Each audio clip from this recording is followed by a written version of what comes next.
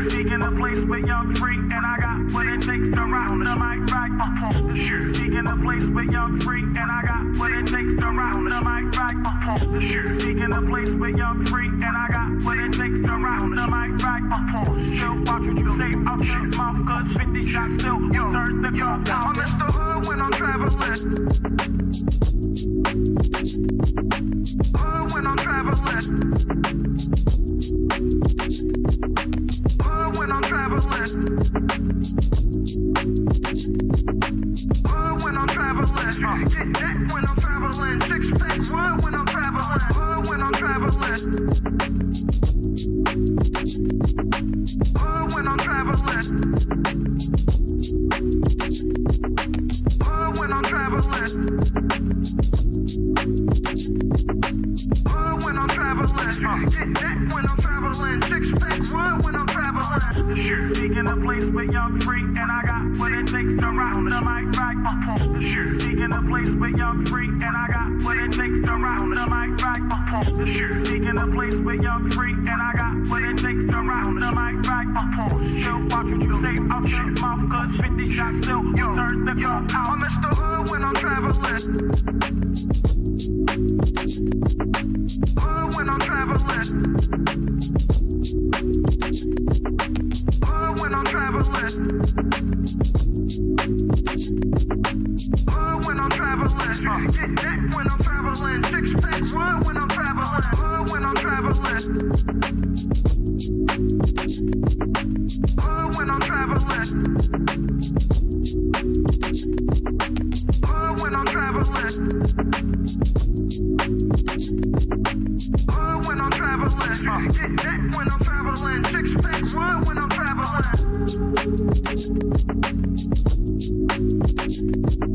Hood when I'm traveling. Hood when I'm traveling.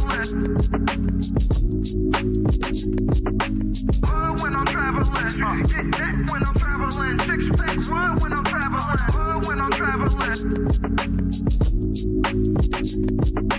Hood when I'm traveling. Hood when I'm traveling. Hood when I'm traveling.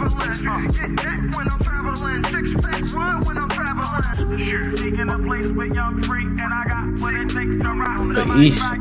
What can't be fleeting? And then you're letting him lead you. It doesn't matter how you feel.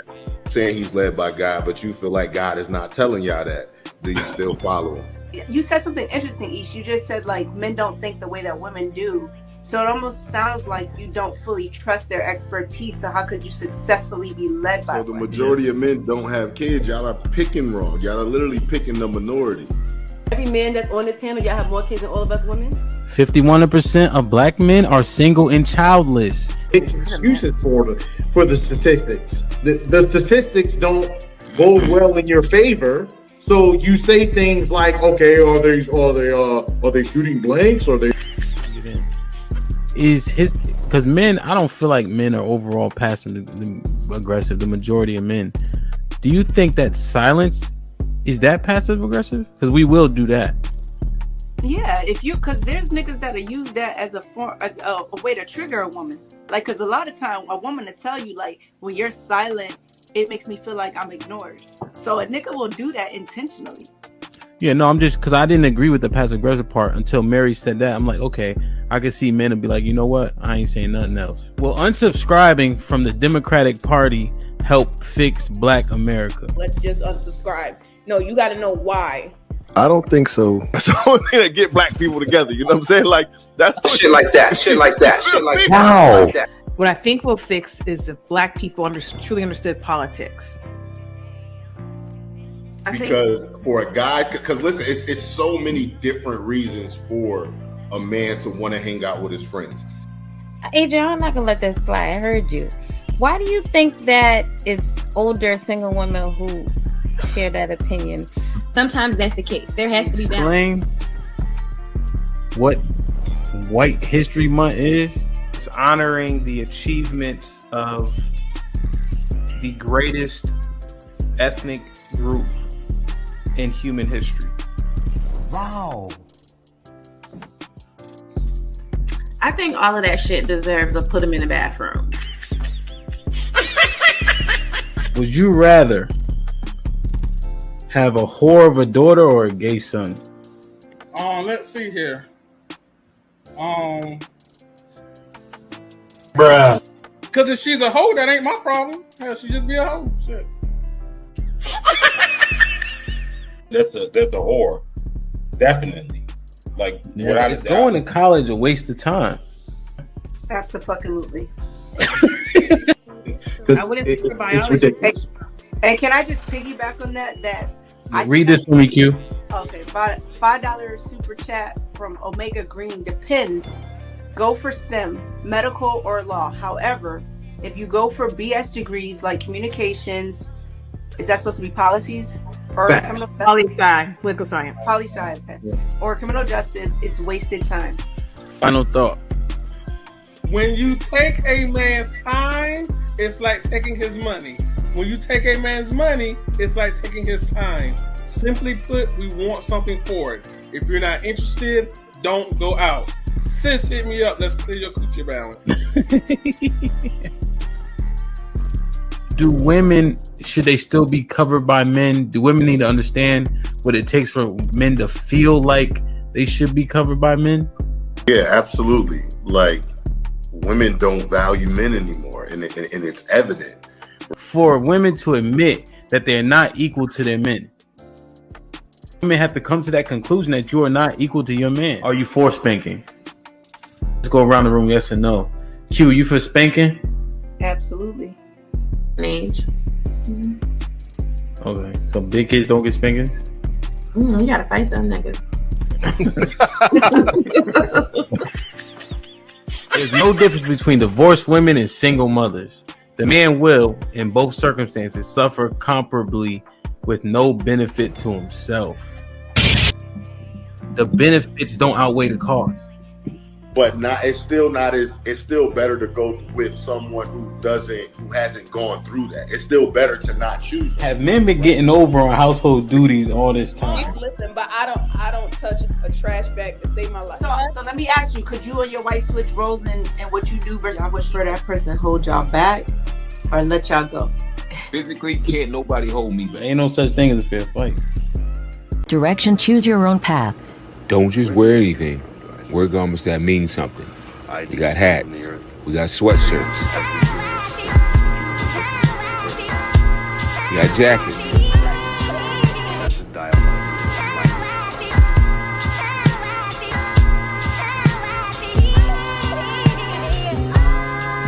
We even got hoodies.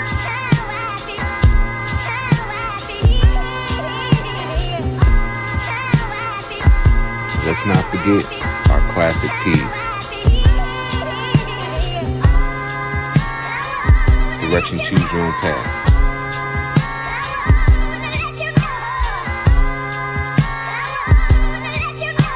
The message is always in the cloth, the colors, the designs, the fit. Basic. Pay attention. Stay alert. And remember, choose your own path.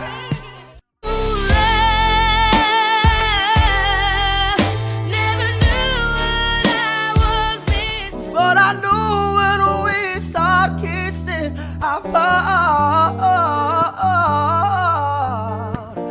love.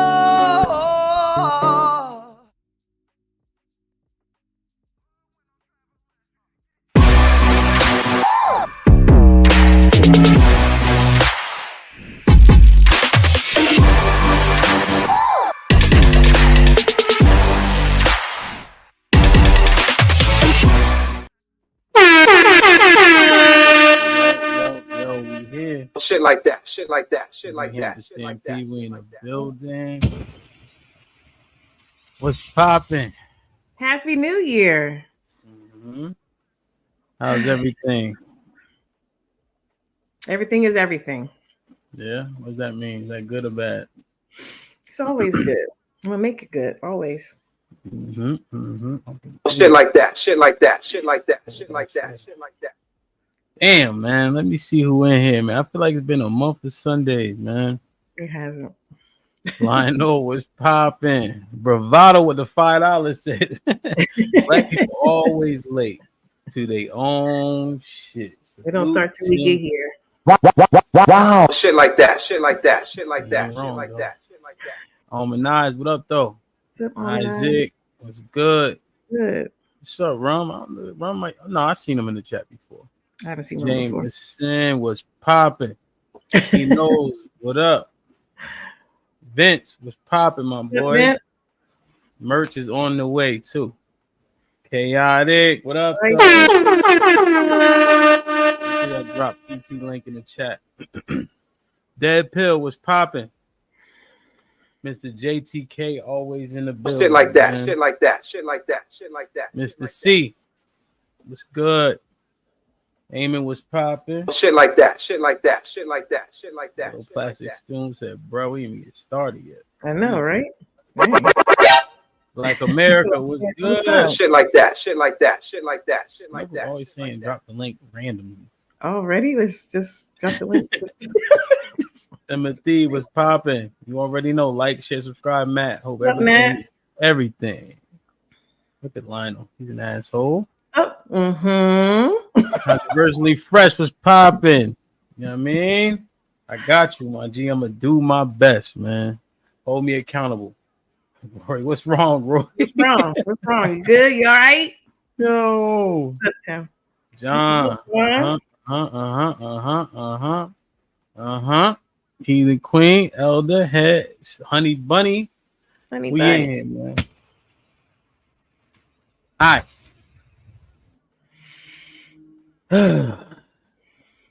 I love it. Yeah, man. I hate to start the new year off like this. Well, then don't. But I know that it's necessary. Be easy though. What's up with the You heard me. So listen, bro. Yeah, that's that type of shit. Listen, relax. That's what I'm trying to tell you. We gonna ease into this. You think people are really different offline? Absolutely. So then why do the ladies make that assumption about the men in the chat and things of that nature, saying they butt hurt, they incels, etc.? If this is online, why can they be qualified, but then our behavior on the panels is all for a show? So I believe that, what's in you comes out. Some things can be triggered by something. So I believe that the men that we say are butthurt, that act real reckless in the chat, I don't believe they present as reckless in person. I don't believe so. And what do you mean by reckless? They say, they say really crazy things. Again, I don't look at the chat during, or unless you do a super chat or whatever, you just bring random chats up. But then, they'll get very personal.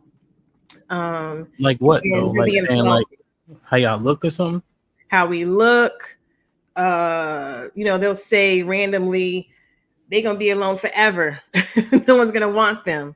So and so ugly. What's up, Hank Deasy? No, things like that. Instead of attacking the argument or having something substantial to say, not necessarily attack, but rebut what's being stated, it gets personal.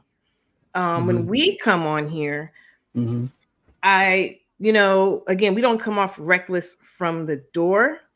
We may be reacting, or we'll answer a question. We have to be very concise, particular, and all. And sometimes people come out different ways, don't come out the best. But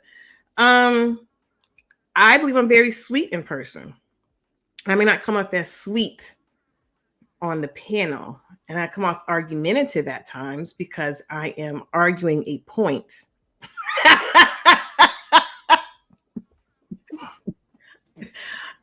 Well, this is me in real life. So I'm very verbose. You're just saying words. Stop just saying words. I'm not just saying words. I'm explaining. You asked me a question and I'm thoroughly answering it. And that's me in real life. Now on the podcast, on the show, I got to be very concise, and then I don't know how to do that just all the way, but I try. But in real life, Well, that part is me. So what? You want me to answer or no? So when you're saying that you can define them by what they say in the chat. Define them? Well, you say an aspect of them, a part of them, yes. Okay. Yes. So now we look at ourselves. Okay. Now I'm different in person. No. You're a little in person, and where we're really talking for real, you are a lot more amenable at times. It's on the mood you in, which way the wind blows, because you can be a butthole in real life too. That's what I'm saying. You can be, but at the same time, Hamp, you're not as harsh, or you're not as butthole 100% of the time. You're cool. You're cool. Yeah, but let's be real though. Just like on the panel too, right?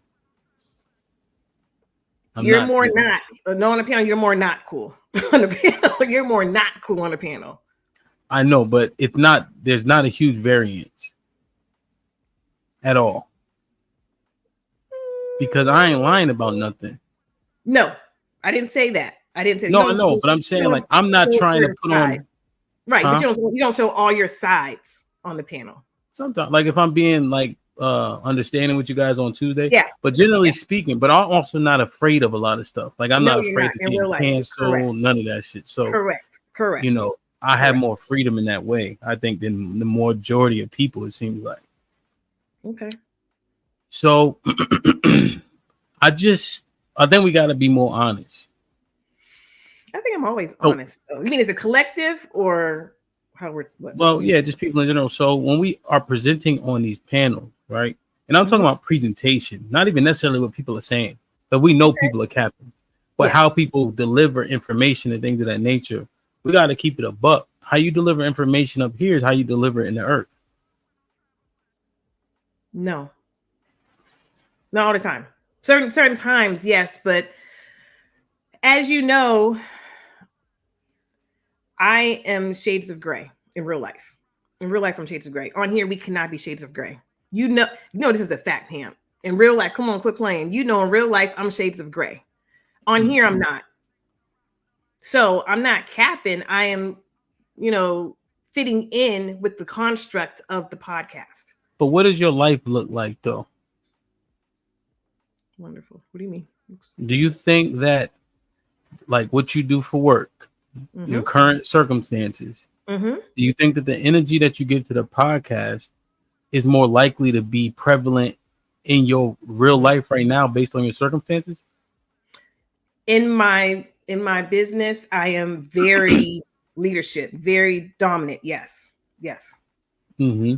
In my personal relationships. Well, you even take some events that you just had to go through, right? Yeah. Who was pushing? Who was in charge? Who was giving orders? Who was making sure everything was copacetic? Me. I was. Right? Yeah. You've been a big sister for all intents and purposes for a long ass time. Yeah. Right? Yeah. Even, like, that they know that you got a kid, right? Yeah. And you had to grind that situation out. Yeah. Right? Yeah. Who helped you go through school and shit like that?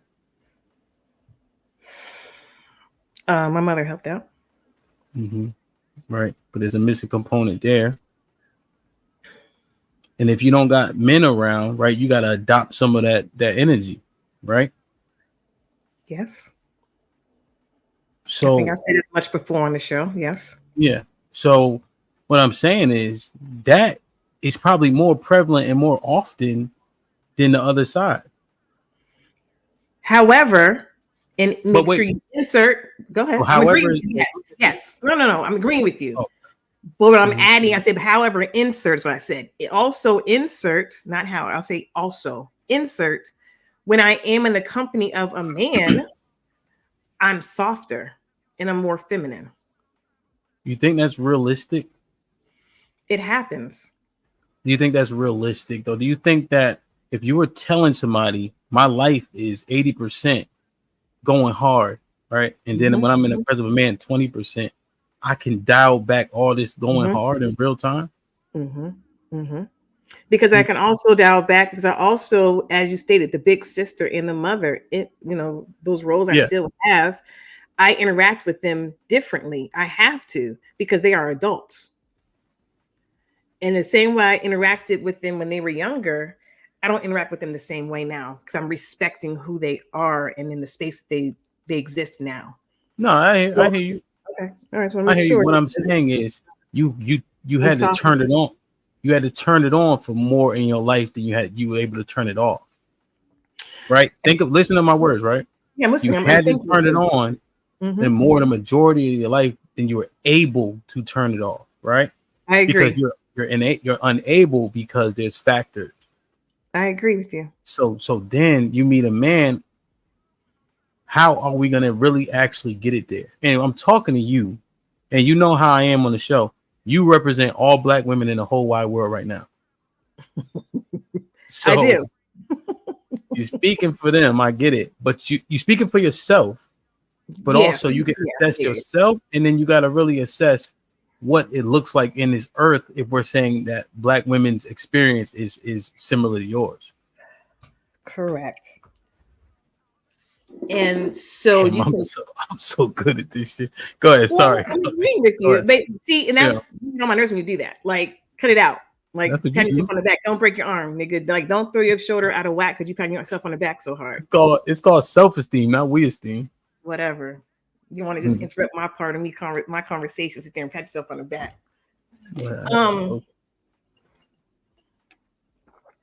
So what I was saying, I agree with you.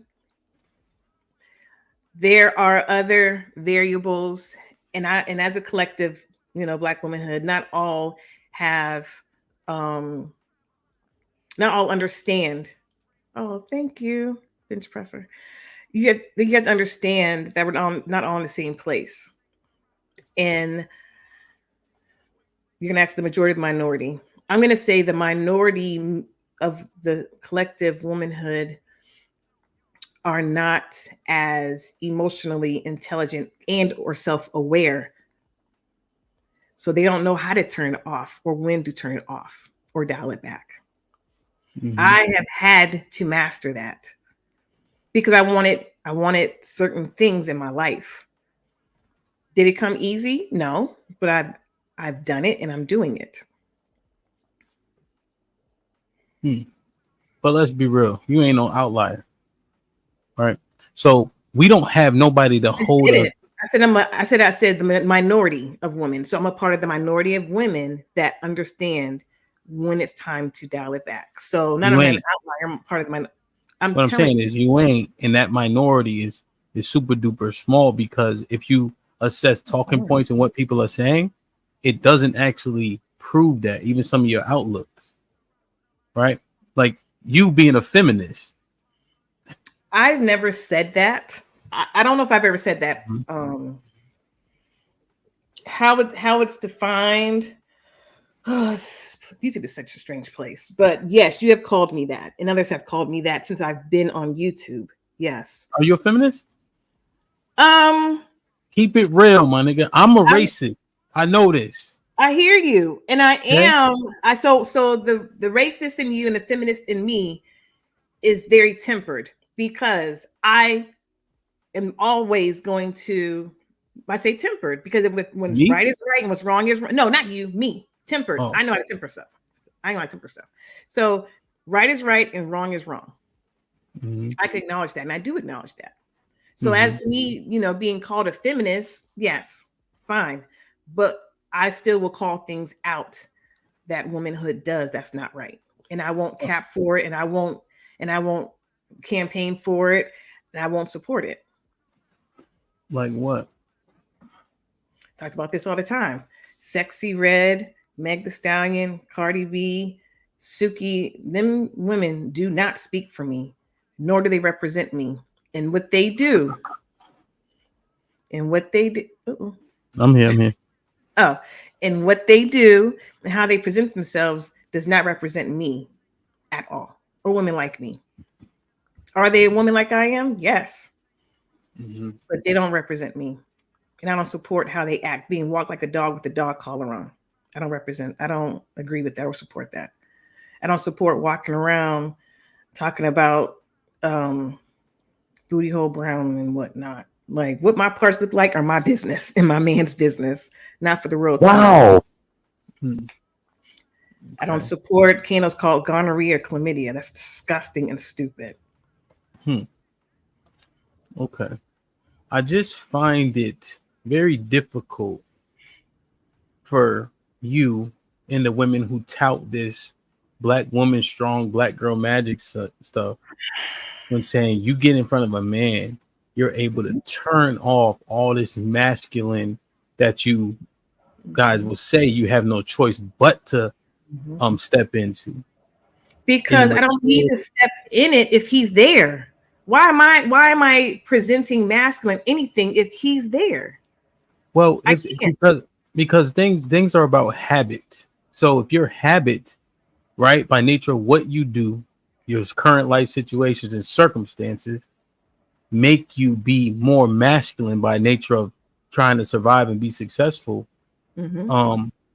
that the habits are hard to break for anybody. And so when women say they're just going to be able to turn it off, I don't tend to believe it because it doesn't happen anywhere else in the world. It's a role. It's a role. And so you have to play your part and play your role. In my profession, I am who I am, and that dictates that I give instruction. I am looked to for answers by men and women, and I play that part. When I'm at home and I'm with my man, I'm not giving instructions because that's not the role that I'm playing when I'm at home. I'm not telling him what to do. I don't need to.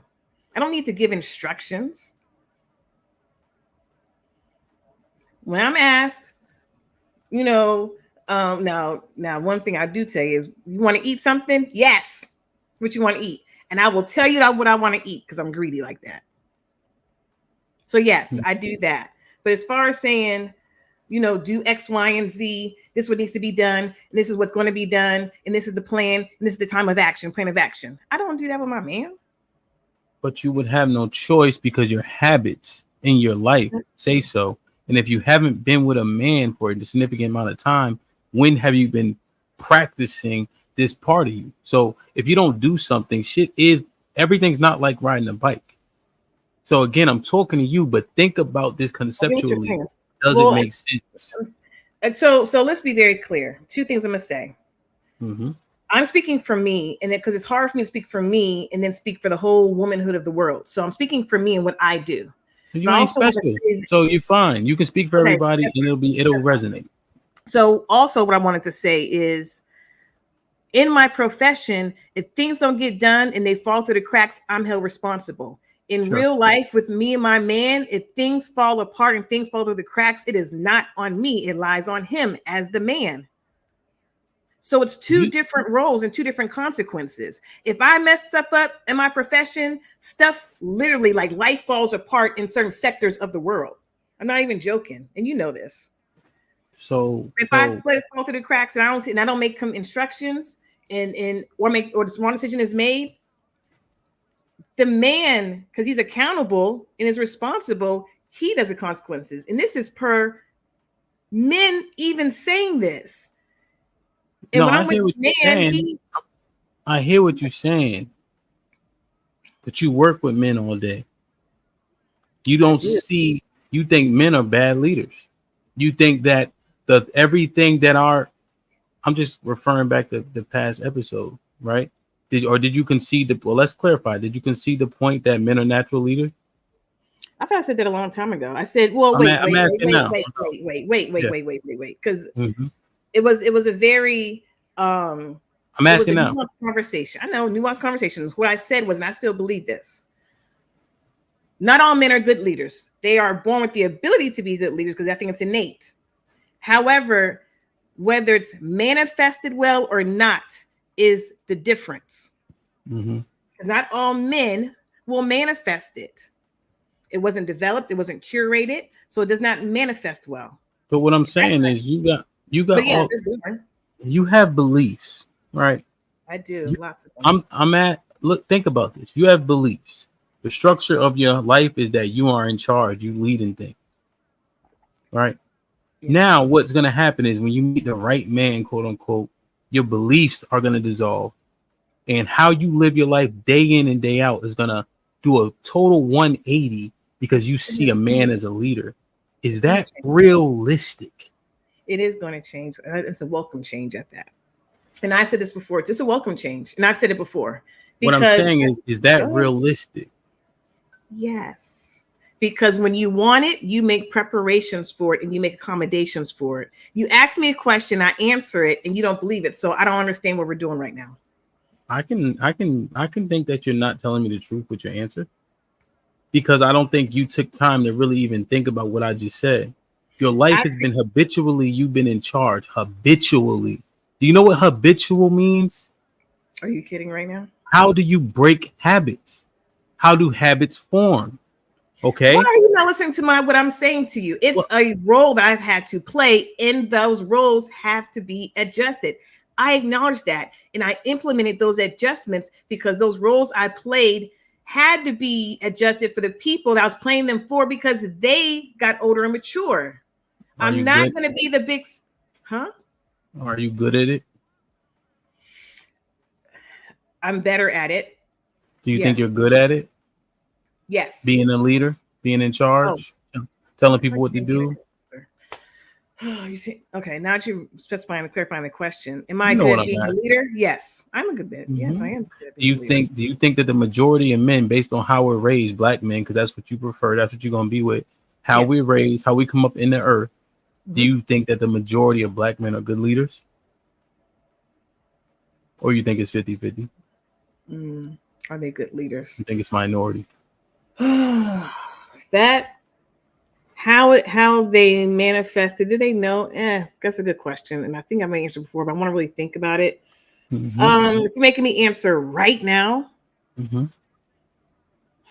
majority. I will say there are a number of black men that are good leaders. Minority, majority. Yeah, I'm thinking. Well, if you're thinking, that's the answer, right? It could be a large minority. I think it's a large minority. 49%, like 48. So think about that. You think you're good at it. You think most black men are bad at it, and then you're going to sit up here and tell me you'll be able to convert that quickly when you haven't practiced it, or you don't even know what it looks like. How does that translate? Well, think about that. You think black men overwhelmingly are bad leaders, right? You blame the state of our culture on black men. You think women are smart. Wait, watch this. You think women are smarter than men. Who said that? Episodes ago when I asked the question, when Dana was answering. Name the episode. I don't believe I said I think women are smarter than men. Smarter than? All right, well, answer it now. Are women smarter than men? Answer it now. Answer it now. You sitting right here. We got 250 people. We got 215 people, and I promise it's more people now than when you answered before. So now you got an opportunity to answer it right now with 215 people listening. So there are strengths and weaknesses amongst both genders. So when I ask you the question, I can't do it. When I ask you the question, who would you bring with you, a man or a woman, when you don't know the task ahead? Did you pick a woman? When you made me choose, yes. When you made me choose, so right? Everybody in the chat. Let me just, because she's trying to tiptoe, right? So here's what happened. I asked a scenario. I said, you have an average man and an average woman standing there. You can take either one with you. You have a task ahead of you that you do not know what the task is. It could be physical, mental, anything. You don't know what the task is. She picked a woman. I would pick a man now, I think. Now with that question, Now also, she said, if I was wilding out in her house and she needed somebody to stop me, she would want 2 female police officers to come and stop me. You are really twisting my I words. used me on purpose because she don't want them to shoot me, right? Mm-hmm. Right. See, Isaac, that's the thing. They don't know what the task is. So just to clarify, so you think all this shit about men, and then you sit up here and say you're gonna just fall to a subordinate role. Yeah, that's a word that you know, businesswoman. Subordinate role. So him, like I said, I have, life is a journey. Wait. Hold your horses. Hold your horses. I would pick a man. I would pick a man not knowing what the task is. Nah, that's not what you said. You hear that individual? I'm saying it now. Remember, you asked me now, and I'm answering it right now. You hear that, everybody? You were dancing around who you thought was smarter, men or women. You didn't ask that question. I'm answering your direct question. Okay, who's smarter, men or women?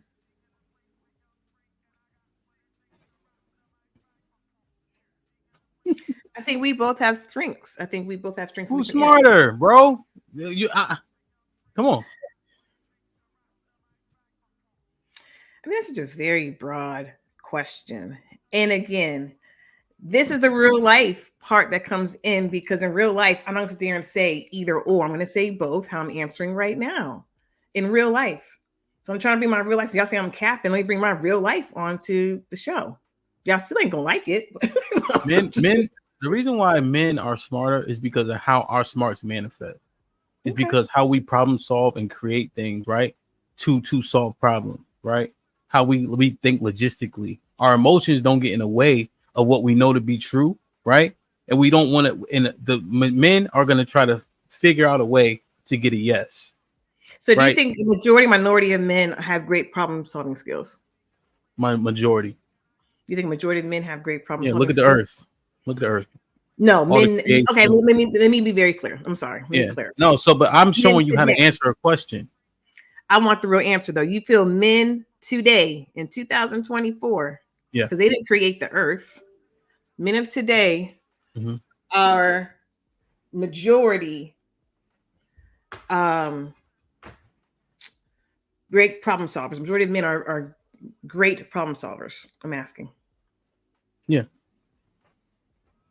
What percentage? A large majority or a small majority? I say yeah. The majority of men. I'm asking you. I'm asking for specifics now. I'm asking a large majority or a small majority, like 51% or 25%. 70%.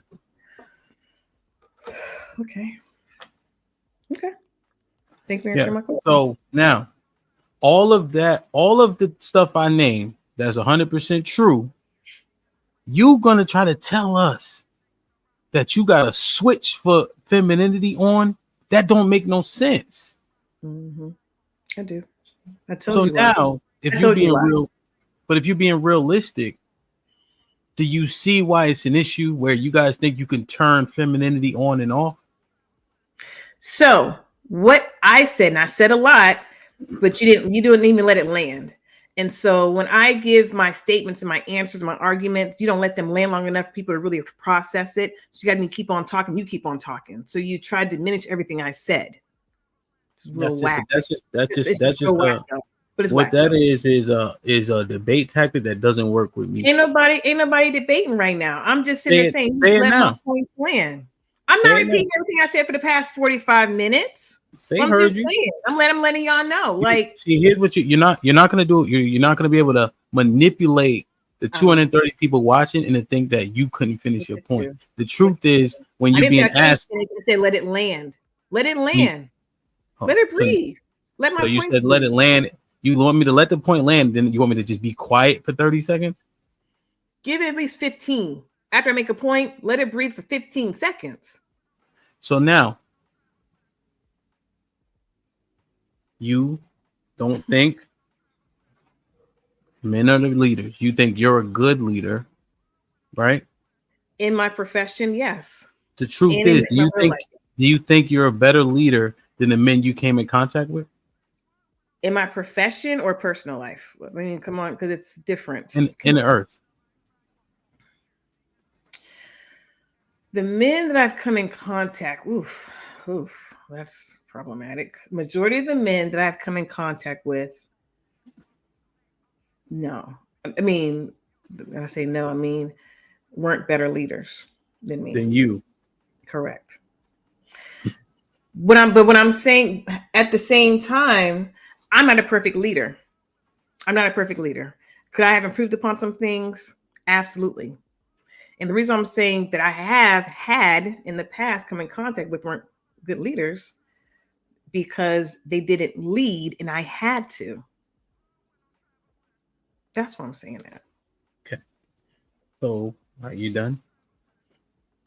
Mm-hmm. All right. So all of this shit that you've been saying, how your life has manifested, etc., etc.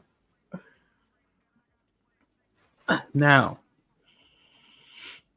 so now you're gonna say that all of that manifests into you being able to turn all this shit off. Yeah. I'm saying, but now if you told somebody that, and let's say you were able to be objective and you were involved, what would you say to that person? So let's say you were watching this, right? So like this is what I'm saying. You're hearing somebody say all this stuff. You have no skin in the game. Mm-hmm. What would you tell that person? I wouldn't tell them anything. I would ask. And so what I would do is I would ask scenario-based questions. Because if they're saying the same exact, and I'm being objective, if I'm taking myself out of this, and they're saying the same exact thing I'm saying in their profession, they have this role, they perform it, and they're good at it. In their personal, they have learned how to dial it back when it calls for with their man, with their husband, with their whatever. Can I say something? Sure. You notice how you just use the word learn? Yes, I did. I learned it. I didn't know it. I learned it. Well, what I'm saying is when did you learn it? You haven't been able to practice it. I have.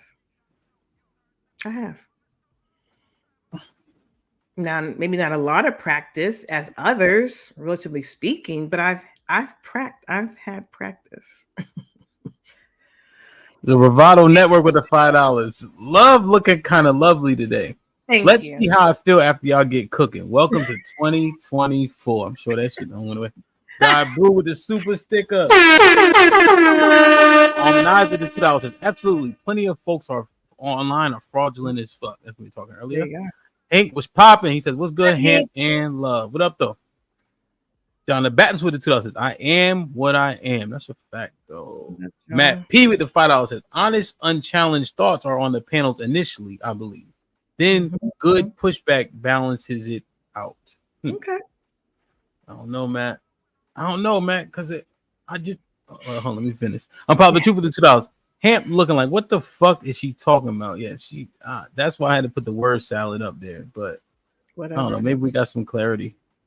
Mike Brown with the $5 says, "Listening to you for the last few months, your natural response is to challenge anything a man said." That's my role. John the Baptist with the $5. John the Baptist with the $5 says, "My sister love, when people disagree and challenge, it does not mean they are not listening. It means they disagree." Exactly. Eat a man with the $2 says, "Hey, love with the what up, E?"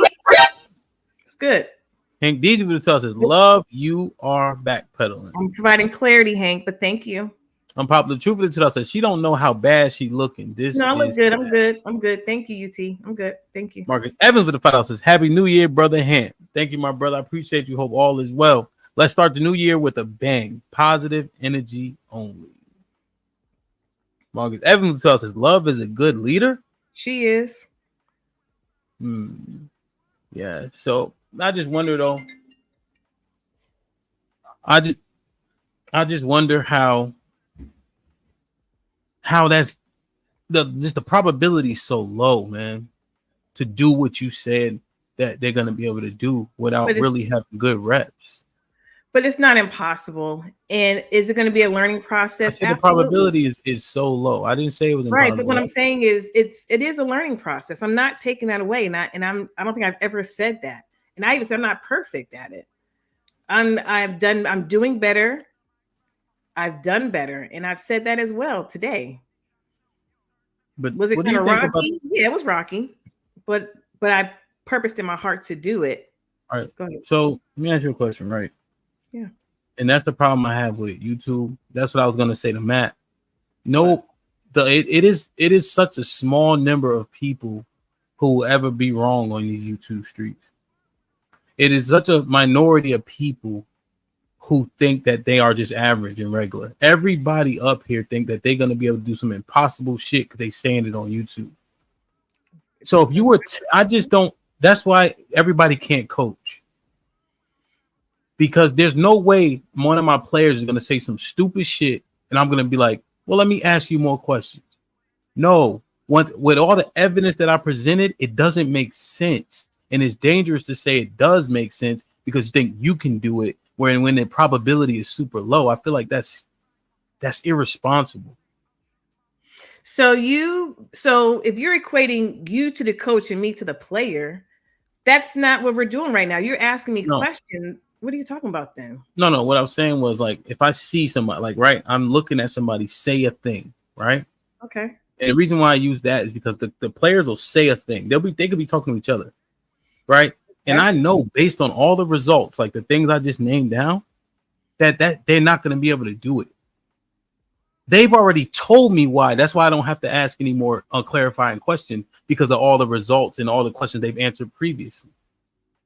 So I wouldn't have to get a clarifying question. That's what I'm saying, because they already clarified based on what they told me already. But do you understand? No, I understand. I mean, to understand. Do you agree that? Do you agree that? Life. If you choose for it to be, you can learn in life.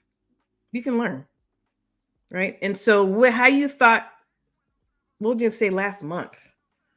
If you've had experiences and you've come in contact with great experiences, that could change. That can be, be a paradigm shift. Do you agree with that? Like people, like generally speaking? Yeah, because we got to talk general. We got to talk general. Yeah. Are you saying Go ahead. Are you saying possibly or probably? Are they not? Probably or possibly, yeah. I don't think people change. I think people mask. I do think that you learn. No, I'm saying learn. I said, they don't learn. You said, oh, okay. Well, no, I think people don't change. Sorry, but you were saying, can they learn and implement? Yeah. I think in a vacuum, yes. What does that mean? Well, because I'm answering your question, I'm not tapping. So yes, people can do that. Do I think it's real? Do they do it? Not can. Anything is possible, but can they do it? And not do they do it? No. The reason why you don't do it is because you thinking what you're doing is right. But furthermore, in this particular example, you think the reason. So you're saying, so what we're talking about, where you're going to have to relinquish all that you are to a man, you don't believe in men in the first place. So, but no, you don't, based on what you've said and what you believe, right? So that's why I named all those things. Then you think I'm supposed to believe that you are going to say this thing that I think is lesser than is going to do these things that I'm good at? That doesn't make any sense. Not what I said. What I said was there are men that manifest, and I said they're a large minority, 49% of men. So you're trying to tell me because I said that means I think men are less than women? I named several different things, right? I gave the scenario. But part of that is you're saying that I would not relinquish, my me being dominant in my relationship because I don't respect men. Yes, I do respect men. Yes, I do believe men are good leaders. I'm just saying you don't believe in men like that, right? So like this. That's not true. No, like, and again, you say you play football. That's why I use it, right? I did play football, yeah. All right, okay. If I need 1 yard, right? Am I gonna use? Let me see, Rashard Mendenhall or Jerome Bettis? I would probably do the bus. Of course you do the bus. It's 1 yard. That's what I said. Right? I said the bus. What are you talking about? Why am I getting think about? Like I'm stupid. I said the right answer. I said the bus. So what? I said it. Let that crap play. Instead of sitting there giving me that little nasty face, that little snarky, sarcastic response, that was nasty and unnecessary. I said the bus. You thought the bus. All of a sudden, I'm not a girl. I'm not a bitch. I'm not no faggot ass nigga. I make whatever face I want. Now. You're right. You sure can. I can do nothing about it either. Now, that was a layup. That's why I'm like, why is she?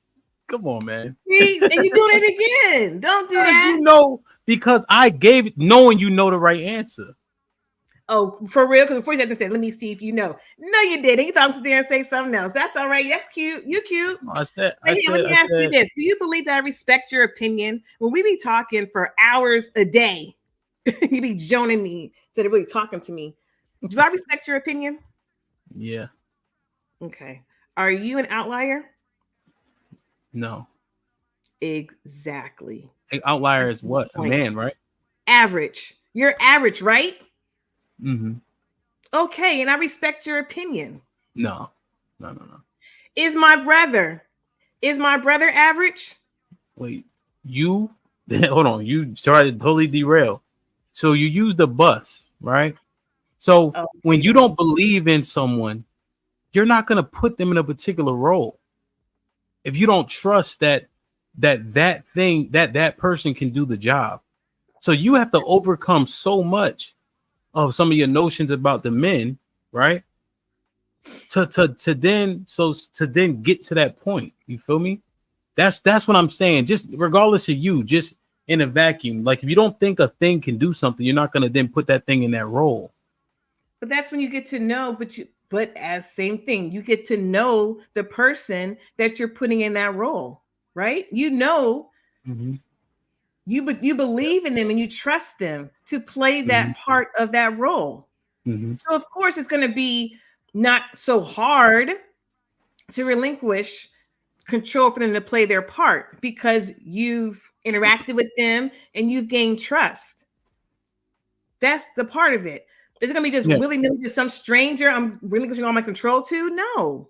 Yeah. So what I'm saying is, but I just want the logic is just flawed to think that women are going to be able to do that. Not automatically for every man. No, it's the man that they're interacting with, and they've come to trust. So of course, it's not going to be perfect though, because they still have to overcome some things. Everybody has to overcome some things. But is it going to be as hard as you say it is? No, because he's not in control to just any old Tom, Dick, or Harry. She's relinquishing to the control to the man who she trusts and believes will play that part, and she doesn't have to worry about anything. Like, let's not negate that. And what I'm saying is, because you are a part of that demographic, you are one of the people that can't see the forest through the trees if you're implicated. Now, in terms of me being average, right? Do you think when things average out, how do averages come about? You have like a portion of something that's great, right? Yeah. Then you have a portion of something that's below average, right? And so it averages out to 85, right? Okay. So you try to use me, but the portion of me that is great are those things that you would have to concede to dealing with somebody like me, right? So the portion of me that great is I do have great leadership skills innately, and you see that in my life because people often look at me to be the lead of something, right? How my attitude is, my work ethic, things of that nature are high, and I think higher than a lot of people around me for sure. But then there's some other things that bring me down, which makes me average. But the things that you're saying, you wouldn't have no choice dealing with somebody like me, which is a big difference. But again, we're saying the same exact thing, because when I first met you 10 years ago, I wouldn't trust anything you said. There was trust that developed because there's interaction. So I'm saying the same exact. What? I didn't hear you. Trusting I said in terms of what? I wouldn't even ask you any questions. Like the questions I ask you now, or the posture I put myself in to listen to what you're saying and implement it, I wouldn't have done that when I first met you. Like a day or two. You know what I'm saying? There was time. So that's what I'm saying. I don't put myself in a posture to gain those things from just strangers. There's an interaction and rapport that is developed over time. Mm-hmm. But you know everybody. You know everybody now, right? What does that mean? I know everybody. You know all your brother's friends, right? I do. So now that you know everybody, what happened? Would you put yourself in that posture like that with Master C? Come on, man. Like, come on. No, it's not. Come on. I mean, I gave you as an example because you are the one that I interact with the most, right? And so when Master C, but you know everybody, right? And yeah, I know everybody. Yeah, I know everybody. Yeah. So what I'm saying is, what the only gifts that I got, barely, those are the ones, right? That's so I'm average, right? But you have some above average traits. Those are my above average traits at the point. We're not talking about above average traits. The question that I asked and you answered is that you are synonymous with the average man, because you were saying I wouldn't heed to a man, but I'm telling you that I do, and you're a real life example, and we're just brother and sister. So that's something totally different. So you're not an outlier. You're not that unique. So when I get my man, because there's going to be interaction, there's going to be trust that's developed, it will not be hard for me to take that subordinate role and be like, you got it. What we doing? Okay. No problem. Because I know he got me. And if stuff hits the fan, I know he got it. And if it happens to be wrong, he's going to be accountable. Plain and simple. Again, I'm not perfect, but it won't be as hard as you make it out to be. You heard what I said. One thing you said. I am. The one thing that you said that was right. You ain't perfect. Whatever. I like you too. Whatever, Hamp. Oh man, blue collar underdog. What's popping with the 2000 says? Happy New Year, TMBR. The best show on YouTube, hands down. Shit like that. Thank you. Shit like that. Shit like that. RNC was popping. Can a man learn to be more masculine? That's a good question. No. Proud black conservative with a file was popping. He says online people are able to pretend to be something they are not. Tough, smart, even attractive filters. Social media created narcissistic people. I don't know if it created, but it sure added to them. If they were narcissistic before, they definitely showed them. Stepping Wolf with a $10 says, "What up, Hamp? Love, happy New Year." What's up, my brother? Wolf? Marcus Evans with the $5 says, "Hamp, my brother. Question: How hard is it for you to talk and explain things to love?" Why you not smiling? Is he so corny? I was like, look at this stuff right now. Whatever. Proud black conservative with the $10. Using myself as an example, my mother worked in the prison for 26 years. She was never able to come home and turn that prison guard mentality off. She was abusive verbally, physically. I understand why. That's a hell of an example, man. That's why you had to go through that. RBN. Now I gotta chance to use this shit. Hold on, I gotta find it. Take me too long to get to it. There you go. I'm broke, baby. I ain't got no money. Bullshit. I see you shining, nigga. I can smell a motherfucker with money. Even Ray Charles can see you got money. With the 20 ball. I think Love just conceded the point that she don't believe in men off the rip. She implied that men in general has to prove something to her. For him to be my man? Absolutely. That makes sense. Ricky Williams with the $5. Rick, what up? When we say women not special, most lose their shit. Happy New Year, Hamp and Love. Appreciate you. Thank you. You gotta say it more, Rick. You used to hear that shit. RNC with the $2 says, can a woman learn to be feminine? I think both of these questions are genuine, and I think to his point, you could be too far gone. Like you old as hell. You ain't no, huh? Too far gone? Yeah. Like if you've been being hard and tough your whole life as a woman, just being now.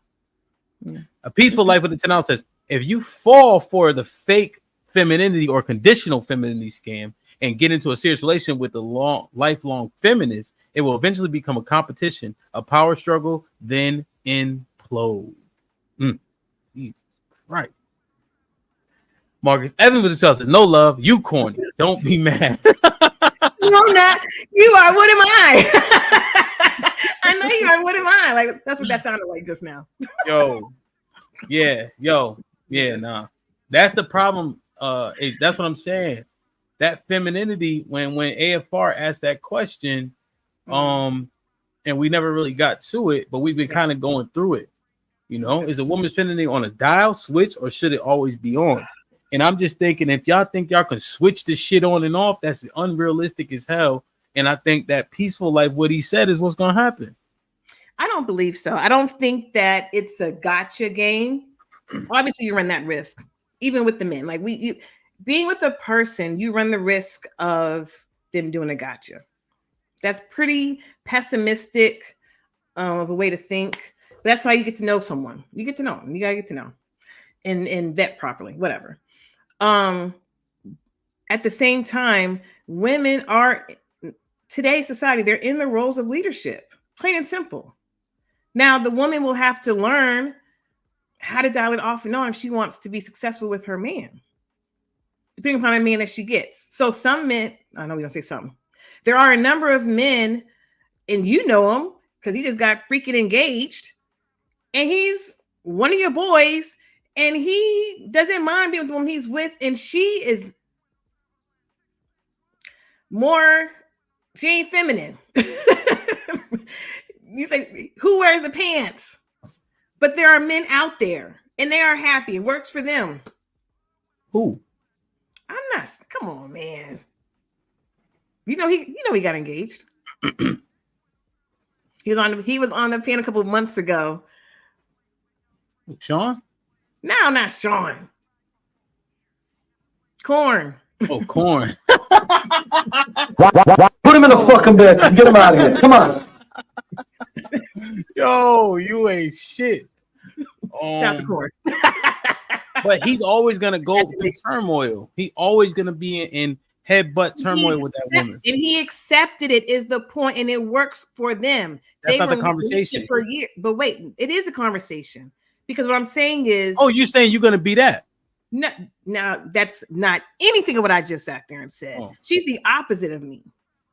What I said was there are enough. What? I wish I could name names right now. And I was like, sometimes I just want to windmill you sometimes because you be playing. I didn't say nothing. So, oh, you saying that's you? I didn't even say that. There's nothing. She's nothing like me. I wouldn't, and I said before, I would never. I don't want to judge this lady, but I would never treat a man like that. And I wouldn't want my man acting like that. I want my man to be the leader. I don't want to wear the pants. I don't want to be in control. And I've said that 1,000 times. I'll say it 1,001 times now. Stop the fucking cat. I don't care what, just hear the words that are coming out of my mouth right now. You do not want to be in control. Stop that shit, bro. What? I'm tired of you saying that shit. It's the truth. I am control in my profession because that is the role that I play, and I'm good at it, and they love it. That's why they keep on asking me to come around different spaces to do that. It's tiring. I want to live the soft femme life. And when my man comes, he's going to allow me to do that. I can rest. Somebody hit the link. Because I want to be in that space of submission. You are. Go ahead. No, I was reading the email. I'm sorry. Go ahead. Are who you are. Okay. I am multifaceted. And I am multifaceted. Do you agree on multifaceted, Hamp? Do you agree with that? Yes. Okay, that's it. Thank you. Your life, you have not had the opportunity afforded you to be this soft, feminine ass woman.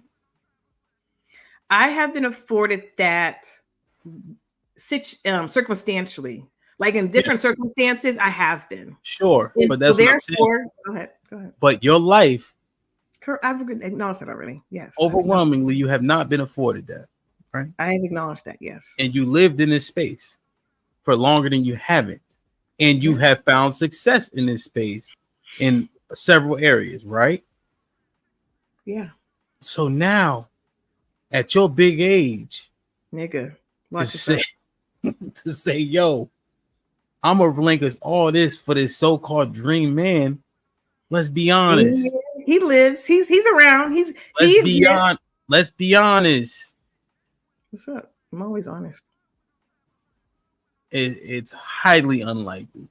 It's not. I get practice. I've been getting practice recently.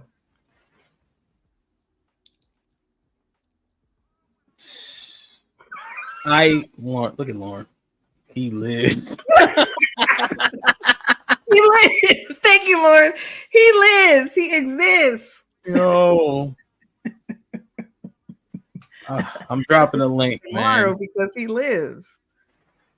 All fear is gone. I am trying to save you here. I'm just speaking I'm just talking about what I'm talking about. I'm not capping. I am being vulnerable. I am being honest. I am being true. You definitely capping. You definitely capping. You oh, what? Yo. Mm-mm. All my eyes with file says part of leading is admitting mistakes and making the necessary adjustments. Too many black men do not do either, yet they still expect femininity and cooperation. Marcus Evans with the file says, I believe when women say they can turn their femininity on and off is an excuse and is bullshit. Well, I don't turn my femininity off and on. It's not off. It's not off when I'm at work. When I'm at work, brother. Marcus Evans with the $5 once again. I believe then women say they can turn their femininity on and off is an excuse and is bullshit. I don't turn it off. RNC with this does it. Don't listen to women, watch their actions. Amen. Thank you, RNC. You're right. You're right. You're right. That shit, boy. You're right. Watch my actions. Don't believe me, just watch. Bruno Mars said it that best. Is with the $5. I believe that women shouldn't submit to every man, but shouldn't a woman always be feminine around every man? I agree with the first part. Go ahead. Second part or first part? I got it away so far. I can't remember. Matt P with the $5 says, you got to trick them, Hamp, and they know it. They run what you control, which is your house/relationship. Trick them. Uh-oh. Marcus and tired of your shit. What's up? Hit that link. How you doing? What's up with y'all? What's up with y'all, niggas, man? What's up, man? Marcus. You in the Save a Lot? Where you at? First of all, well, okay, that was a shot. That was cute, but I'm at work. First of all, I'm at work, but I'm just gonna be here for a little bit. So that was a shot. Just admit that was a shot. It's cool. It's cool. It's cool. I almost choked. I looked at the sign behind it, 30% off. I thought it was Save a Lot. I'm sorry. Listen. That's cute. That's cute. I like the subliminal shot. That was very cute. You know what I'm saying? That was very cute. That was very cute. Happy New Year. Sadly, Happy New Year to you. Marcus, what you got for her? Like, how you know I don't got nothing? First of all, so you believe you can turn it on? Wait, do you believe you can turn it on and off? I believe that I know how to play my part in every situation. I'm getting better at it. Even with certain men on the panels. That's something different. I'm playing my role. I'm doing my part on the panels. I concede when I agree with the argument, it makes sense. And at times I can disagree. I can agree to disagree. I can do that. And I have done that. And I'm pretty sure you've watched. But there's some times where you don't. At times I don't. Correct. At times I do not. Correct. Mm-hmm. Okay. Right. Okay. I'm very self-aware, Marcus. I'm very self-aware. Oh, okay. So you do. Okay, cool. I thought you was gonna be delusional today, but okay, even though you were a little bit. But okay, cool. Okay. You got one more of them. Okay. You got one more of them. Mm-hmm. We'll see how evolved you've been this year, but okay. Mm-hmm. Which I doubt it. Work.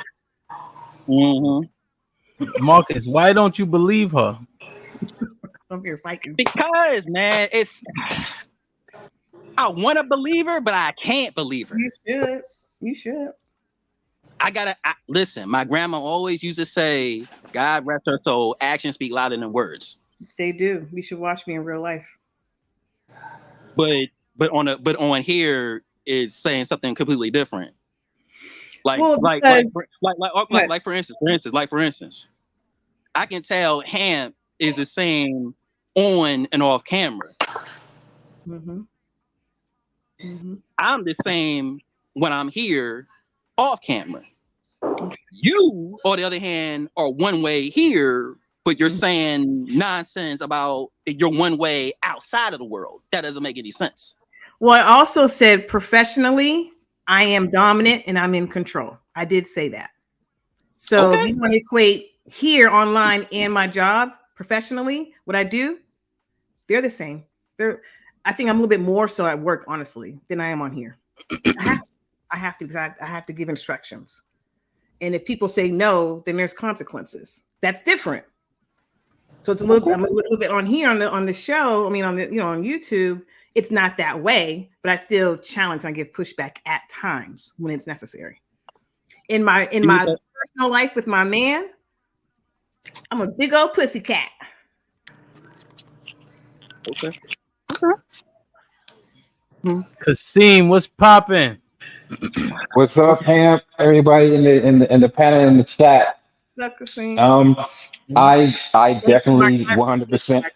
Yes, thank you. I definitely agree 100% with what Love is saying. I think sometimes we think that femininity is always soft and soft-spoken, but there are levels within femininity where she has to use caution and discernment for her survival. It doesn't take away anything from that feminine aspect. It's just one of the levels within that. And within that level and that femininity has been some struggles, and women have come out better because of it. She has to use discernment for her safety, for her well-being, and for her survival. And that still can be done within that parameter, within that femininity. Doesn't necessarily make her masculine, but it's just her natural nature that she can move within that femininity within a certain way to make sure that she's safe and that she uses discernment. I have experienced that, through women in my life and also in the relationship with my girl. Let me ask you a question. Telling a man that is trying to talk to you in a bar, shut the fuck up and get the fuck out my face, does that sound like safety and caution and things of that nature? Or would that be considered moving within femininity, or is that masculine at a point? Good question, man. I would say this. First do this, Kasim. Give me an answer, then give me the context. Because then I feel like people be trying to double dutch to give me the answer first. Yes, is the answer. Okay, so that is feminine. All right. And that's operating with safety and caution.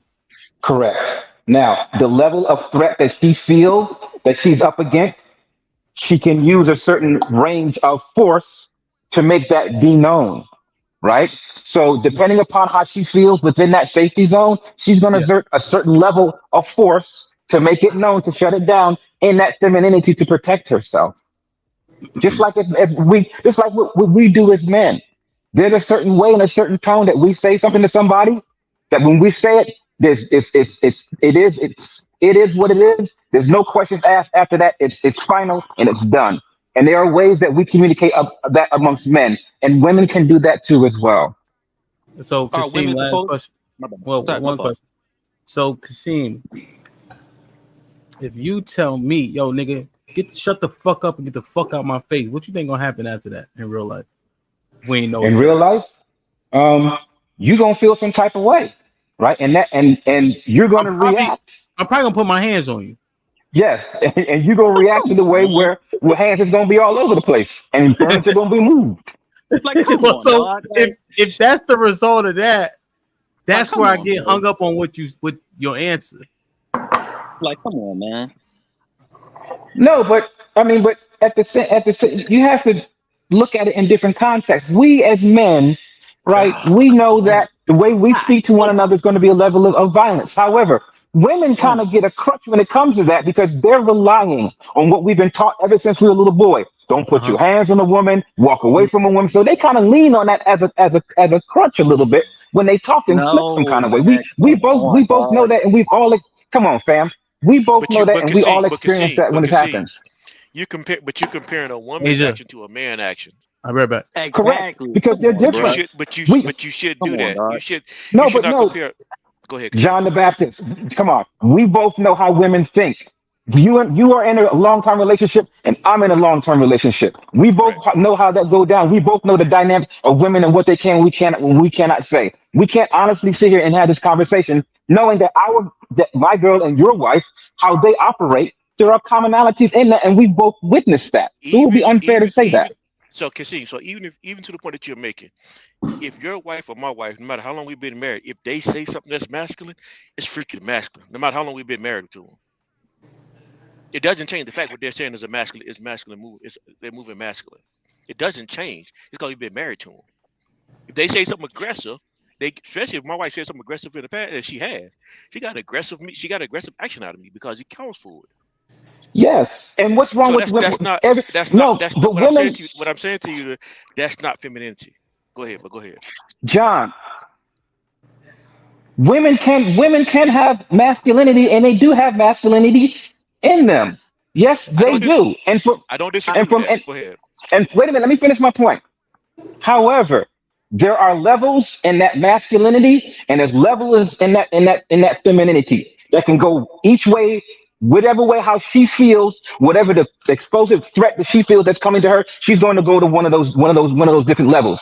So I would not love if she's asking in a masculine way, because depending upon what that occasion, she has to. I'm not gonna knock her for being in a masculine energy, because it's part of her freaking survival. I would not want my woman walking around here in complete femininity and complete bliss. La la la la. Like, no, I want a little bit of freaking masculinity. Because that masculinity is going to protect you from threats that I can't necessarily protect you from physically. It's going to have you to think a certain way and to look out for yourself. So I'm not going to tell my girl just to be complete feminine to every freaking body that she's in the proximity of. No, that would be very foolish of me as a leader. So, Love, I put a question in the chat earlier, Love. I'm sorry. Hey, Hemp. Hey, Love, how y'all doing? I'm sorry. What's up, John? Love, you actually sound better. You sound better this week, too. I'm glad, just like you got over your cold. Thank you. I appreciate that. I know it's hurtful. Thank you. Yeah. Not serious. It was. I noticed it earlier. But yeah, so I asked you a question earlier in the chat. Yes. I made a statement earlier in the chat. Mm-hmm. And the statement was, I do believe that women shouldn't be submissive to every man. You said they should be submissive to every man? They shouldn't. Not. Okay, yes, correct. They shouldn't be. And you agree with that statement, but you didn't agree with the latter part of the statement. The latter part of the statement, I don't think you agree with. Well, I didn't. Honestly, he took it away so quick, so I wanted him to bring it back. But he didn't. So can you tell me? Okay. So the second part of the statement was, but shouldn't women always be feminine around every man? No. And you have to define feminine. Now, first of all, real quick, I want to acknowledge RBN and Chi-Town with y'all. I'm gonna let y'all in just a minute. But I'm gonna answer John's question. Just want to say what's up to you, acknowledge you. And if you don't mind, Chi-Town, you can go on mute because you're moving back and forth. A little bit of feedback. So John, as far as women being feminine with every man, I'm not saying be disrespectful, but you don't have to, because I believe, correct me if I'm wrong, being feminine denotes submission. And so I don't believe that it does not. I thought it did. I thought your definition was part of that is submission. So explain to me feminine then in that regard, if you don't mind. Simplest way to say it is opposite of masculinity, meaning that most masculine men are combative. Women should not be combative. Okay, so we'll stay right there then. Oh, is there something else? Go ahead. No, go ahead. No, I'll let you go. So let's stick with that one then. So there's no need to be combative with just random men. Like, why are you being combative? That's the thing. Like, I think that men think women is called combative for no reason. And I would not agree with that, John. I would not agree that women should be combative with just random men. No. I agree with that. I don't think women should be combative with any. I don't think that they are. I don't think a majority of women are combative with random men. I was giving you an example of what a trait of masculinity was and what a trait of femininity is. So basically, the thing I'm getting to is just like, so this what the narrative I'm trying to get to, or the point I'm trying to make. The point I'm trying to make is that somehow I think is in women's mind that, let me ask the question. So if you stated in your example, just using an example of most women who work in a career field. Okay. If you're aggressive 50% of the time and non-aggressive 50% of. Wait, I think that's the word, but be very careful. Wrong word. I would agree with you. That's wrong word. That is a bad choice of words. Let's say, what's the word you use to describe yourself? No, I think I said dominate. I use dominate at one point in the conversation. Okay. Yes. So if a woman is dominant 50% of the time, should, and maybe non-dominant the other 50% of the time, should a man be attracted to that? Should he be? I mean, yes, he should be. I mean, I think the question you really want to ask is he? Maybe the question is he attracted? No, from your perspective, from a woman's perspective. Okay. Should a man find attractive a woman who's dominant 50% of the time and non-dominant the other time? I'm not working with my man, right? So in my profession, I'm not dating. So I'm a different, probably a better word, different character at work than I am at home. I have a role to play at work. So if my man knows my profession, he shouldn't not like me or be not attracted to me because he knows my profession, especially if I'm not behaving in that way at home, like in our interaction, like right on the street, I'm just meeting him or whatever. Okay, so let's say now your husband goes to one of your work functions. Okay. Your employees or the people or your co-workers and your employees, those who work up under you, they see you as dominant and controlling, whatever the case may be, whatever your job title goes with that. Whatever. They see you on the way to work. Now, when your husband goes to work with you at the work function, at the party, why am I giving instructions at the party? If I'm going to a holiday party, John, why am I giving instructions? And I'm a very cool coworker. I'm a very cool boss. I'm not an overbearing, whip slinging. I don't, but I do give instructions. Yes. So my question would be, go ahead. My question be, you being dominant at work or in that environment, he now goes to work with you with the work function party. And they're going to see they see you with him. Do you think it's happened before, John? I'm telling you it's happened before. That's I think you're missing the point. I'm not missing the point because when my man is around and I'm not actively working at this function. When I was married years ago, I was still in that role. Is being dominant in giving instructions. When my husband came to the work functions, it was noted by people out their mouth how different I acted. One, because we're not working. Secondly, my husband was around, and so I was softer. So my and question, they made note of that. I'm sorry. Okay, I'm glad you said that, but that's not the point I was getting to. Does your reputation at work does your reputation at work influence his reputation about him? Does it say anything about him at all? I don't believe so because again, how they saw me act with him, there's no way. Now, if he'd have been coming like real meek and his tail between his legs, then probably. And if I was still being dominant to him, then probably. But what they saw and they noted out their mouth, as I'm saying, I'm answering your question. They saw a different side of me because he was there. So obviously it doesn't reflect negatively on him that he's a punk because they saw me in a different light. I'm answering your question, John, very directly. Well, so my question would be to the rest of the men on the panel, then I'll fall back. Go ahead. So are men attracted to women who are dominant half the time and then non-dominant the rest of the time? Or is that something we're attracted to, whether at work or not at work, at home or not at home? Is that something we're attracted to as men? No, it doesn't. I see people shaking their head, but not actually answering though. No, it doesn't. No, I will say no. And in the beginning, I would expect some level of masculinity from her. The difference is over this course of this engagement, does that masculinity wane down and she rests into her femininity? Or is her being masculine, is that just really just who she is and what her character is? That's the difference. And I believe that she can operate in one way in the workforce because she has to exude some kind of masculine traits, right? In order for her to be a leader, she has to be firm, yet compassionate and discerning, and sometimes a little bit pushy. She has to be in that role. However, when she comes home and she's with her husband, right, she falls back into her femininity and that man is able to lead. Even when they go to functions together, she still is under his leadership first and she will still delve into that femininity. I dated one girl that was exactly the situation that Love was talking about. How they were saying that she was really dominant at work, right? But then when I went to a holiday party with her, she was soft, and everybody was like, "Wow, Karen, like, how can you be so like now you're nice and soft?" And she's like, because I'm with my man, right? I'm under his umbrella, his uncovering first. Right, and then they would totally see a totally different side of her, but that didn't look negatively on me. They was like, "Wow, man, you the man. You able to tame this wild woman because when she's here, she's a beast. But you have her acting all nice and soft, like, wow, you the man." So I totally get what Love is saying, and the only reason for that is because I have experienced that, and I see that around in my circle and in my profession and where I work. Okay, all right. Let me get TJ in here real quick. He's been sitting there patiently. Go ahead. First TJ, of all, can you hear me? I can hear you. I'm just sitting here, just taken aback by all of this. What's up, Hamp? Hey, Love, how you doing? Both of y'all. Hey, what's up?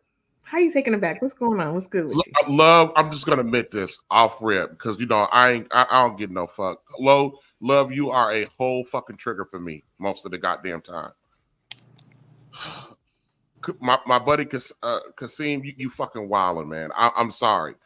Listen, this whole conditional femininity bullshit, it's a reckless conversation. And here's why. It gives the excuse for our women to be out of order and out of control. And we sit around here indulging the fucking concept like that shit actually is going to help us out in the long run when it does not. If a woman is wild, aggressive, dominant, as Love like to say, she's out of order. I don't give a damn if she the CEO of the company or she your baby mama. She's out of order. And I'm speaking from experience because I work in a female dominated sector. In my entire working career, I've only had 3 male bosses. And I have had to tell my female supervisors or managers, I'm just not afraid. Don't talk to me like that. You are being reckless in your tone. Do not speak to me in that tone. This is how I like to be talked to. And if you can't do that, don't talk to me. I tell this to people who hold my employment in their hand. Because I believe and I'm explaining something to you guys real quick. The last supervisor I told that to, I work in overnight staff and I work in a locked unit sometimes. And one particular night, some strange man off the street broke into this locked unit. I'm in there with all of these women and the managers there at night, which is unusual. And guess who they came to come get to try to handle this intruder into this locked? The big black man. They came and got the man. This is why I tell them, you will talk to me a certain way. You will handle me a certain way. And anytime a woman is not dealing with the man in the order of nature, she's out of order. So TJ, real quick, I want to say I'm sorry. Shit like that. I'm sorry that you experienced that with your female bosses and that I trigger you. So they shouldn't be talking to you like that. And I'm a big proponent, and I actually do trainings as well. That's a new thing that my business does, is that they're asking me to do trainings on leadership because I have had them experience where, men feel disrespected by the women that are in charge. And so I'm sorry you had to go through that. I do believe a lot of people need leadership training because they feel just barking out orders and just being very nasty is the way to be a leader, and that's not the way you lead people. So I'm my sorry you got to go through that. And I think that you should have been called upon as the man to handle a man. You're absolutely right. They should have called on you to do that. No, they should have called on what we paid him for. But my point is that when we're out here, I'm talking specifically to the fellas, when we're out here and we are having these conversations and we're giving the conversation credibility by having it, we're telling our women it's okay to be like that. That it's okay. Okay, to be like what? It would be okay to be like what though? To have what you ladies classify as conditional femininity. There's no such thing. It's either you and femininity. So, can I ask you a question, TJ, real quick? Doesn't mean that you're soft spoken. It does not mean that you're soft spoken or meek. It doesn't mean that at all. But a lot of people interpret it that way. And discernment is not a masculine or feminine thing. It's a maturity thing. I absolutely agree with you. I'm sorry, love. What was your question? I definitely agree with you about the discernment piece. But my question to you is, I'm using the term that you all say. Before I came on these YouTube streets, I never considered myself masculine at all. So I'm saying I'm using the same words that y'all use because I am dominant and I give instructions. That's why I'm using that word masculine. What makes you call yourself dominant? I don't understand. Because I've just been told I got to use, that's what it is. I'm dominant and I give instructions. So that's dominating the conversation, I guess. I'm just using the words that I've been taught on YouTube. I just say I do my job. Before I came on these YouTube streets, I just did my job. So you're talking about employment or are you talking about in your life? Oh, what are you talking about? Like my job, my profession. I'm talking about my profession right now. Yeah. In my life, we talked about this already before you came on. Maybe you didn't hear this. I'm the oldest sibling, and I'm a mother. We talked about that part. I'm talking about right now, profession. I give instruction. Well, that's and because of that, I've been told that is masculine. I've never said that before.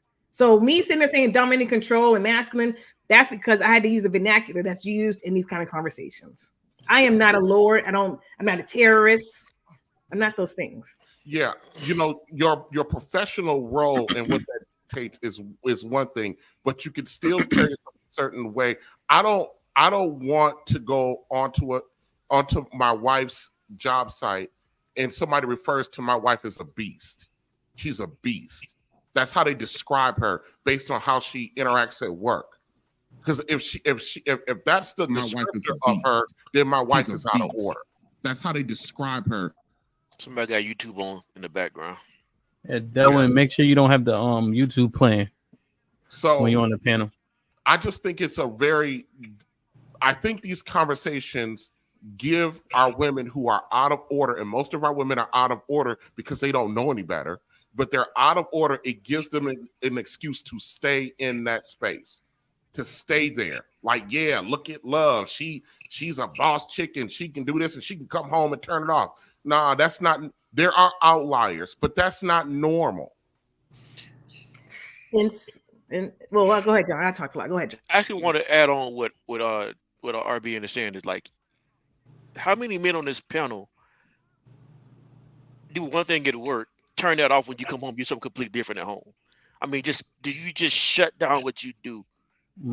But let's say we play devil's advocate, John. Right? Let's say I'm listening to what Kasim and Love is saying. Masculinity is what you need. If you had to pick one to be in this earth, you would pick to be masculine, right? Because those traits help you survive, right? We have more survival traits, getting things done, right? So do we have a need to turn off something that's natural to us, right? So why would we turn it off, right? But does she, as a leader in at her job, have to turn it on to be effective? And then do women have that discernment to turn it off when it's no longer needed? If I'm playing devil's advocate, correct. I would say I don't think they have the capability to turn it off on a level of significance that would apply to society. Most women, I think most women can't turn it off. I feel like she don't. Can't do it. I feel like she don't have to be dominant at work or create a masculinity at work. I don't think she needs to be tough at work to get her point across to be able to lead. Because as a woman, That's the last thing you want to be in society is masculine. Or at a job, outside of the job, at home, masculine is the last thing you don't want to be because of the times that we in right now.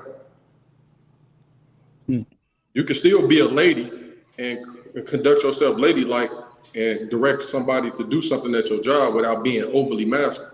So Chi-Town, so this is true.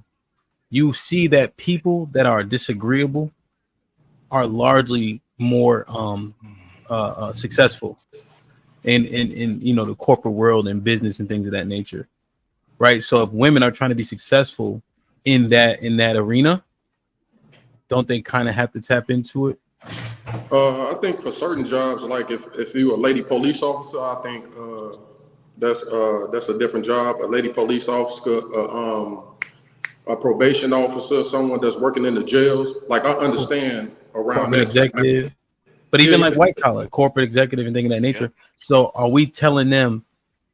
What are we telling them? Stay away from those fields. I understand if a woman is. I understand if a woman is like in her masculinity at those jobs, but what I'm saying is certain jobs you don't have to always be masculine to get your point across. Now, if you have a job where you're working around, like I said, environments like that, jail, police officer, like you deal with individuals that's kind of like very masculine and they can actually do something to you and hurt you in that manner. If you don't show some type of, you know what I mean? I feel like those jobs is meant for that. But other jobs outside of that, I feel like you don't have to be masculine in order to get your point across, in order to lead a group of people. But Chi-Town, that corporate ladder, I mean, those movies are, it's sensationalized. But, you see all these movies, the big, I forget, just all the corporate movies where they be cutthroat and suits and all that other stuff. That stuff happens, right? Where you got to stand up, push, fight, try to gain ground. And so women like Love are in that arena. So are you telling them simply avoid those jobs because they have to do that to be successful, but then they need to turn it off when they get home? So what do you advise them then? The reason why I say that is because I feel like just from being around, I'm pretty sure I'm the youngest one on the panel or whatever, but just being around you don't look like it. but just being around a lot of women, I feel like to answer your question, I feel like it's just hard for me to understand how a woman can be masculine at work and then go home and not be masculine.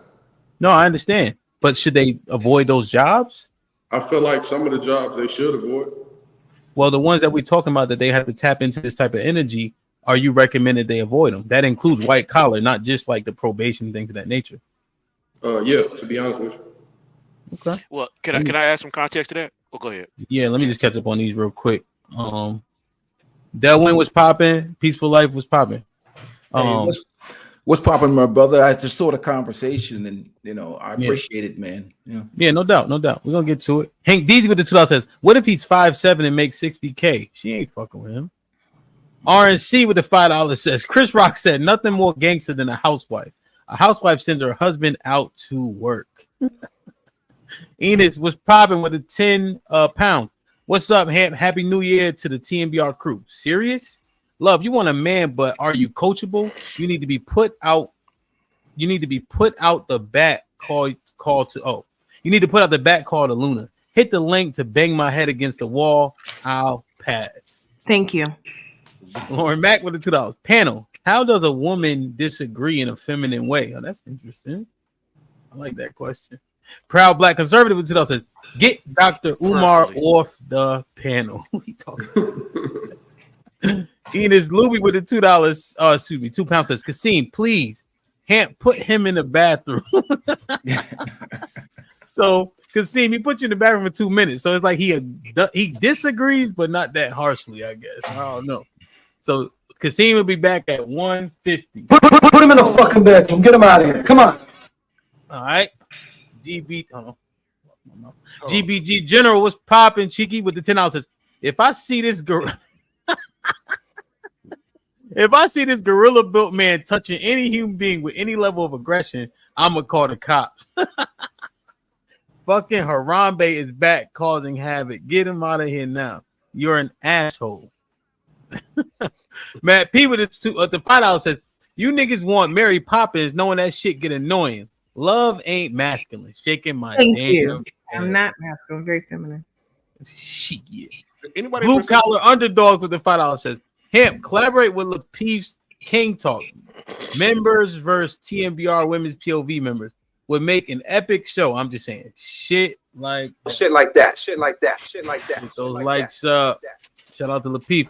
T.O. with the $2 says, Happy New Year's to y'all. Sean Guilty. Rocking in with us. Son Kiss with the $2 says, Shalom. What's up? Late, man. I was worried for a second. Proud Black Conservative with the $5 says, Men are highly attracted to dominant women. We just don't spend the rest of our lives with them. Dominant women are something you conquer and move on. Oh boy, what's poppin'? He says, salute to DJ Hamp, panel, and chat. What's poppin'? Isaac Good says, no, man. Matt P with the $2 says, these old niggas tripping. My wife better kill it, get the money, I guess he's saying. That old nigga. AS with the $5. What's popping? Real talk. The more liberties and freedoms a woman have, like working in male industry, the more masculine they get. John, you want to quickly add the context, then we'll get down in and go from there. All right? Yeah. No, so to the woman's choice, she has the right to do what she wants to with her career. We're not saying at all. I guess the point I'm trying to make, and now landing right here, is that women who are dominant and successful in these careers, just realize that when you want a certain man, he's not going to put up with it. He's going to think about what you do for a career and how that career affects you, him and his marriage. And I think that's where I just landed right now. But you can do what you want to, though. Thank you, John. Hey, Dylan, I know you came on first, so I'm gonna get you in real quick. What you got? Can you hear me? I think you're on mute. Nope, can't hear you. Hey, love, when you get this stuff together real quick, because I'll put a bounce. Yeah, go ahead. Yeah.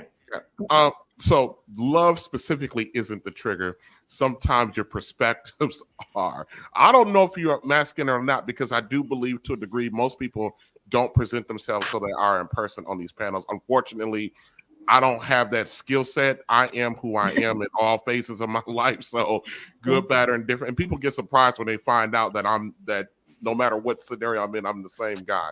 But this was an interesting conversation, because I think we need to talk about this a little bit more, because too many of our ladies are holding on to that. I think you might be an outlier in this situation, love, but a lot of our ladies hold on to this conditional femininity as some kind of like another flex. Badge of honor. Yeah, badge of honor, another flex. And we go out of our way. I'm just saying, us collectively, we go out of our way to find reasons not to be together, you know? Mm-hmm. So let me say this to you before you go. Thank you for calling me unique. Number 2, I agree. And I don't think that conditional femininity, or badge of honor. I don't think women should use it as a badge of honor as far as like lording positions over a man. And I think that a man should get to know the woman for who she is if he wants to be with her. And women, it's a learned skill that we need more of how to use discernment and turn it off and on. All right. Thank you, TJ. Appreciate you. Thank you, TJ. Appreciate you. I don't think you can, but go ahead and try it. That's fine. Thank you, Dylan. Can you try it? Can you talk now? Say it again. No, you're still. Maybe if you come back on, maybe. All right, peaceful life. Yes, sir. What do you have to add? Well, thanks for having me on, and I appreciate the conversation. But I think the problem that we have, I think where it gets, convoluted and messed up is we're talking about the nature of what we are as men and women. For men, if you're a man, masculinity is what your nature should be. And for women, femininity. And the first problem is that we see femininity as weakness. And we have had many incidents. We have a lot of women out here, especially Black women, that saying that they're the least protected women out here. And we saw the situation, even the brick situation that turned out to be fake, where we saw an incredible masculine woman acting outside of her nature, and the response of the men and how men took that, versus women that are feminine and classy. Whenever they're under any type of threat or feel unsafe in an environment, usually their nature alone draws men in to protect them. And the problem we see right now, especially in the Black community, is that we've had so many years of our women being raised to be strong, independent, raised not to fall under a man's leadership.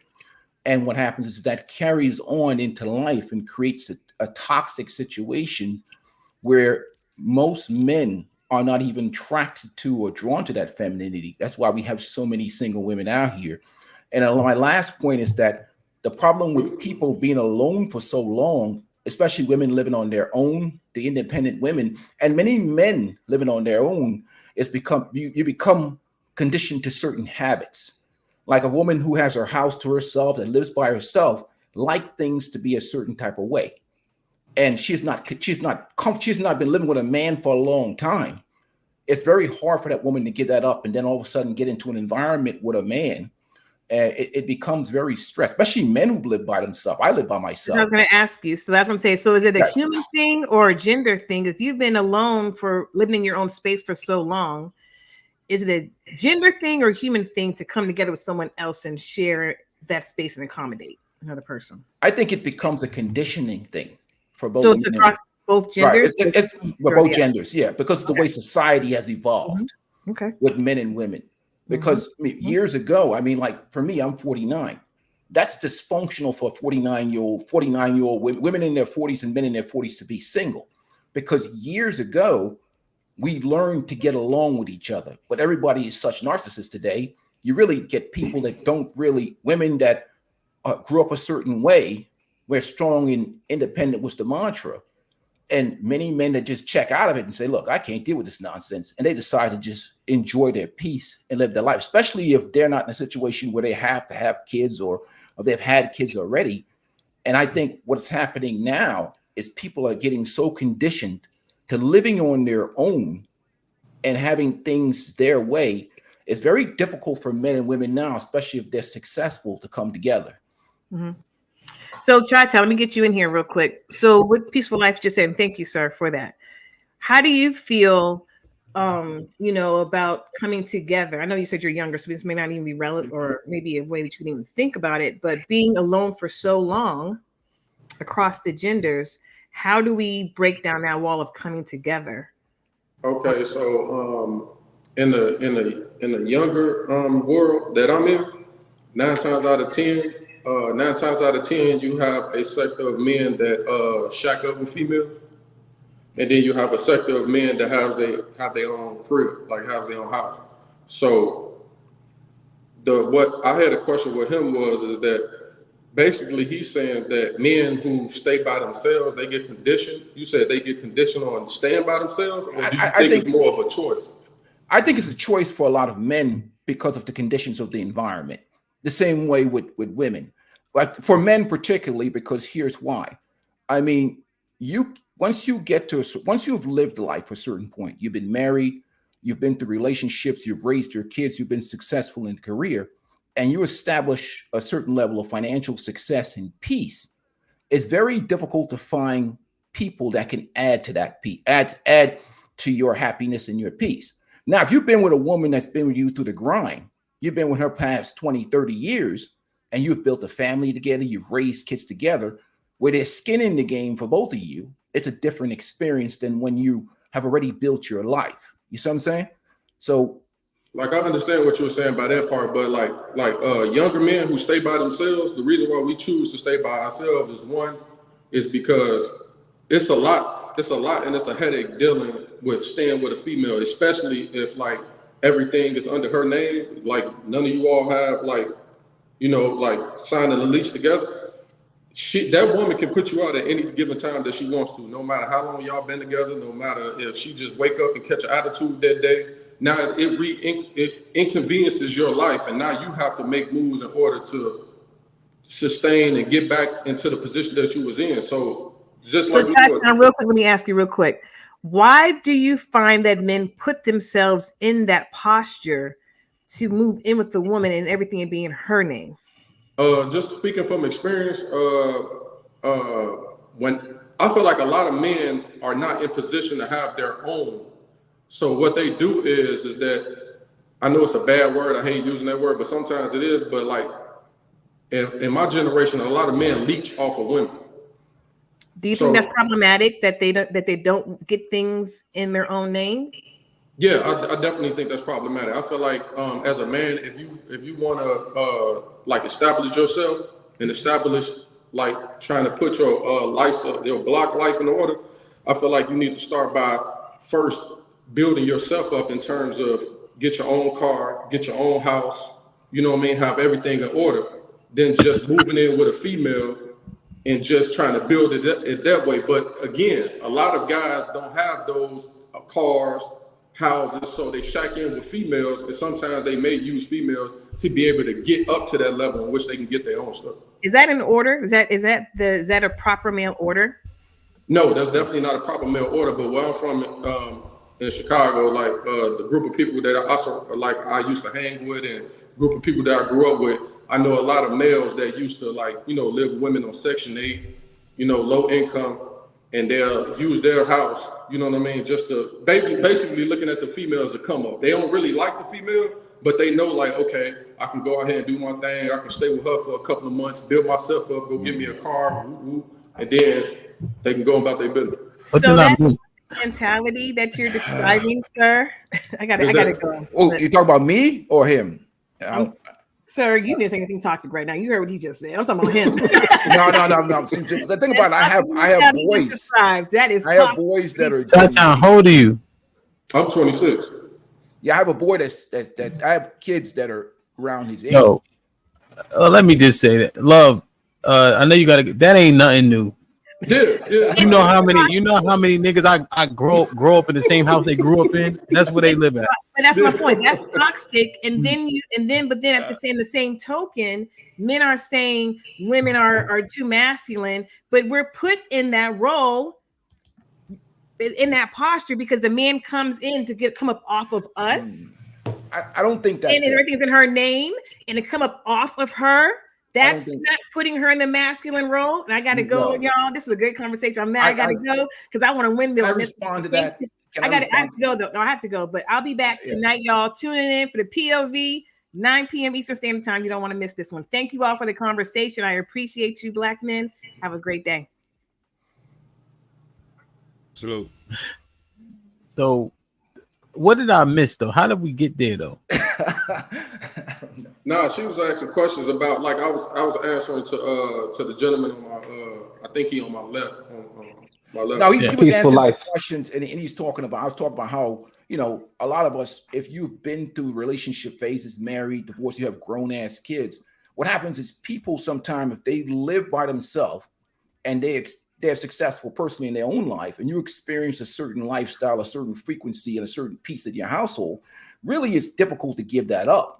But what she was talking about is that, because of so many of the young men was talking about living with women, that are they, is that good or is that healthy or whatever? Like I encourage my boys is from the time you're 18 to the time you're 35, this is the time to make that money.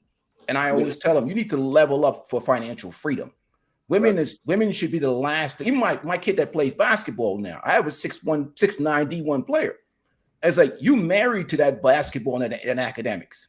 Don't let me come up to your dorm and see 6 chicks in your room.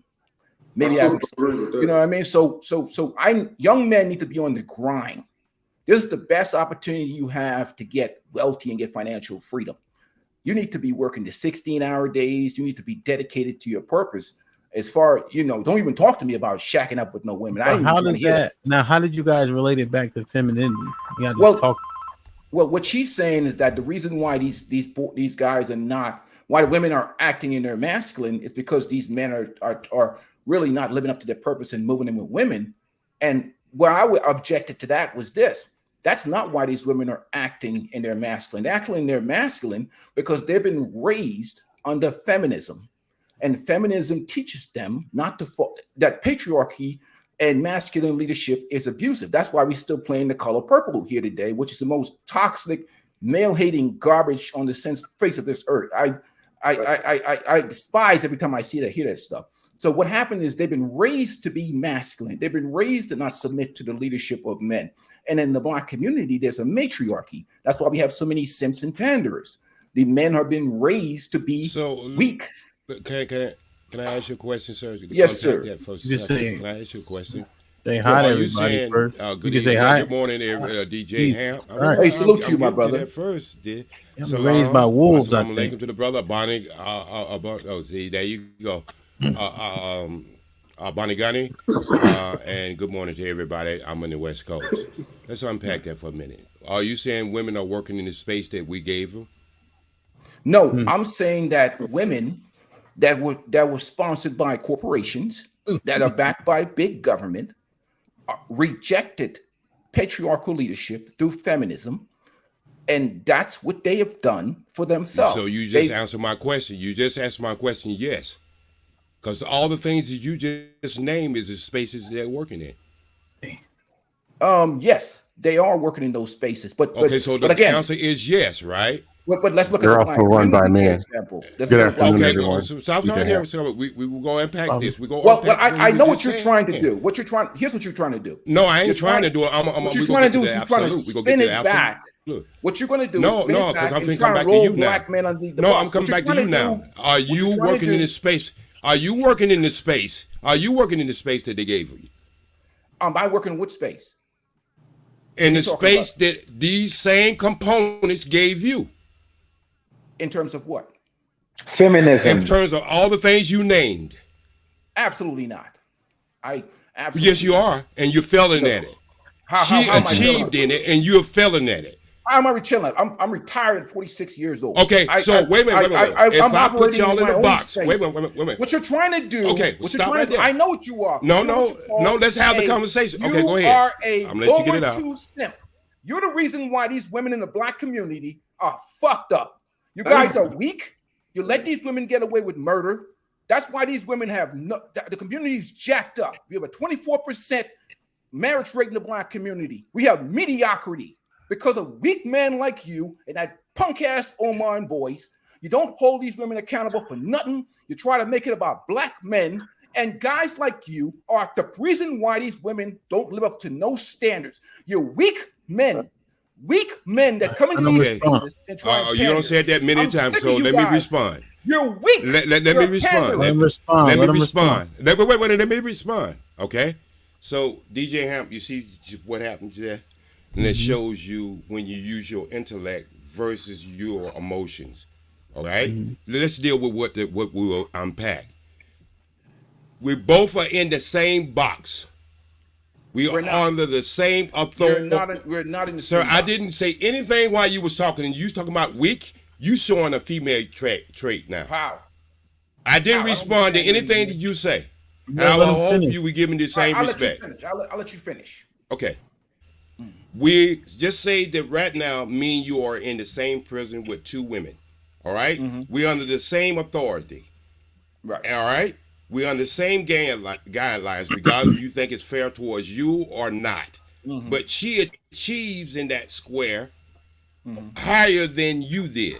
She learned how to work whatever was presented to her. Right. You was not willing to change whatever was affecting you, to whatever you consider unfair. You wasn't man enough to get on that throne and defeat what was making her have advantage over you. So how in the world did she ever go look at you as her equal when you getting the same goddamn crumbs at the back doors that she got it from and she was able to achieve from it? Okay.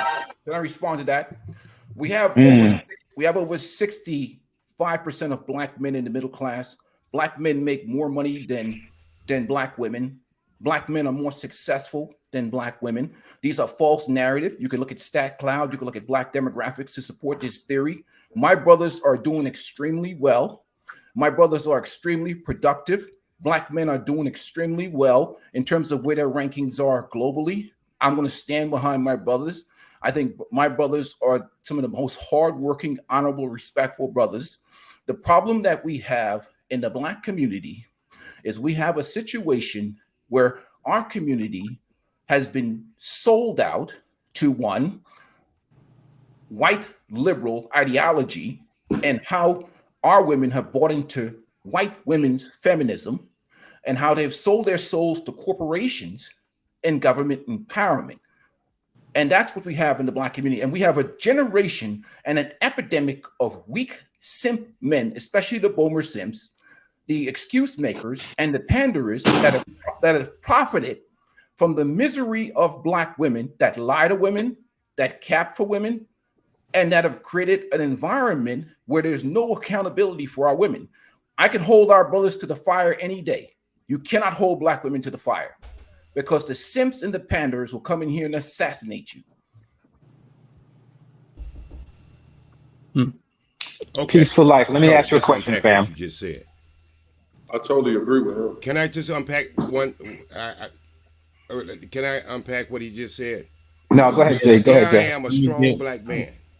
Go ahead. Okay, here I am, a strong Black man who is the leader in my house, who's the protector in my house. Yes. I don't let another foreign substance come in my house and raise my kids and raise my women without a fight. And if I do go have that fight and they win, and they were able to take my woman and make her turn against me, if they was able to make my children turn against me, that was done on my watch. So, as a person who know the art of war, you ought to understand you lost that battle. So, what you gonna do? You go sit here and wait, sir, I didn't. It's a rhetorical. Go. You good?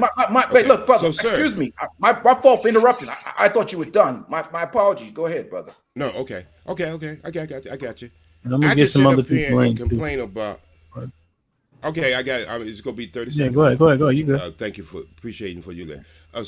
So my thing is, we can sit up here and complain about this car won't run until we understand that it is not the spark plug, it's the fuel injection system. We can keep complaining about the spark plugs all we want to until we fix that fuel injection system. We're gonna have this bullshit conversation again for a whole year. Well, I have the solution. 10 years, sir. 10 years. I have the solution. The solution is capitalism. That's what works. Relationship capitalisms work. If the women don't get on your plan, replace them. This is a globe. I can go get a woman from Africa. I go get a woman. That's the benefit. That's what benefited me teaching young Black men to empower themselves to level up for financial freedom. The Black men are doing great. And let's face it, it's not just Black men versus Black women. It's Black men versus corporations versus government empowerment. I've worked as a cop for 22 years. Your ass, no matter how powerful you think you are, one call from 911 and we'll drag your ass off your front lawn. Guaranteed. I've done it before. So I'm not just a content creator that makes content creation. I am content. That's the difference between me and other content creators. I've lived a life. So when you talk about your power, you have no power. Your woman can hit that dial and we will come for your ass. I just got a question for obviously OG. You don't know me then. Obviously, since you letting out all your accolades, obviously you don't know me. I brought down the whole fucking precincts, bro, with cops like who think like you. I don't think like that. I'm actually anti that. Let's see what the brothers think about the conversation y'all two just had. Simp Panderson was popping. I got a question for OG. He said go ahead, Shot-Town. Hold on, Shot-Town. Let me just get them in real quick. Oh, I'll go after Shot-Town. You can go ahead and ask this question. Then I'll go next. Go ahead, Shot-Town. That's all right. I got a question for OG. OG at the bottom said that men and women have the same, is in the same box, like we got the same opportunity, right? So my question to you is, how many men that you know that's on Section 8 or low income? You're on mute. You're muted, OG. I'm very surprised because there are guys who actually come on these channels and admit they're on Section 8. I'm very surprised about that. So I couldn't give you no numbers, but I'm surprised when I hear men's who come on these. You think that more women is on Section 8 or more men? Most certainly you wouldn't have to say yes, bro, because they're more the ones who's taking care of the children. Okay, now let me ask you a question. When a man go homeless and gets put out of his house, how many shelters you think that is for men than for women? Because it's more everything for women. So when you say you put us in this box, when you say you put us in this box and we got the same opportunity, we don't get opportunity for the government to go move into our own house, Section 8, and build up from there. They only give those for women. So they already started off at an advantage anyway. brother, I run a shelter, and I run the men through some of the same programs that women out there. But what you don't want to understand is people go look when you go to the emergency room, they take the person with the heart attack versus the person who just cut the finger off. So what I'm saying is they see a need when women see this. This is what y'all do, my brother. Y'all say y'all put out of the house. Sometimes y'all leave out of the house and you take your damn Mercedes Benz and your Beamer, but you leave the kid in the house with somebody you already know is not even have the finesse to be able to raise children, but you care more about your car and you do your children. And most states, when you leave, you could have took that child if there is no what? There's no custody order. You have just as much right over that child as she do. And I can prove it to you because I teach men. Wait a minute, sir. I teach men in the organization, my child say daddy. Y'all can shake your head all you want to. Until you get into the fight and understand the fight, you go with the same talking points that everybody say over these damn channels. How can you have? How can you get custody of your kids? How can you get custody of your kids if you don't have a stable home to have those kids in? But she do. Brother Hemp. This is why. But again, I'm asking you. I'm asking you why you leave. Wait. I'm asking you why you outside of the police putting you out. I'm asking you why are you leaving in that home in the first place with your kids there? First of all, I retired from police work. Nobody put me. Is it in her name? If it's in her name, you living at her house, then that says a lot about you. Okay, Brother Hemp. What you'll find is real quick. What you'll find, just to quickly answer the question, because I want to get the brothers in there who haven't spoken yet. I know you got a question for me, but in terms of that, OG Speed, are you talking about married or non-married relationships? I'm particularly talking about married couples. Okay, so you wouldn't. So based on that, if we use the numbers based on that, you realize that what's the percentage of divorces initiated by women? It's 80%, but it's why y'all never had that. The why is always speculative, right? So what they would say is what irreconcilable differences. Well, hold on. So because that's what I also don't want to do in 2024. If y'all think the new year has started, don't ask a question that you have an answer to. If you want to answer the question, just answer it. Because you're trying to answer while I'm answering, I'm giving you the answer.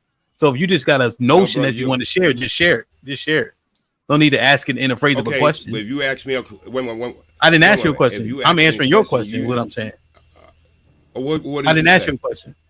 So I said, so that was for everybody. I said, what did you say? How many started off is going on. How many? What's the percentage? You say percentages of divorces are initiated by women, right? Up the words of 80%. And I said 80%. You said why? So we can speculate the reasons why, right? But the thing is, and when you talk about marriages, men aren't leaving, right? Based on the numbers specifically, you can speculate as to why the women are leaving, but you won't know that, right? Because we know that the reason why people are divorcing, the majority of reason they put financially, or they'll put irreconcilable differences. Those are the two things they put. So men aren't leaving, which would disprove what you're trying to say. That's not true. Okay, so if I wait a minute, go ahead. Yeah. Go ahead. Cheeky, what's up? Panda. What's going on? Because I do want to go on what you just said, my brother, but I'm gonna let Panda and go ahead. No doubt. First of all, ladies, if your man ain't loving you right.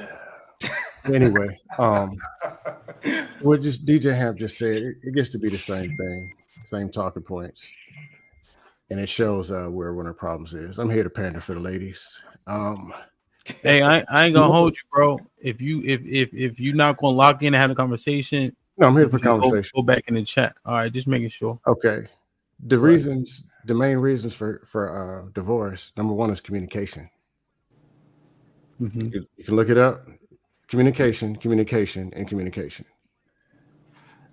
Setting expectations. Pretty much you're going to find it in leadership qualities. And what, 400 and some people in the chat, and you talk about building a community and the men. What do you expect from women? Let's just say people are watching sports. You see Barry Sanders, you see LeBron James competing against the best and winning, or putting up the best fight, actually inspiring other people, making the people around them better. But they're competing against the best of the playoffs and the finals. But you got men saying we want femininity, we want all this, and we want this. Not competing against the best of men. but 8-10 people scrambling to compete with women that they say they don't even want and losing a damn competition. Competing with women and losing. What the hell you expect them to do? In what They're way? going to join the Nation of Wigwam. And it's In what getting way? stronger and stronger by the day. Queen making whooping that ass. When you saying they're losing, what do you mean? Like, can you articulate talking that? about section instead of hey, generational wealth. No, let's fight for Section 8. Oh yeah, we going straight to the top. Men arguing about Section 8. Men arguing about this, about everything all the way in the gutter. Not, hey, what can we do to become better in shape? 70% of us overweight. That's why the women fat, because the dudes is feeding them at the buffet. Oh my God, Jesus Christ. So the fat dude gonna be the one to say something. So Panderson, question: you're saying that that's just an example of how men have led the way into what the state of women's nature is now? What I'm saying is this: if you look at the actual system, the very system that all the system did this, the corporation, those are run by men. Just so you know, most of those men are actually even OG married. said. So That's they're getting beat by other men. Then in the day-to-day, they're getting beat by the women, then complaining, and then want to form a whole alliance to go fight with women. Somebody said something about holding women to the fire. Does that sound like something appealing for women to go flock to? Ooh, he said he's going to hold me to the fire. I'll go be feminine for that. So you want to fight with the woman, and then you want some femininity. Okay, but the in terms of the example you gave of men being overweight, what were you saying when you said that? Are you saying like we're leading the way and that's why women are heavy? Is that why women are not being feminine because men aren't showing the masculinity? Is that what you're saying? I'm saying this. Don't start with saying I'm saying this again. I'm asking you very specific question. So are you saying that? If you're not saying that, say no and then say what you actually meant. All right, I don't understand what you're asking. All right, that's better because you use the example. You saying you said men are fat because men are we're feeding the women. So are you saying women are fat because men are fat? Okay, what I'm saying is this: leadership is failing. If you see a stack of men with low self-esteem, expect women to be across the street with the same low self-esteem. Okay, so you are saying men are fat. That's the reason why women are fat. Right. You'll see women that are also overweight. You see men willing to fight with women, you're going to see women willing to fight back against men. All is nothing but taught behavior. And it just keeps repeating and repeating and repeating. You see crying men, you're going to see crying women. You see effective men leading, communicating properly. You'll probably see some women following and operating. So if you make better women, any place that you go where you see better men, you'll see better women. Okay. Anywhere where you see losing men, you're going to see losing women. Okay. And so in terms of our culture scam, black men are failing. This is all races. But I'm asking though specifically. I'm saying men in general. I don't go and just pick out and say we're. I don't aim at black and just throw it at the bottom all the time. I got you. I don't give a fuck about nobody else. When I tell you I don't care about nobody else, I do not care about them at all. So in terms of us, right, people that look like us, are you saying that black men are failing? Okay. When you say black, I get it that you don't care about the other, but when you say black and failing as if black is always at the bottom, that's one of the problems right there. You're already starting aiming at the gutter. I ask you a question. Are you saying that black men are failing? And is that why our women are so out of order? Men who are failing, and you'll see look across the street and see women that are failing. Let's leave it at that. This nigga's a widow. Do you think black men are failing or not? That's not what I said. I'm asking you a question. The black men who are failing are failing. The ones who are not are not. The majority of black men? Majority of black men are average. Okay, so you think they're okay? But you wouldn't. Go ahead. You wouldn't consider them failing? Fitness, they're failing. Finances, they're doing all right. I mean, depends what we're talking about. But I'm not going to sit and just say all black men are failures and group everybody. No, I got you. But I'm just looking for majority minority. So you saying it's the minority failing?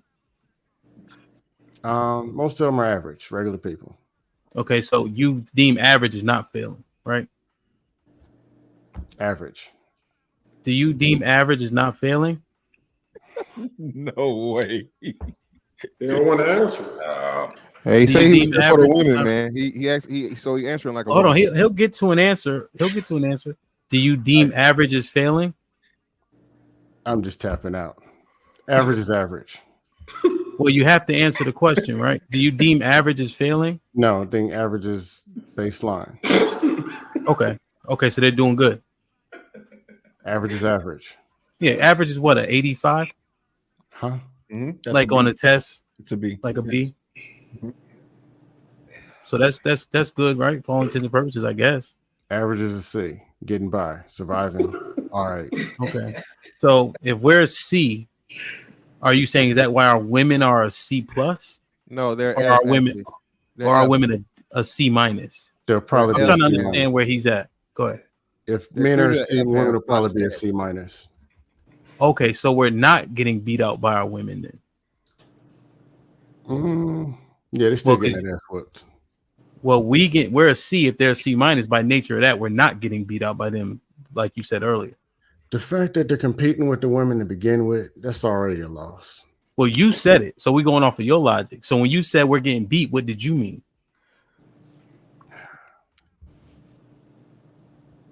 Is this nigga serious? They're all winning. That is a person. Yeah, this is him. It's so pointless that why bother? DJ Ham. He didn't really have no point. DJ Ham. He came up Hey, here DJ like he said, Ham. Okay, DJ Ham. Think about what I'm finna say. If you are a 6 feet man and you go in the ring with a person who's 4'11", and you got 10 matches, and the person who's 4'11" is hanging with you, you can look at that as winning if you want to, if you win one or two matches more. But That's just the size itself shows you need to step your game up. Okay. Yeah. No, and that's I what I understand. think he's saying. Okay, Yeah. I think that's what He's saying it's so close. They see minors. You got a pander tag team. You're saying that the problem is that it's so close in the first place, right? I've been I booted. understand that point. Yeah, But it's not. It's not. I know. I'm just looking like y'all. Peace I'm out. not dismissing what he was saying. I understand what OG was saying. They try to clarify his point. I'm not agreeing, but I understand the point he was trying to make. I just pimp, simp, panda, whatever. So up here, we don't get to say both or some. You got to answer the question and then make your argument. That's all. That's why I kept asking you. Jay Miller with the $5 says women should probably avoid masculine jobs if they want masculine husband. You can't switch off masculinity. That's what Chi-Town was saying. Almanizer with the $2 says it doesn't automatically equal peace. Money doesn't automatically equal peace. Okay. Juan Solo with the $2. What's popping? He says, why are females letting men move in with them? They've been doing that shit. He must not be from the trenches. Omar Smith with the $5 says, and him, I'm a new jack around here. What day Dana on? Tonight, bro. I'm broke, baby. Damn. I ain't got no money. Ali was shit. popping. I see you shining, nigga. Ali says the 20 ball. He says, Hamp, ask Dusto, does he have a woman? Who's that? And ask why he doesn't have one. Ask OG if he has one. Then ask why if he doesn't have one. This is why it's so hard for men. This is why it's so hard for men. The men can't stop pandering to women that they don't even want. I'll leave with the $5 says, according to Dusto and OG, if they don't have women, they're failures and not leaders. Damn. Omar Smith with the 20 ball says, Hamp, our brother Scam is trolling. LOL. I love the hard body press though. Scam, wave the white flag or fight back, champ. Is that me getting booted or no? I don't think they. I thought I was getting booted. They gotta say it. They gotta say it. I try to go in order. Kasim, you want to jump in right quick? Then I get fantastic. Yeah. Delwyn, go ahead. I just want to go back to OG's. Huh? I just want to go back to OG's initial point, whether men recognize that no matter how successful they are in the corporate sphere or in their professions, that they're operating under the total umbrella of feminism.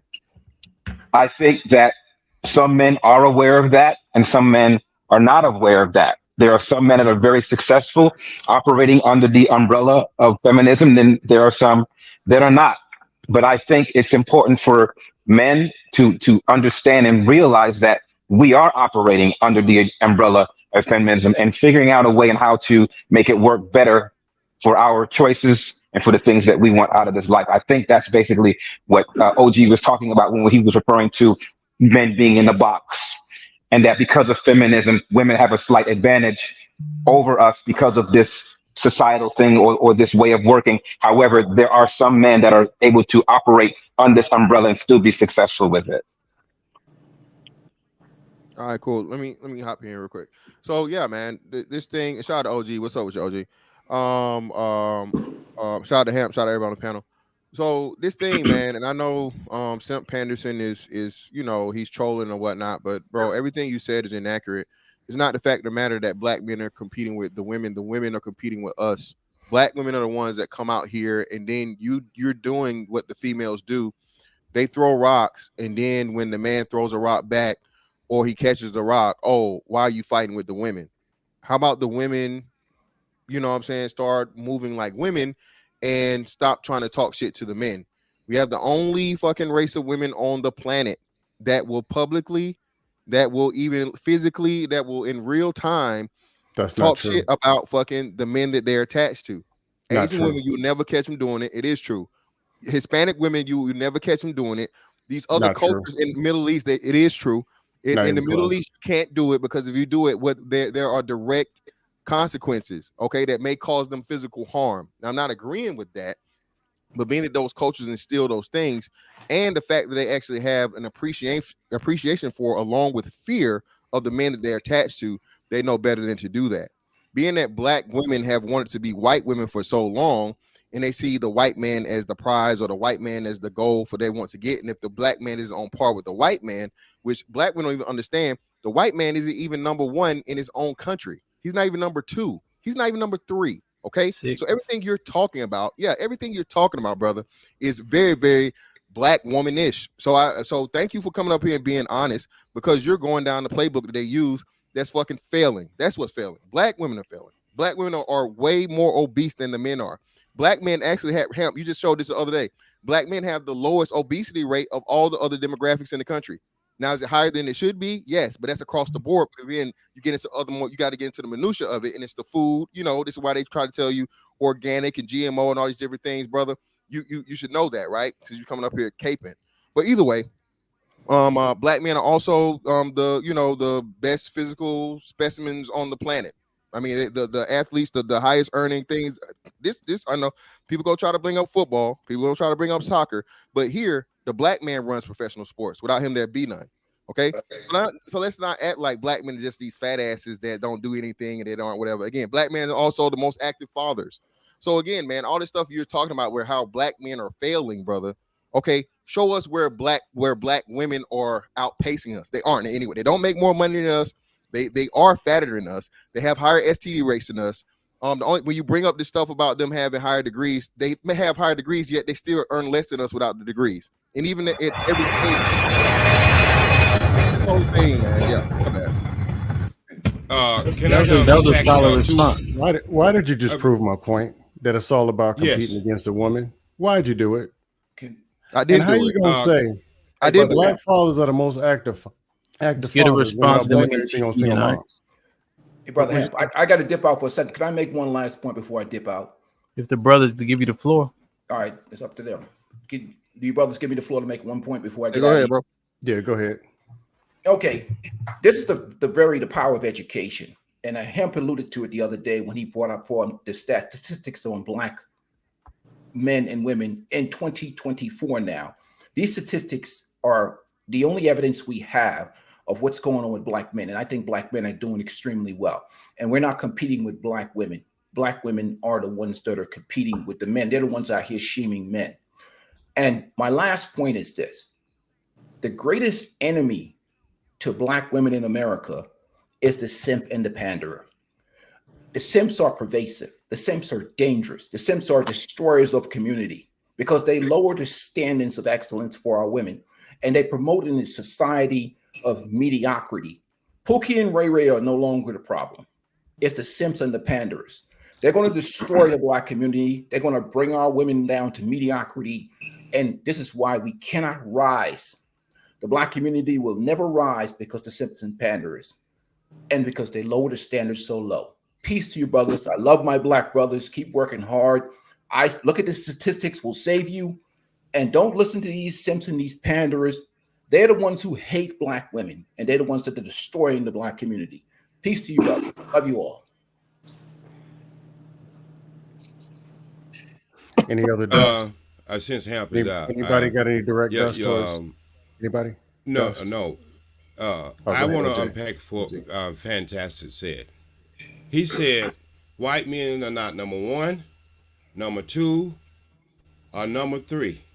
So I have to ask the question: how could not number one, two, and three train your woman in a situation for the last 13 years? I know that we've been having this same conversation for a person who's not even number one nowhere, or two, or three, was able to come in your household to give your women benefits where they can feel like they can go on the street and have the conversation with you, and not only just have the conversation with you, but be able to combat you with the thing that you say you don't like of them. Well, I have to ask the real question. The same dog bit them, did the same dog bite you? If you're having so much trouble with her, I want to know the effects of the dog who bit you. What is your effects? What is your shortcomings? Because I put leadership into men. Leadership? What's that? I want to ask you, why you think the man was taken out the home? Let me So what? Why do you think the man was taken out the home? Again, if someone has power enough to take you out of home, you didn't have the power that you thought you had. Did feminism make it Answer an that opportunity question. for women not to look? Back then, the reason why women is able to get benefits and Section 8 and all this stuff is because one of the criteria of being able to be eligible for that is to not have a man in the house. Okay, and just before that, when welfare first came out, the man didn't have to be removed to the home, out of the home, right? When it came into the Black community where we could get it, that was one of the requirements, and that shows you that they didn't attack the white man like that, and he had to leave the home because he must seen that he must have power, or either he was trying to make you weak. So either way, you didn't have the same function under the same policy. It's due to the fact somebody looked at your ass as weak.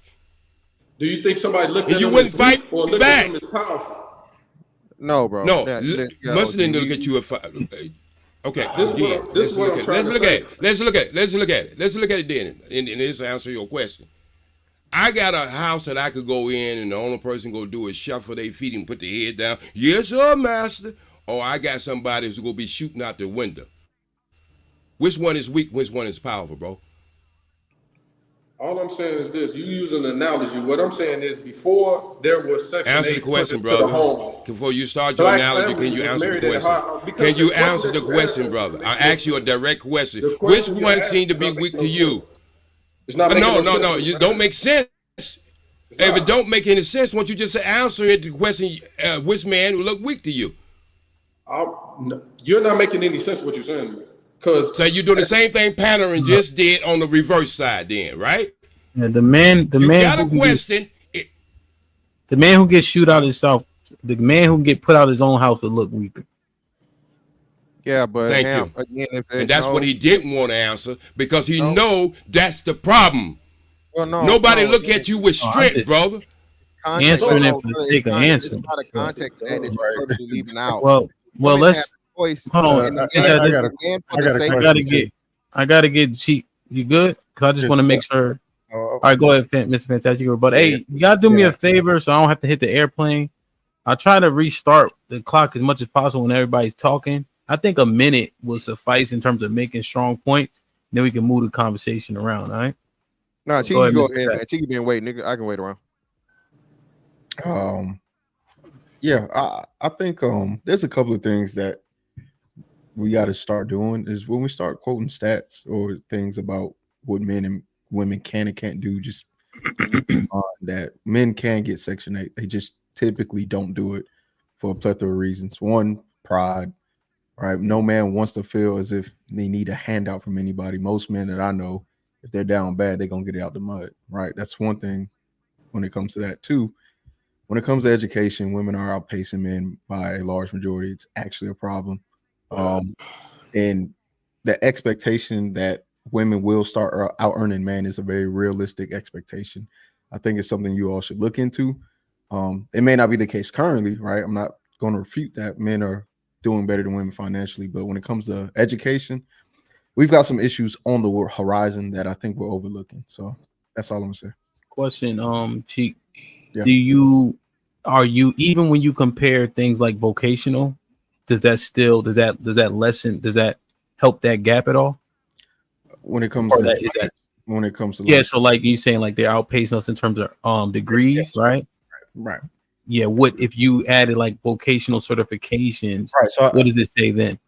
Vocational certification. Well, so I might be using the wrong word, but like that stuff I'm not keen on. I just know exactly, and it's a point, and it's purposely did that way, Cheeky, to where you can't compare it.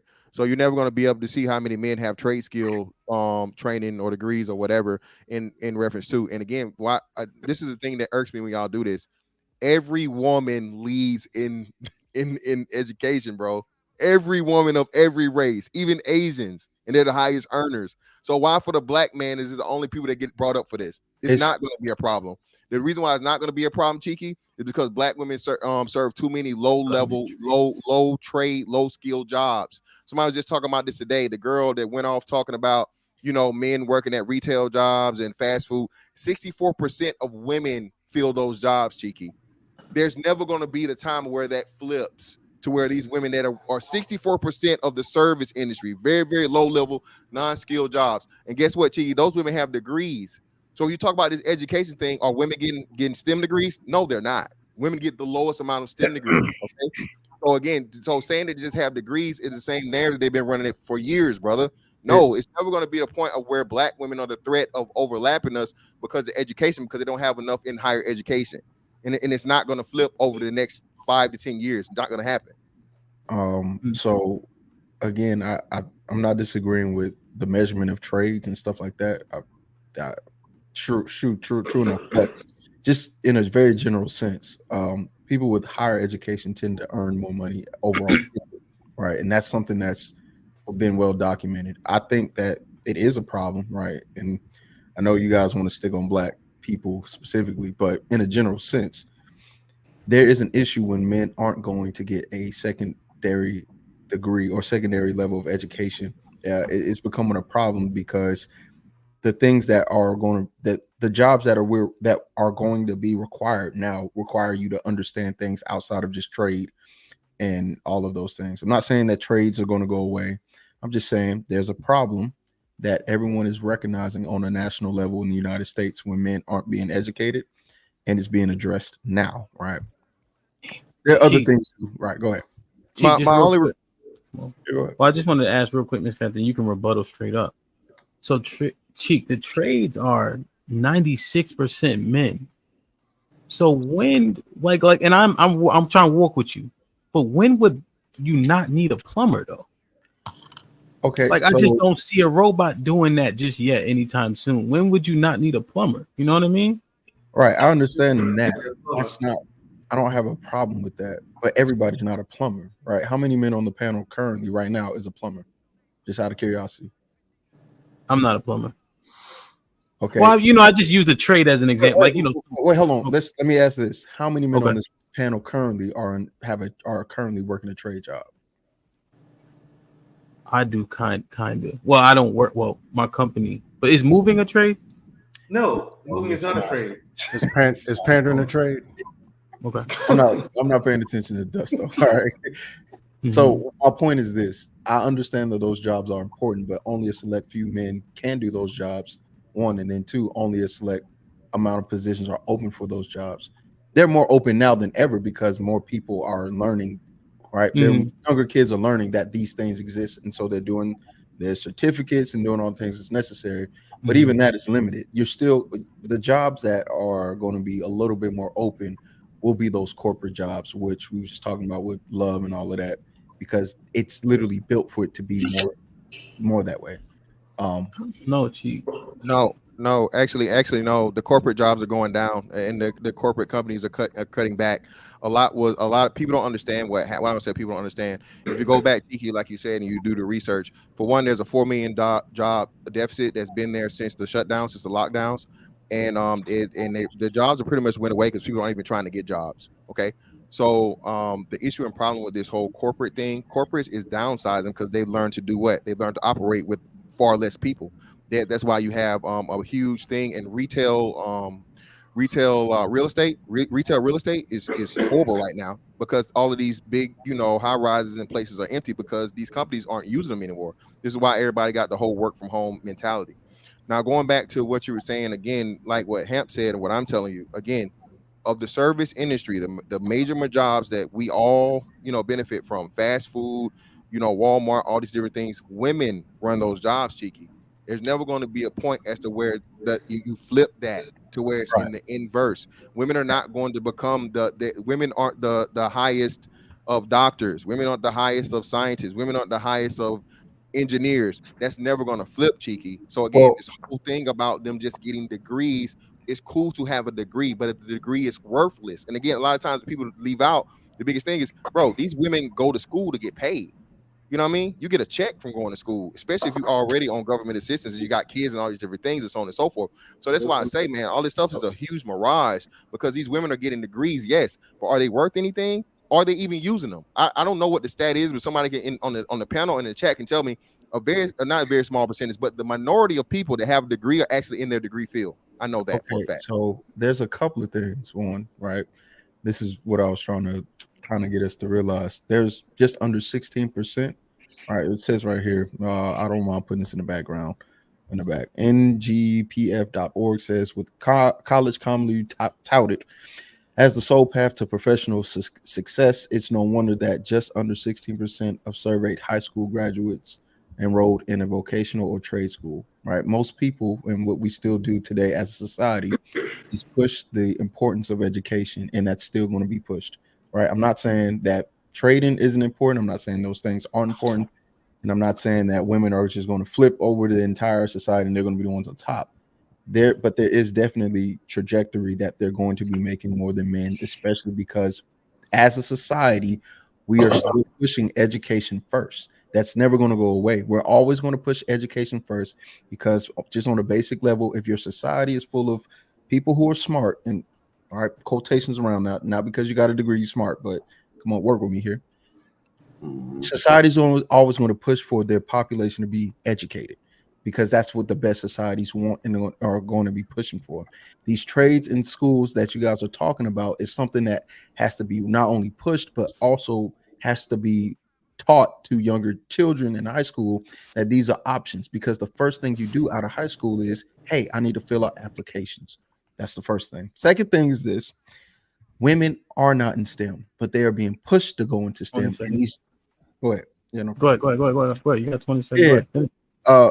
The second thing is women may not be in STEM currently, but they are being pushed, right? Science, women in technology, science and technology, medics and technology, all of these things are being pushed on women's side, and it's becoming a societal propaganda for these things to happen for women because they still believe it's unbalanced. So while this may not be the case now, it's going. I'm using a little bit of foresight here. It may not be happening now, but that's all. Go See ahead. what you're saying. Excuse me real quick. Salute to the panel. Salute to him. Hold on, Bean. I gotta get Aaron in. I just want to. If Aaron let you jump over him, you can jump over. Yeah, I'm sorry, Aaron. Is that cool? Because I'm not trying to take the mic. I just want to offer something really quickly about the numbers. So, Hamp, what I did, because I've been studying them I studied them for a minute because women always use the numbers to bash us, right? So I'm always following the numbers. Yeah. I wanted to give you this really quickly just so you could see for yourself. What happened was when I was watching the numbers earlier, black men were averaging, the median income was $50K, $332. It was $53.32. And then the ladies were at like 45 something, right? Well, when it refreshed at the beginning of December, the ladies had gained about $1,000 and the men had only gained about $4. Mm-hmm. For the median income?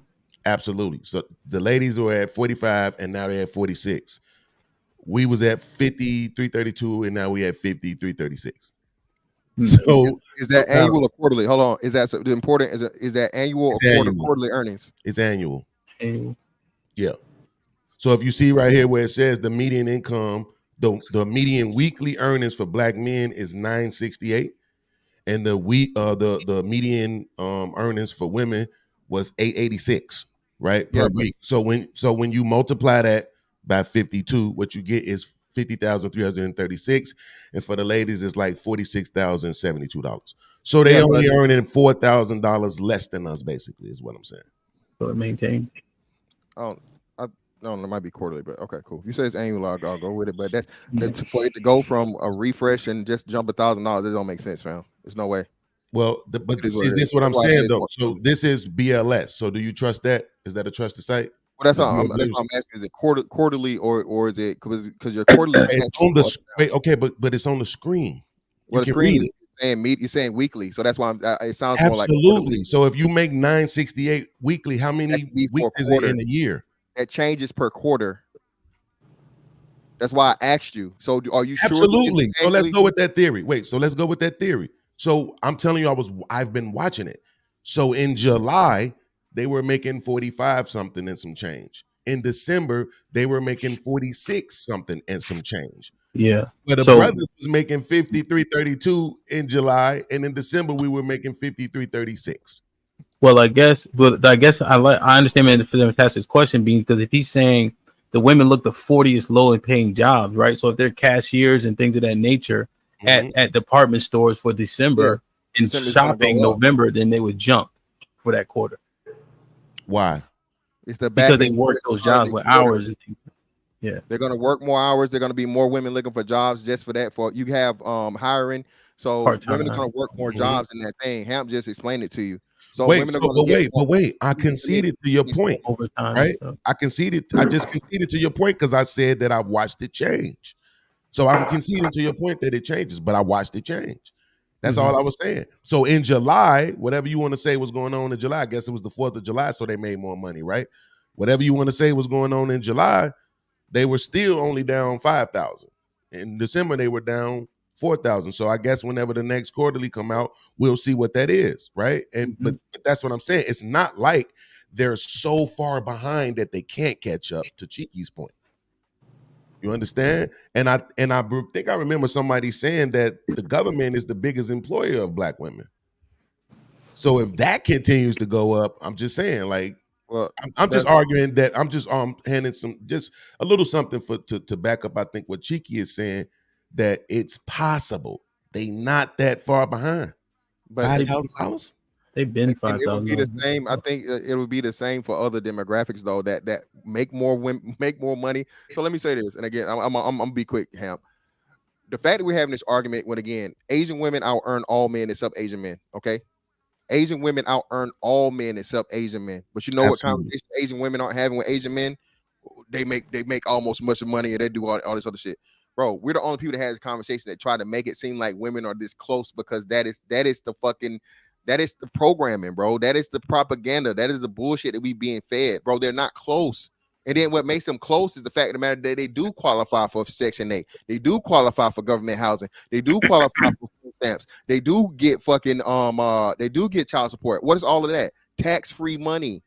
So what really makes them feel like they're closer is all the free money they're getting that we don't apply and we don't qualify. Free. What do you mean? So think about this. So let me help you out. So y'all, I hate when y'all do this, bro. It's simple mathematics.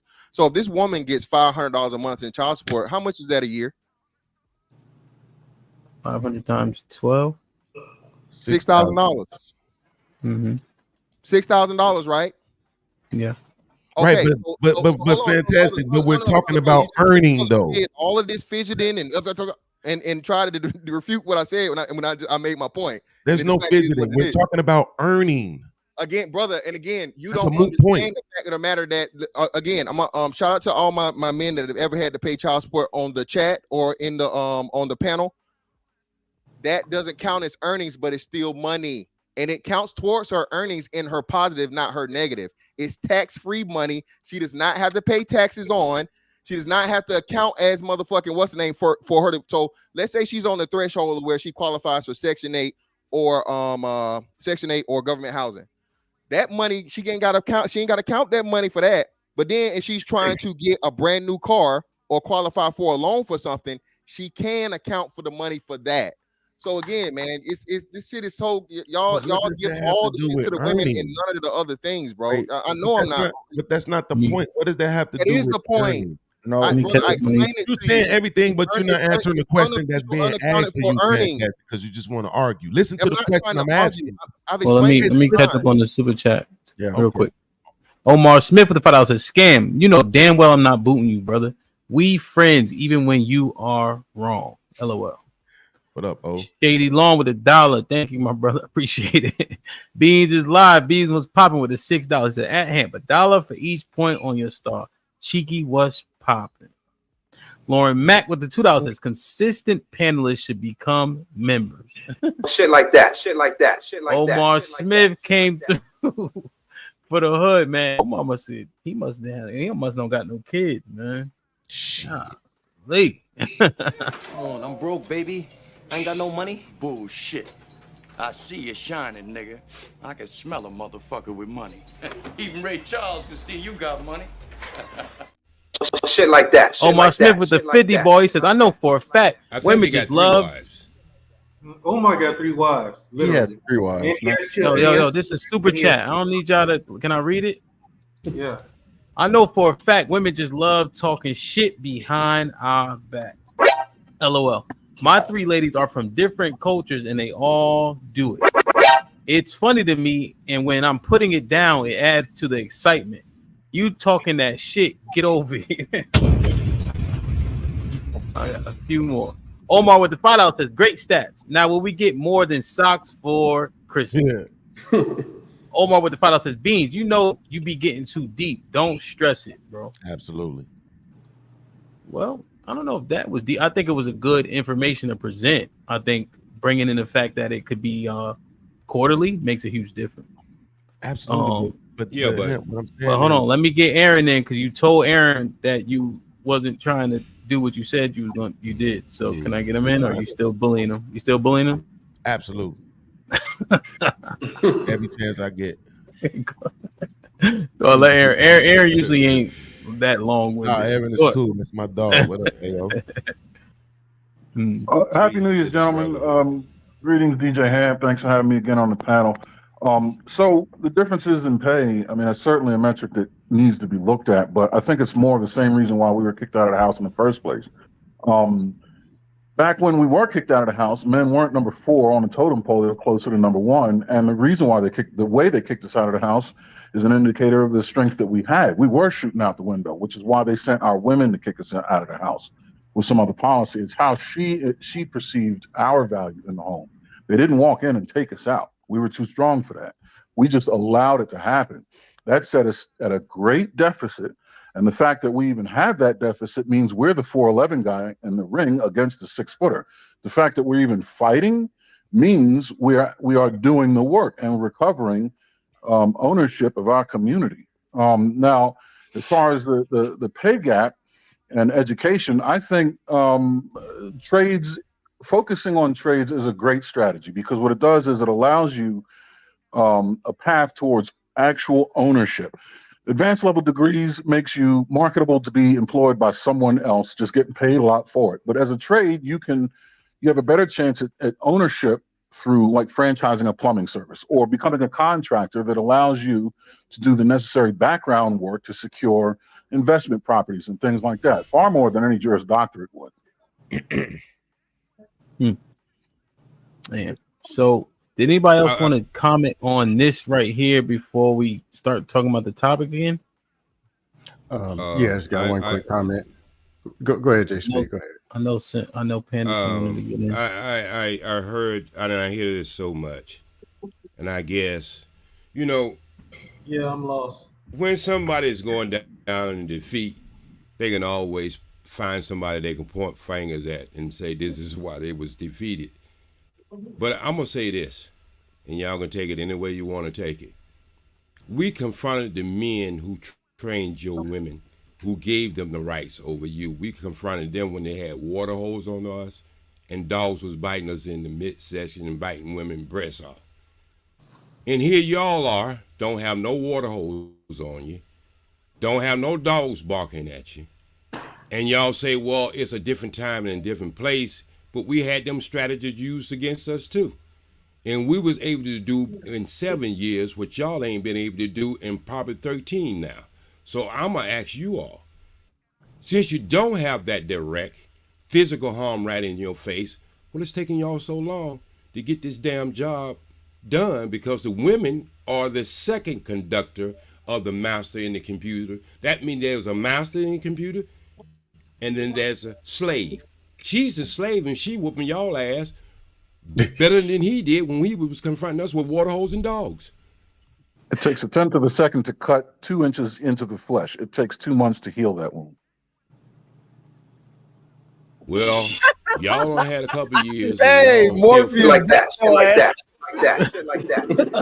I didn't see that coming from Aaron. I ain't gonna hold Hey, Aaron, that was crazy. Yo. That was crazy. Shit like that, shit like that, shit like that. I just got one question. Damn. Just one question, because somebody, I don't know, about 57 talking points ago said the men ain't competing with the women. Then all I keep hearing is men competing with the women. Like, what the hell are we talking about? Nigga, you can't listen. I said the women are competing with the men. We're having this fucking conversation because this is something that women say. I don't fucking go around comparing myself to what the fuck a woman has. That's all you've been doing for the last 30 minutes. Again, brother, me giving stats, brother. Me giving stats, brother, to the contrary, when this is the conversation. If you're too fucking simple to understand the conversation we're having, brother, maybe you shouldn't be in it. Maybe you shouldn't be in it, brother.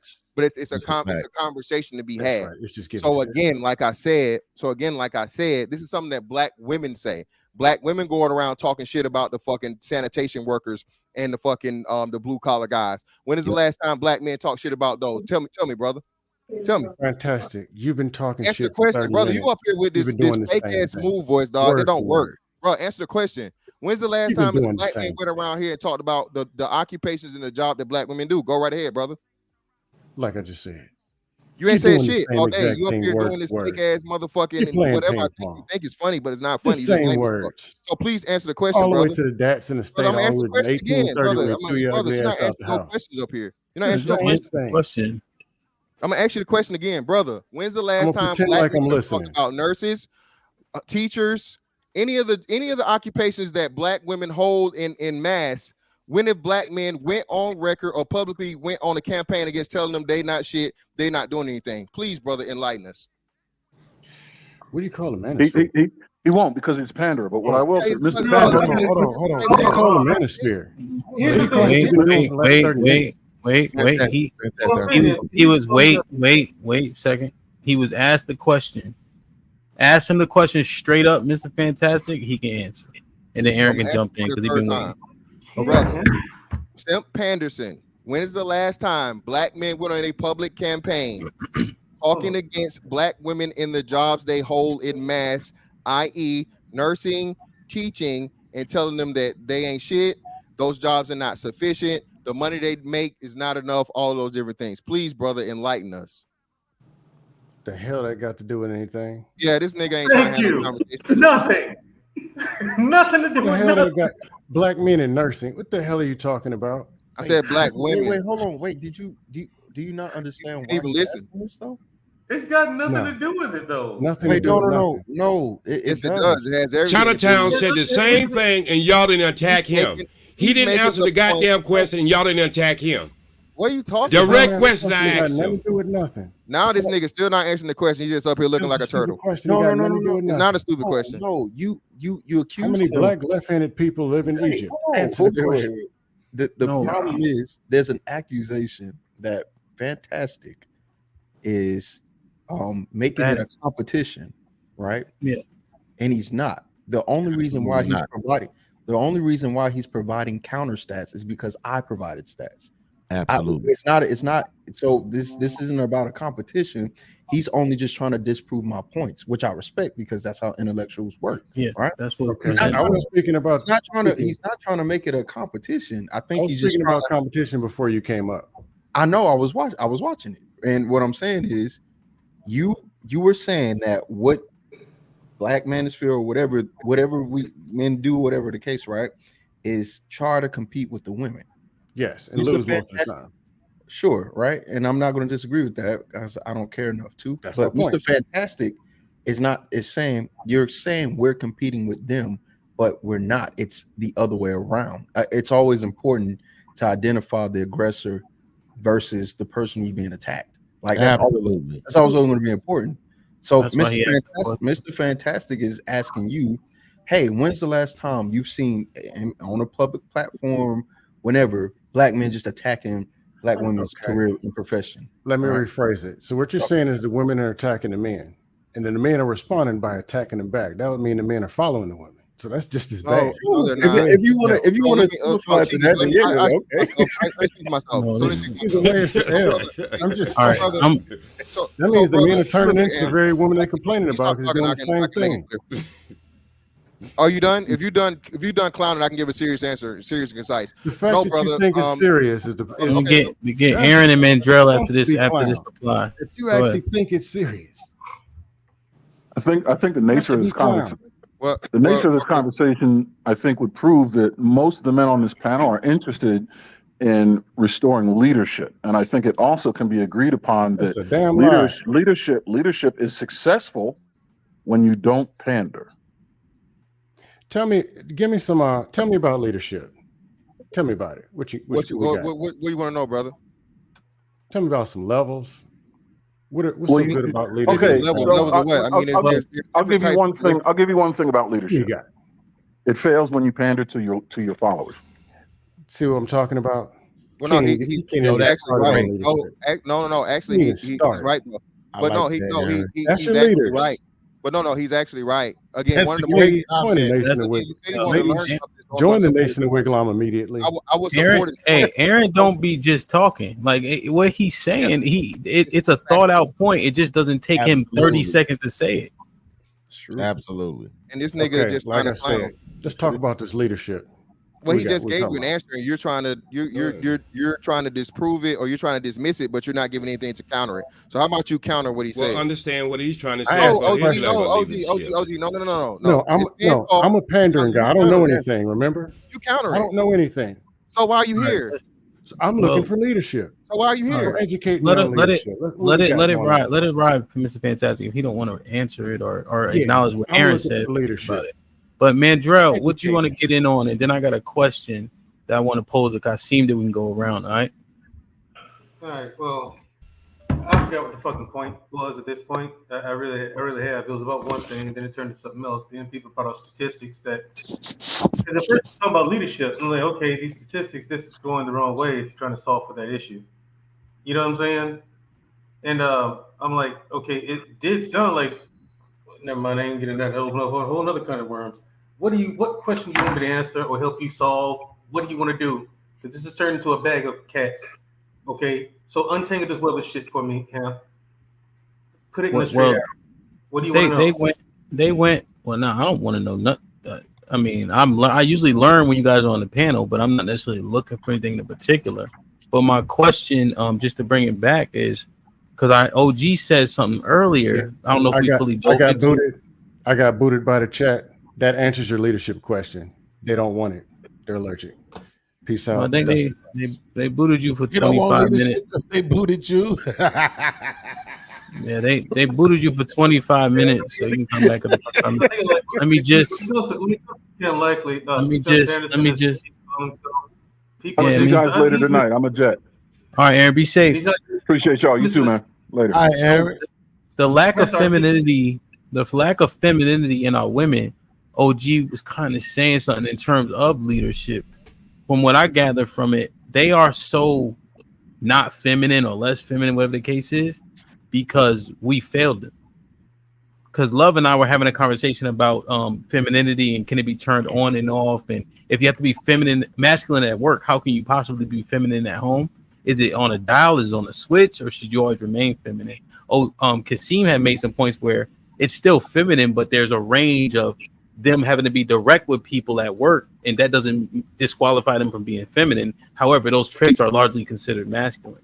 So are they so non-feminine today because we failed them. That's kind of like a synopsis of some of the key It's not that they're not. It's not that they're not feminine. They're still feminine. It's just because of the lack of leadership. Hold on, man, Joe. My fault. Let me organize this real quick. My bad. Give me 1 second. So Scam got kicked off for 5 minutes. Then John hit him with the 100. Scam, you my boy, but you are killing the combo. Take a 20-minute break. You did your job. You earned Hamp 20 bones. Then Granville said, "Gee, Scam." So he can actually come back at 3:13. And then I got a couple super chats, man. You can finish your thought. Uncle Tom with the $5 says, "If you weak men don't stop begging women that don't want you to want you, this is insane. You live in a country with abundance of all races. Divest gang." I think Uncle Tom is a divester, so I see how he likes that. $20 says, "Artificial intelligence with blockchain technology is anticipated to occur in the near future. Will elimination of numerous administrative and clerical positions, roles predominantly held by women." Lauren Mack with the $2 says, "Just so y'all know, I learned these stats from y'all." John the Baptist with the $10 says, "If the black women earning of $4,000 a year less than black men, and if they are more black women than black men, 21.7 million black women to 19.7 million black men, how does dollar earning and population affect this conversation?" Mr. Fantastic with $2 says, "Mr. Fantastic mad he don't have a quiet storm voice." Callie Bev with the $5 says, "No man in the house lasted less than 5 years. Stop acting like it's not been income based for at least 40 years. Sear, what does that say? Sear Tice? I guess so, yeah. What's popping with the what's popping with the $10 says, correction. The Great Society Act to receive public benefits was where a man couldn't be in the home. Not just randomly men were removed. Salute and happy New Year." The Dayton Pool Roast with this $5 says, how you be put out of the home you wanted to stay in. Make it make sense. Stop that narrative about us just putting y'all out. Luna Rose with $2 says, "Femininity, but it's all men in the chat." All right, Mandrell. Yeah. So is it our fault that the women are so-called feminine now? More masculine. They're not masculine. They can't be masculine. Hell, half the men can't be masculine. Let's be real. People don't know what masculinity is anymore. And when they see it, they either do two things: either run scared from it, or they attack it in some shape, form, or fashion. You know what I'm saying? Women, they can be aggressive, they can be assertive. They can't be masculine. Okay. Aggression and assertion, those are not masculine traits, those are human traits. Masculinity is something altogether different. You know what I'm saying? Mm-hmm. So can men be feminine? They've had to because of the lack of leadership. And the thing is, I've gotten this conversation before. Fault and blame, that's something completely different. There's plenty of fault and blame on both sides. Plenty of that. But the responsibility falls on the leadership. So if we claim leaders, we have to take that hold that L, if it is an L, and claim responsibility of it. And you have to own it if you want to fix it. I got a question. If you grew up if females growing up in the house with women that's telling them you don't need no man, mm-hmm. don't rely on the man for shit, you don't need him to be around to raise the kids, you could do this shit on your own, I did it, I was independent. Then how can you leave something that was taught to a woman from the time that she was little to the time that she was grown? Oh, if she doesn't want to follow, then she don't want to follow. You move the fuck on. Yeah, but it's as simple as that. And here's the thing. Y'all, people bring it up all the time. Some of us gonna make it, some of us ain't. That's just the way the shit is. Okay. And my question would be with time, but my question will be to you. How did she become that leader who was raising them children to tell them that bullshit? Where was the accountability in that? Again, OG, listen. The woman has control over whether the kids get here or not. So what are we doing here? Okay. Hold on. That's a bullshit argument. That's totally a bullshit argument. Y'all don't trample every argument. Yo, you got to take turns, yo. So, Mr. Fantastic, who are you replying to specifically? And now, to be fair, Mandrell had the floor, and y'all was trampling over when he was trying to talk. Okay. But I OG was talking about, and Yeah. but Mandrell was done when he had started talking. So if he's not done, go ahead. Yeah, I just want to make sure he got his point. And that was an for once in his unanswered life, he question. waited. For once in his life, he waited patiently. So Yeah, to Shot-Town, when he asked that question, I've heard that a lot. Number one, if you want to do something different, you can show her better. You can be the man that she would want to be with. You can be the ideal man. Work on yourself. Be that dude. If everybody on this panel did that, women wouldn't have shit to complain about. My thing is, hey, these are the type of dudes we're talking about that we want to be with and we want to follow. Blah blah blah. People follow examples. That's what they follow. Most people are sheep. Most people are gonna follow. They follow examples. Shit that makes them feel good. That comes from taste, sight, smell, and sound. Mandrell, I did have a question. I So noticed if you said, that dude, that's who they're gonna follow. well, Mandrell, I noticed you said earlier, when you were talking, you said they don't want to like let them be or let them go by the wayside. If they present, but what if the majority are presenting as such? Not if they present. It's just here's the thing: if they don't want to follow him, Shot-Town, he needs to go find someone who's going to follow him. So, question though, question, Mandrell, do you think that the women want to be led? Some, but these days you do have some that flat out But you know, some isn't an answer here, right? So you think the minority or the majority of women want to be led? Is it a minority? I think it's a minority. It's a loud minority. I'll give you that. Who say they don't want so you think it's like 40% don't want to be led? I don't say it's less than that, dude. I think the vast majority of women want to follow a man. The vast majority want to. Whether they say it to you on these panels or not, different story. But you get him in person, yeah. If it's that guy, all that bravado goes right out the fucking window. I think the only reason why a woman wants to follow a man is for this reason. I'm talking about my generation. I'm talking about the generation I'm in. The only way a woman will follow a man's leadership if it's tied to money, if it's tied to if he paying bills, if it's tied to if he paying my car note, if it's tied to if he's taking on my children. That's the only reason why. That's the only way there are going to be. Look at the manhood. No wonder you got problems. That's not true at all. That's a husband. That's what Maybe you're supposed 10%. to do. Fucking bills. But I'm not giving you. Listen, I'm not gonna salute you for some shit you're supposed to do. I ain't gonna feel sorry for you for that. So who's supposed to do that for? I'm not supposed to do that for a woman that I just met that I'm getting to meet. What are you talking about? So wait, let me ask this though. Supposed to pay your wife. Sway, you didn't say hi to nobody. Like, come on, man. That's not gonna work on me, bro. You supposed to give me the I'm gonna put your ass in the back. Give me the horn, and then I'm like, "What's good, man? You out of work too early. You ain't even work hard. Like DJ Khaled type shit in it. So we are at the 3-minute mark, 3 hour mark too. So I gotta do the extension offer. But Kasim, young Chi-Town does he have a point about the money? If so, are we saying the pants are for sale in these relationships? Does he have a point about where's the pants? You know what I mean?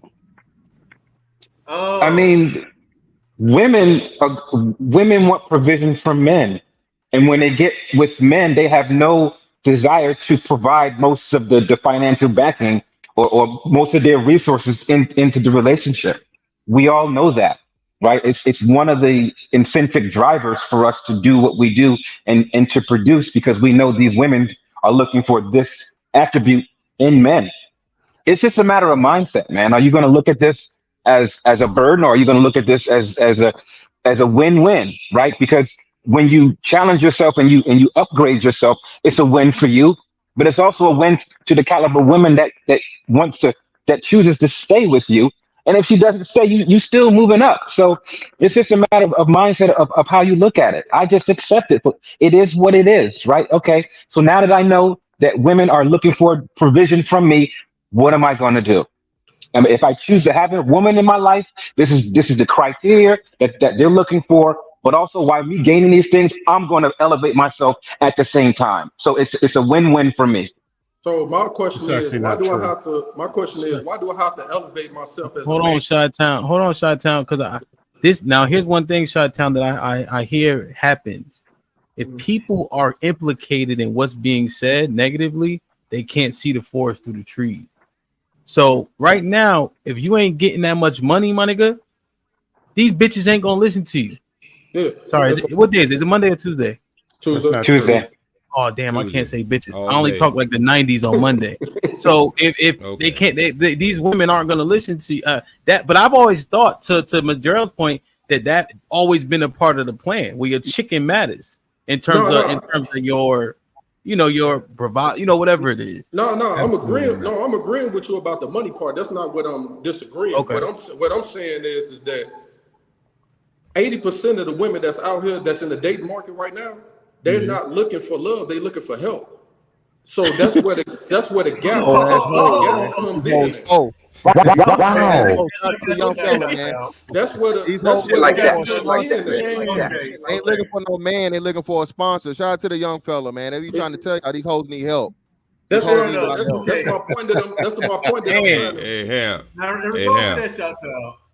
my point. That's my point that I'm trying to make. Like, why let's get Sway. I gotta get Sway in OG, and you can jump right in. All right. Let me just get Sway in. I got Sway too, but go ahead. Go ahead. Paying bills is a husband's Go ahead, job. Sway. Y'all need to listen to Chi-Town.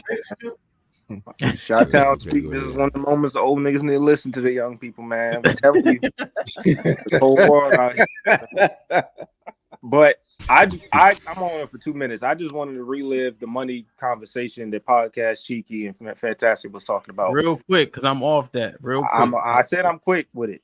I personally think that. Get him out of here, man. No way. Get him out of here. Yeah. Be quick, nigga. The level of disrespect. All right. I think the fact that they're catching up really doesn't matter in the totality of dating, because I think for men, the way the scale, how we get to the median is more top heavy and bottom heavy. So it equals out in the middle, and women are more middle heavy. So it can find a way to stay in that middle range. What I mean by that is that there are a lot more men at the bottom than women, but there's also a lot more men at the top than women. So the men, let's just say 30% of men make over 75K, whatever, up to whatever. And then another 30% of men make between 74 and 40K. And then another 40% of men make under 40K. That 40% of men that make under 40K is either young people or old broke niggas. And more often than not, those people don't matter. So if we're going to take the 60% of men that are making over 40K and we use that number to average out the male's income, what does that median income look like? Because those are typically the only men that women are actually going to deal with. Seriously. Well, if we're talking about money. That's a good point, but I think to the point that Ham just made, right, and that Mandrell facilitated, the problem is that there's no more building, right? There's a phrase that I hear used a lot about waiting at the finish line. So I remember back in the day when it used to be a guy would court a girl, like during high school or whatever, they would get married, then he would go off to the military, right? So that's what I'm saying. It was a building phase. There is no more building. Everybody is expected to just come to the table with a table, right? So I think that's the problem. If you get past, look at it like this. If the average age for a black man and black woman to get married is around 30, 31, when we know that men don't get to their earning potential until they hit their mid-40s, and the average marriage lasts 5 years, you were doomed from the word go. Right, so that's what I'm saying. It has to be a building phase, but for some reason, and I know why, because niggas in the manosphere keep making it seem like their money is the most important thing in the world. So women don't appreciate building.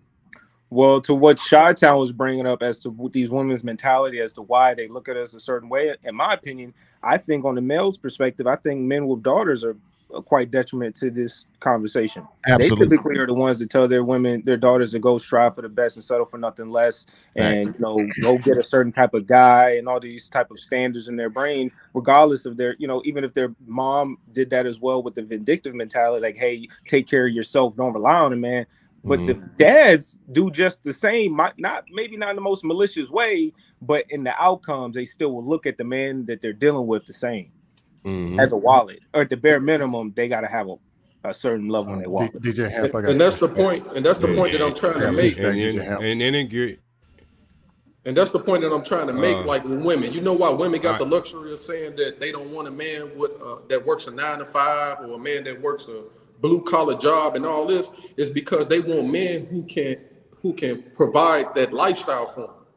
So if you can't provide that life, it has nothing to do with building. It has nothing to do with love. It has nothing to do with trying to make it work with somebody. It all boils down to, can you fund my lifestyle? Yes or no?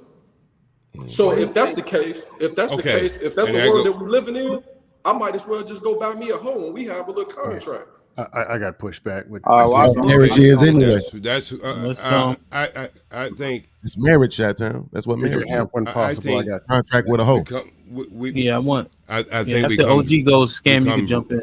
All right, cool. Good evening. Good afternoon, y'all. I think this is where we come back again. For you to recognize that this woman don't want your leadership, she must know something about leadership you don't know about, brother. She's being led by somebody. Shut down. Wait a minute. Wait. See, I ain't. Man. So go ahead. If she can go on that job and that man can provide her with financial where she can do things on her own and don't have to depend on you, then that means, again, I said somebody came in and trained your woman better than you did, who was willing to give her more than what you can give her at the time that she's coming to you to negotiate at the table. So she recognized real leadership. And this is one thing Fantastic didn't say when he was talking about all the things that the Asian woman do. But what you didn't say is the Asian man don't look at the white man as being better than him. So you saying the woman gets leadership from her job more than she can get leadership from her man? That's what you're saying? I'm trying to be most certain, because if she didn't have to get a job, you would be right there with her in the first place. She had to go out there and get a job because all the sorry ass things that happened to her before she went and got a job. Okay, so if that's the case, why do Asian women work? Then why do a man? Wait. Why do Asian women work? Let me know when I get in, Hamp. What is the argument? I'm gonna go after Simp Panderson, man, because there's so much misnomers and so much stuff that's disprovable easily. All right, so let's get in. And then OG said, okay. Yeah, I want somebody to address that for sure. Go ahead. Yeah, like I see, I have something real quick after Panderson. It's for Chi-Town and the young fellas. Yeah. All right, well, let's do this. Let's make sure he says his, and let's reply to each other as opposed to just saying what you want to say. I think that's better. Yeah, go ahead, sir. Yeah, I'm gonna speak in general. Just a couple points, and then I'm probably gonna roll out. Point number one: the relationship dynamic between man and woman, like people being taught how to deal with the woman or a woman to deal with the man, has been bad from the beginning of time. White, black, Asian, all across the country. I had these conversations in English and Spanish. Multiple countries, it's the same thing.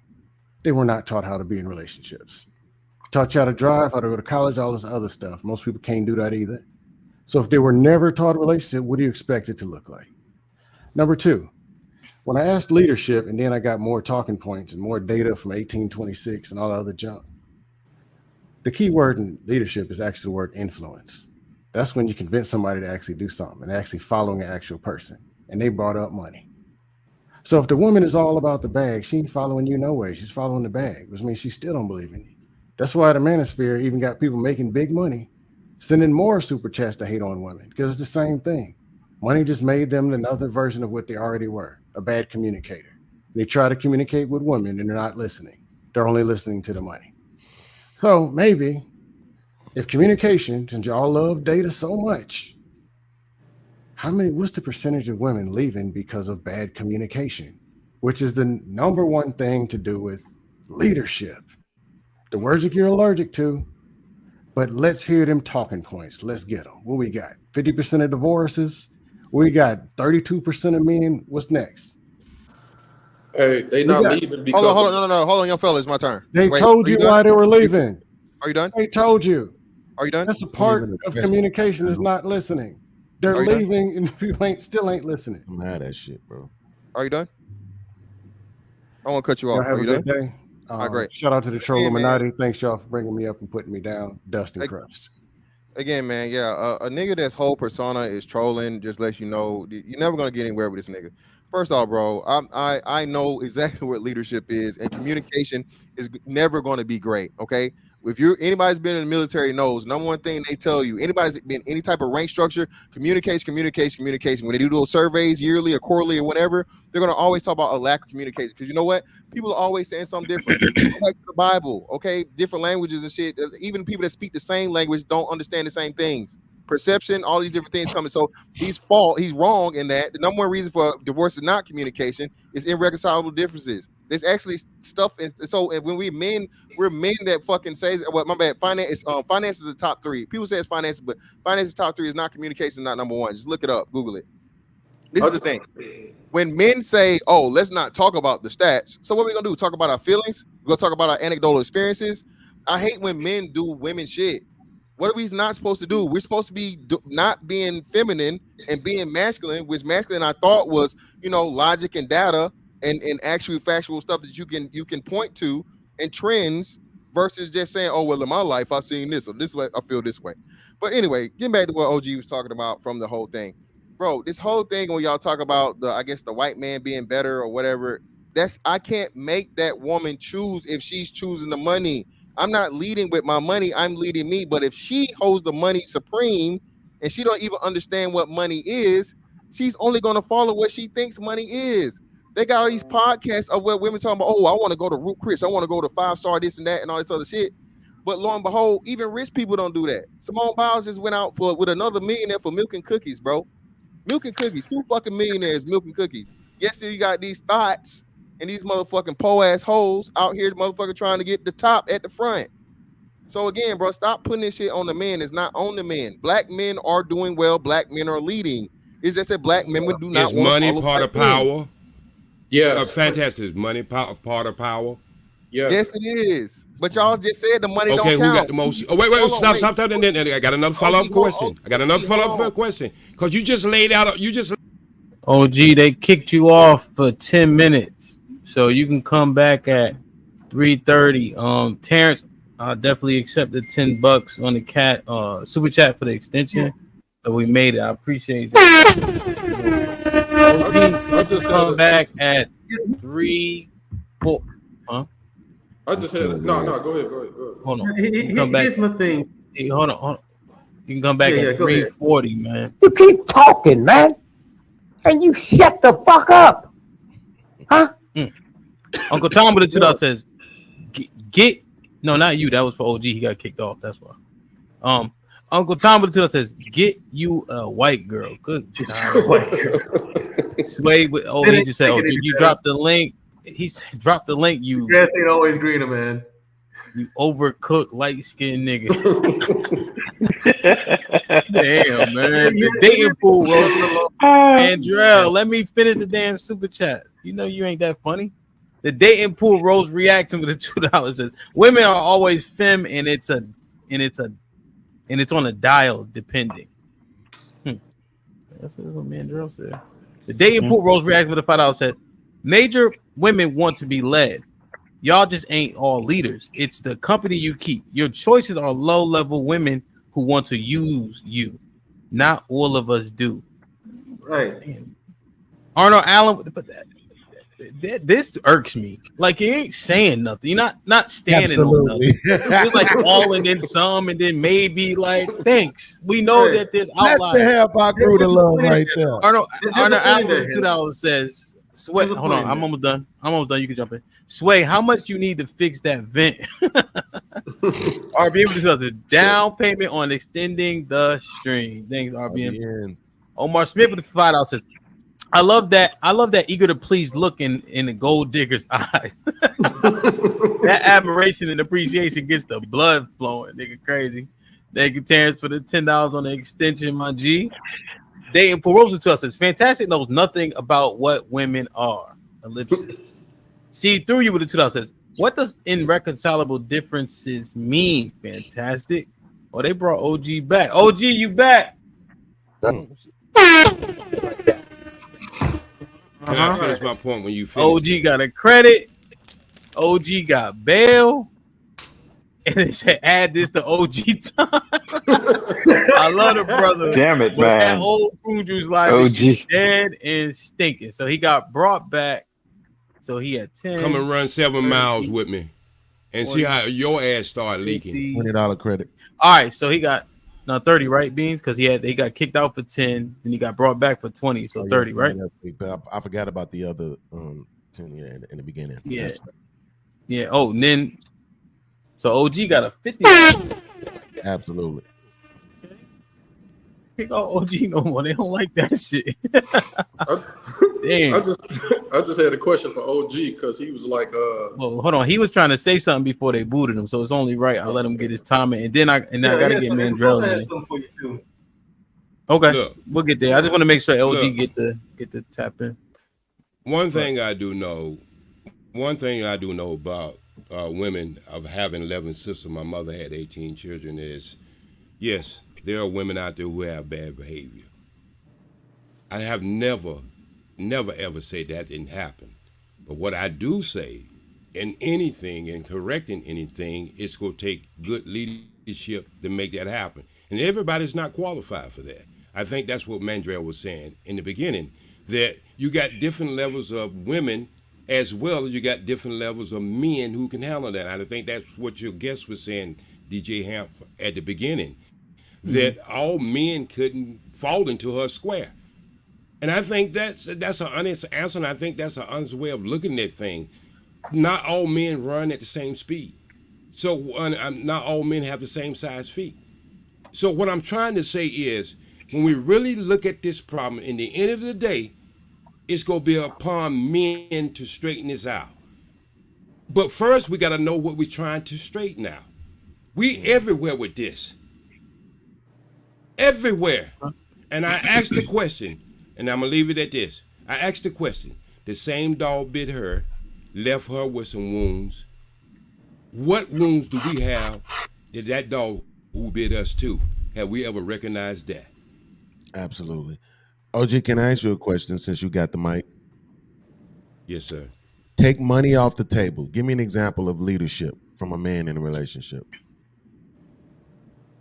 Protecting his children in the home, guidance of responsibility, accountability, and what you're supposed to be doing as far as raising your children to be a productive citizen in any country you may be living in. Absolutely. So that means that you don't have to have money to do that, correct? No, that's not. You can't do that without money. Why not?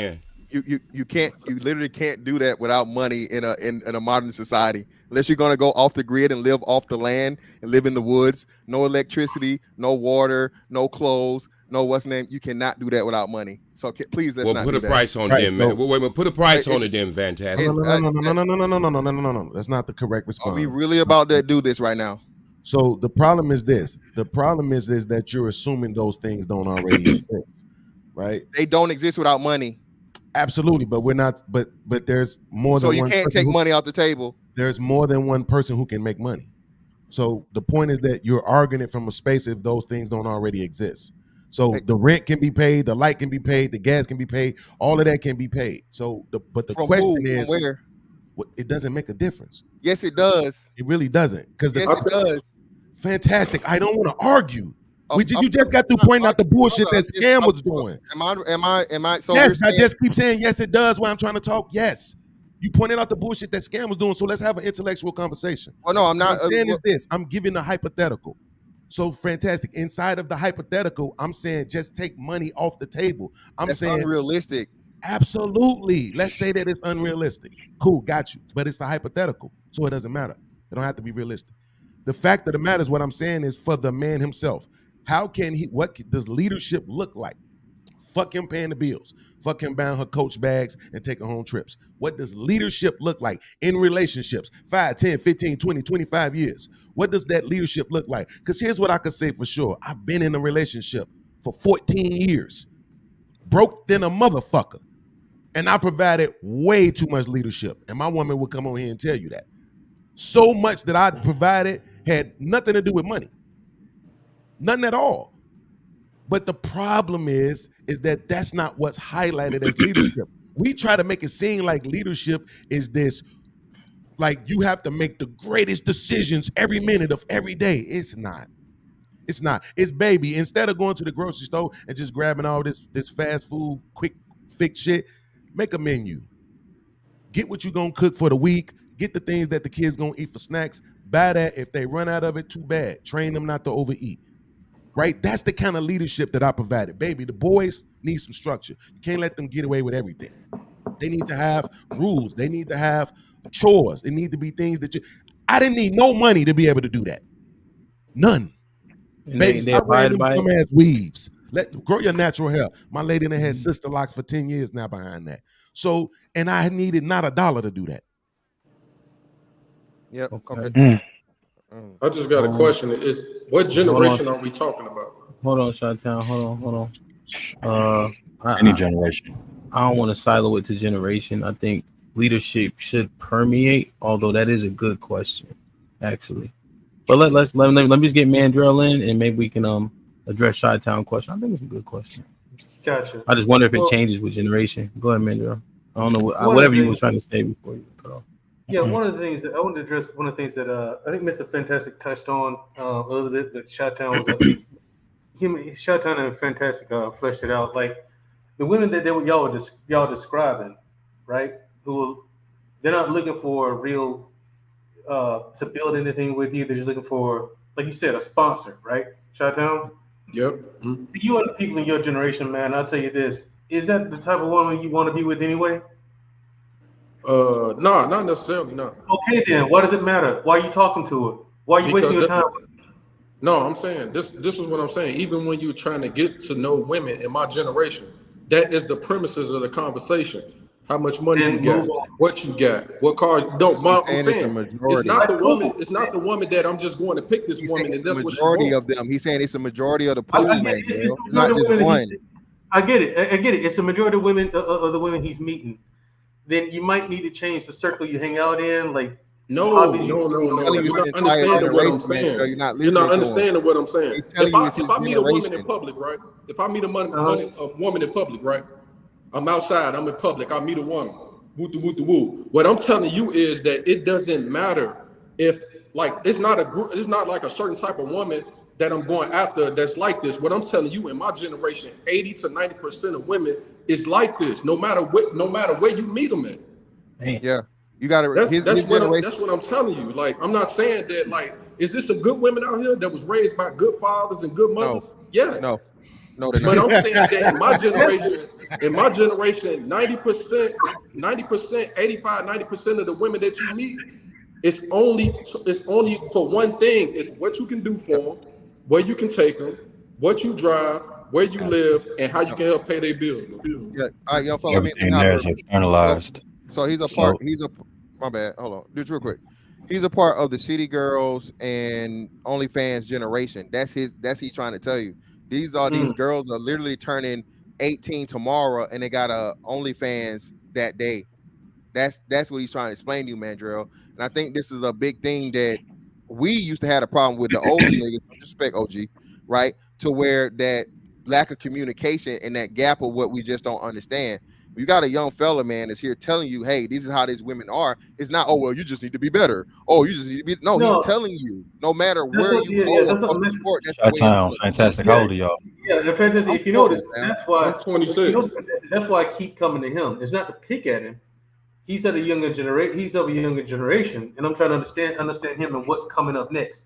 You know what I'm saying? Because the shit we have to deal with, from what I'm seeing, man, that generation is fucked.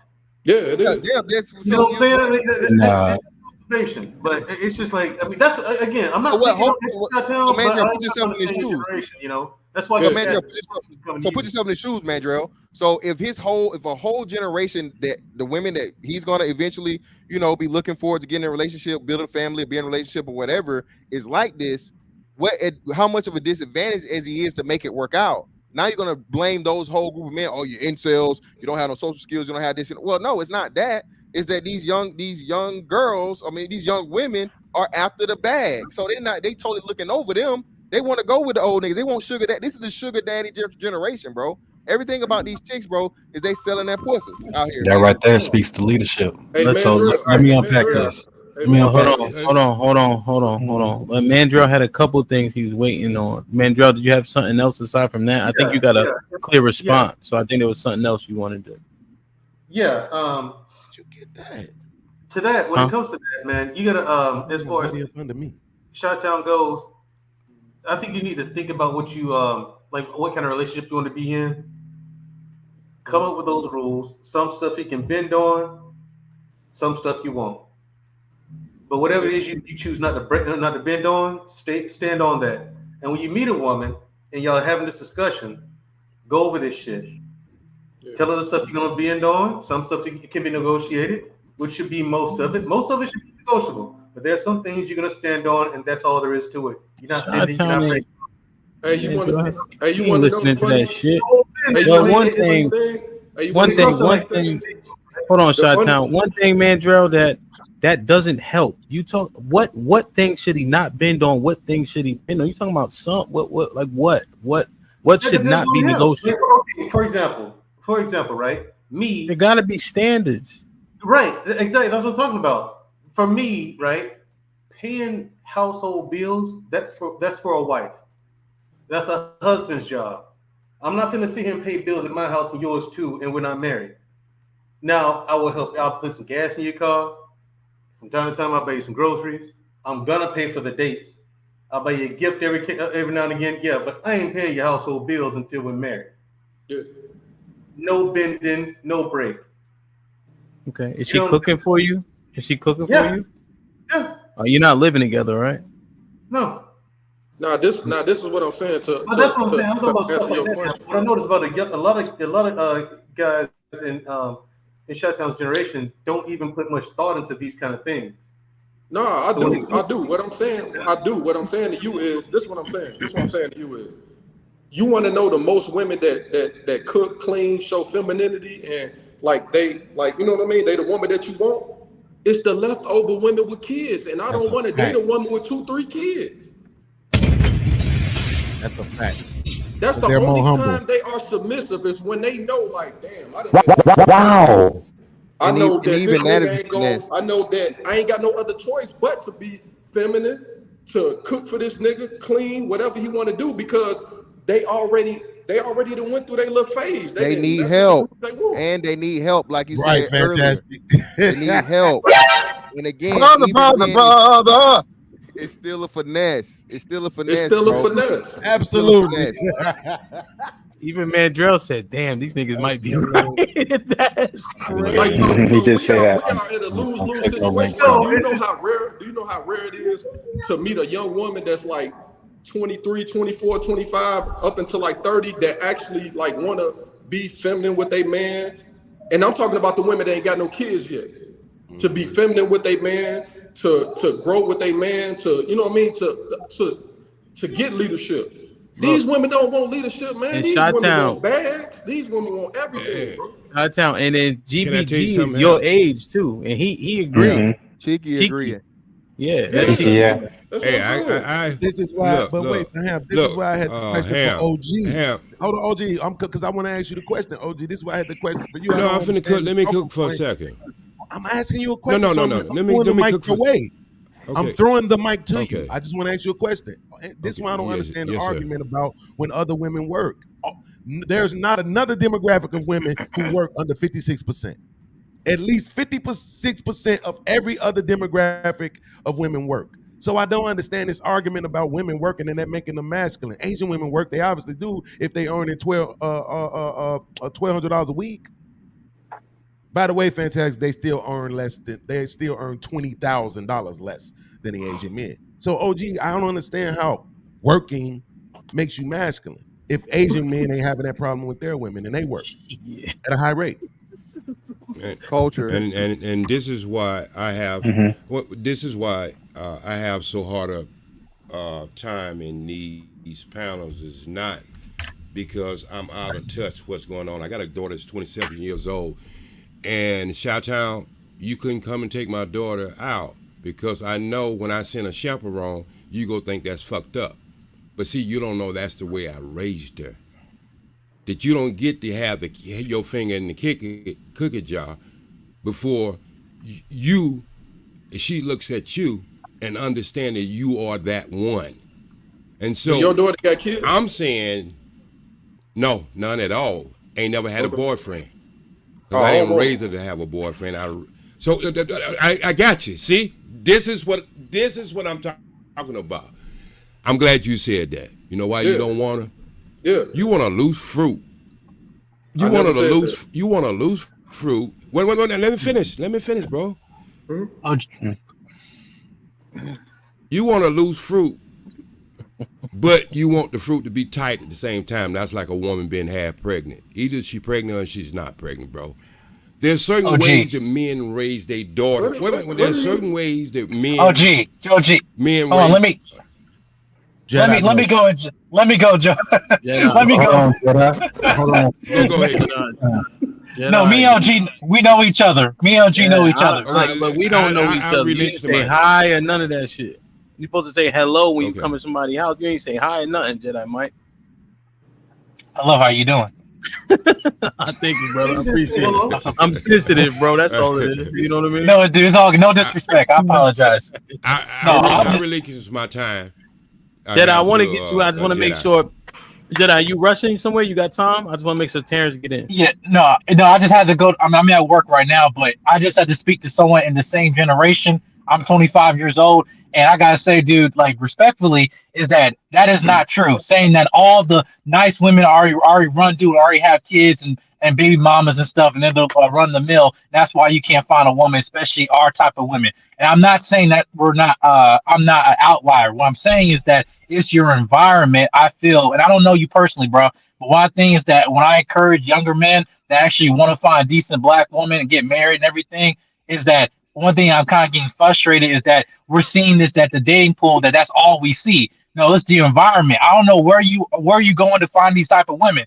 But that's, to me personally, I feel I kind of get frustrated because there are good women out there, especially black women that are wives, and yet you're saying that's all you see is that, oh, I don't want a baby mama. I guarantee you that's not what you're gonna get if you're in a certain environment where that's all you see. If that's your reality, then that's so. But I feel like you as a man have the power to define your reality and go somewhere else where those are not the type of women. And I'm not saying you to go to a different race. I'm talking about our own pool of women. I guarantee you that I don't know where you are trying to find and vet these type of girls, but a lot of women here are not having 2 or 3 babies from like a couple different dudes, whatever.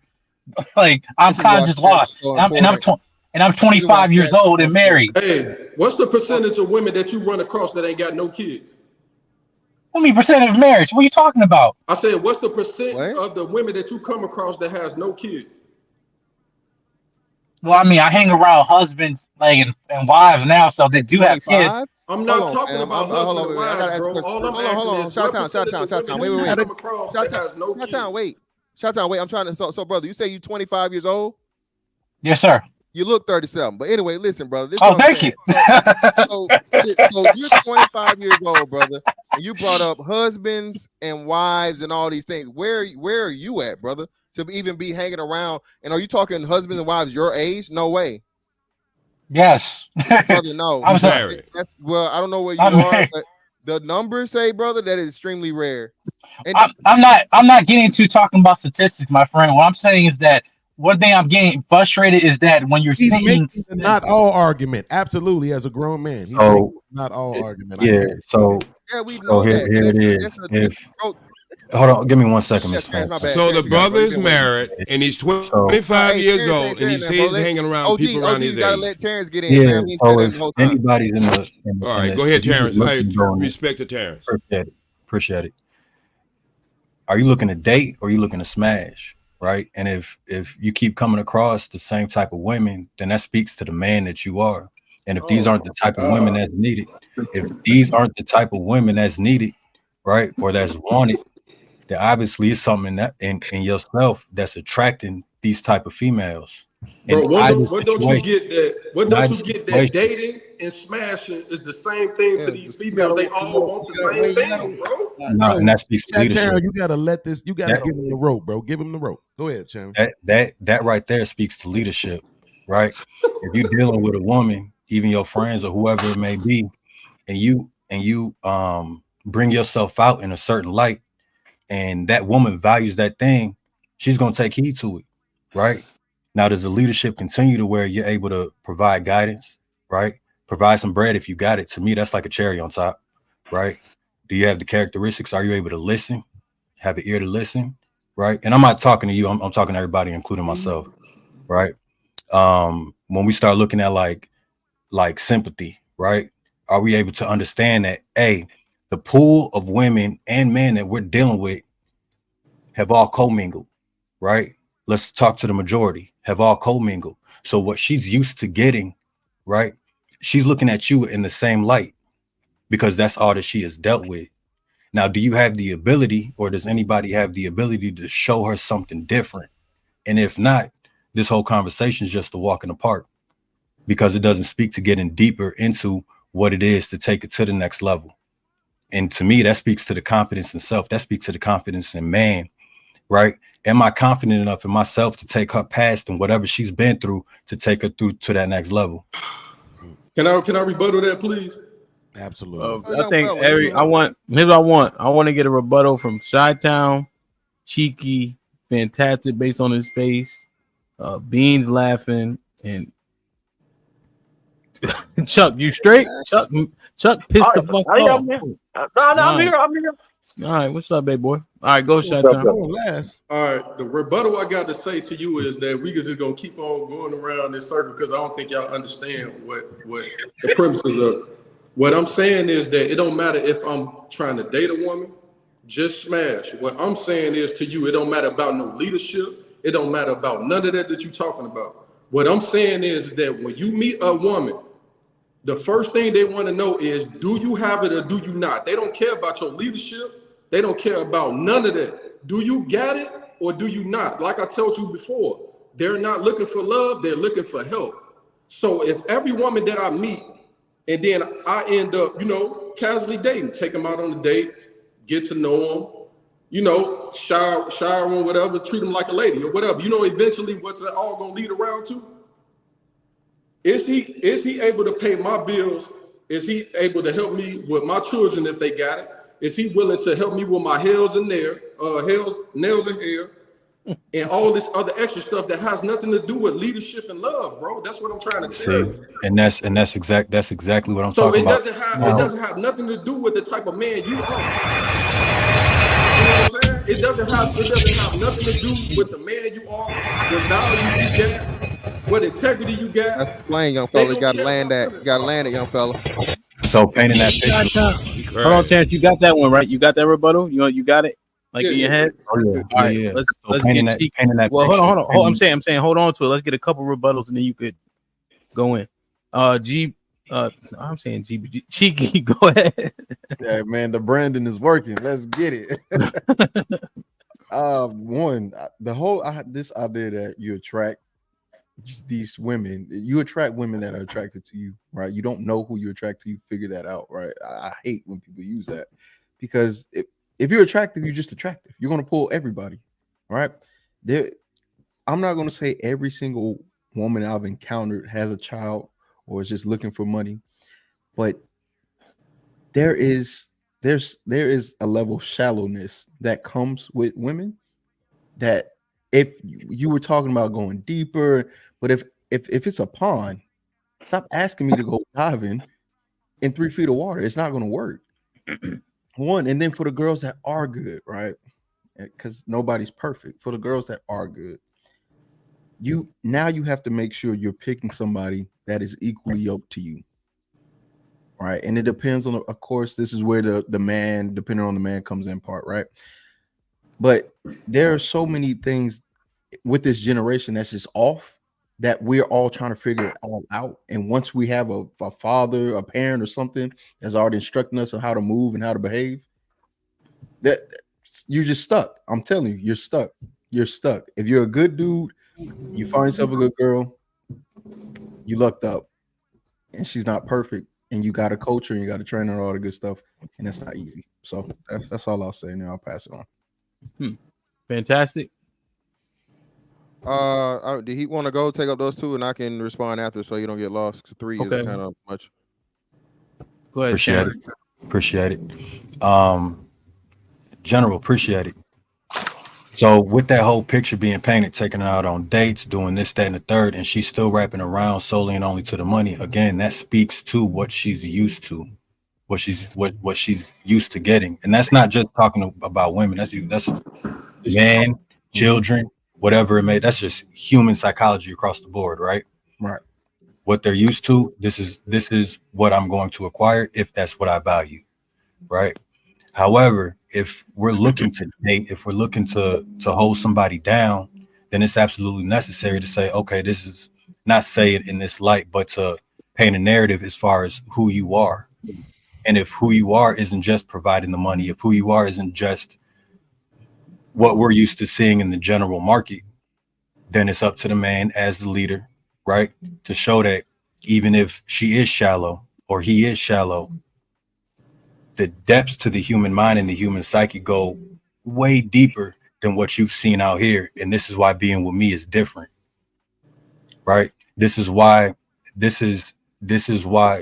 love the facial expressions. Go ahead. This is why dealing with me is different than dealing with anybody else that's out there, because I can show you something different. Matter of fact, so much so, this is what I got in plan. This is what's happening, right? None of that smoke and mirrors, none of that garbage, none of that. I'm going to try to manipulate my way into the situation, but coming as self full 100%. So if the lines don't add up, 5 seconds here. If the lines don't add up, right? Then on principle, whatever you stand for is nothing to just move around to the side. But if you're taking her out on dates and doing this, that, and third, then you're giving because that's who you are. Not with the expectation of return, which means you taking her out as a sacrifice. Big difference. Let me ask you. I just want to disagree with that. If it's cool, I just want to ask a couple of questions to kind of see where his mindset is. If that's cool with you. Miss. Okay, go ahead. Yeah. All right. So, first, Terrence, one. Do you think that the overall consciousness of this generation, when it comes to spirituality and faith, has increased or decreased since the 90s? Decreased. Do you think that women today value those things in their earlier years or later years? I say clear across the board. I haven't run across a woman to speak contrary. So earlier and not later? It does in either, whether it's earlier or later, makes no difference. No, it makes a huge difference, actually. What?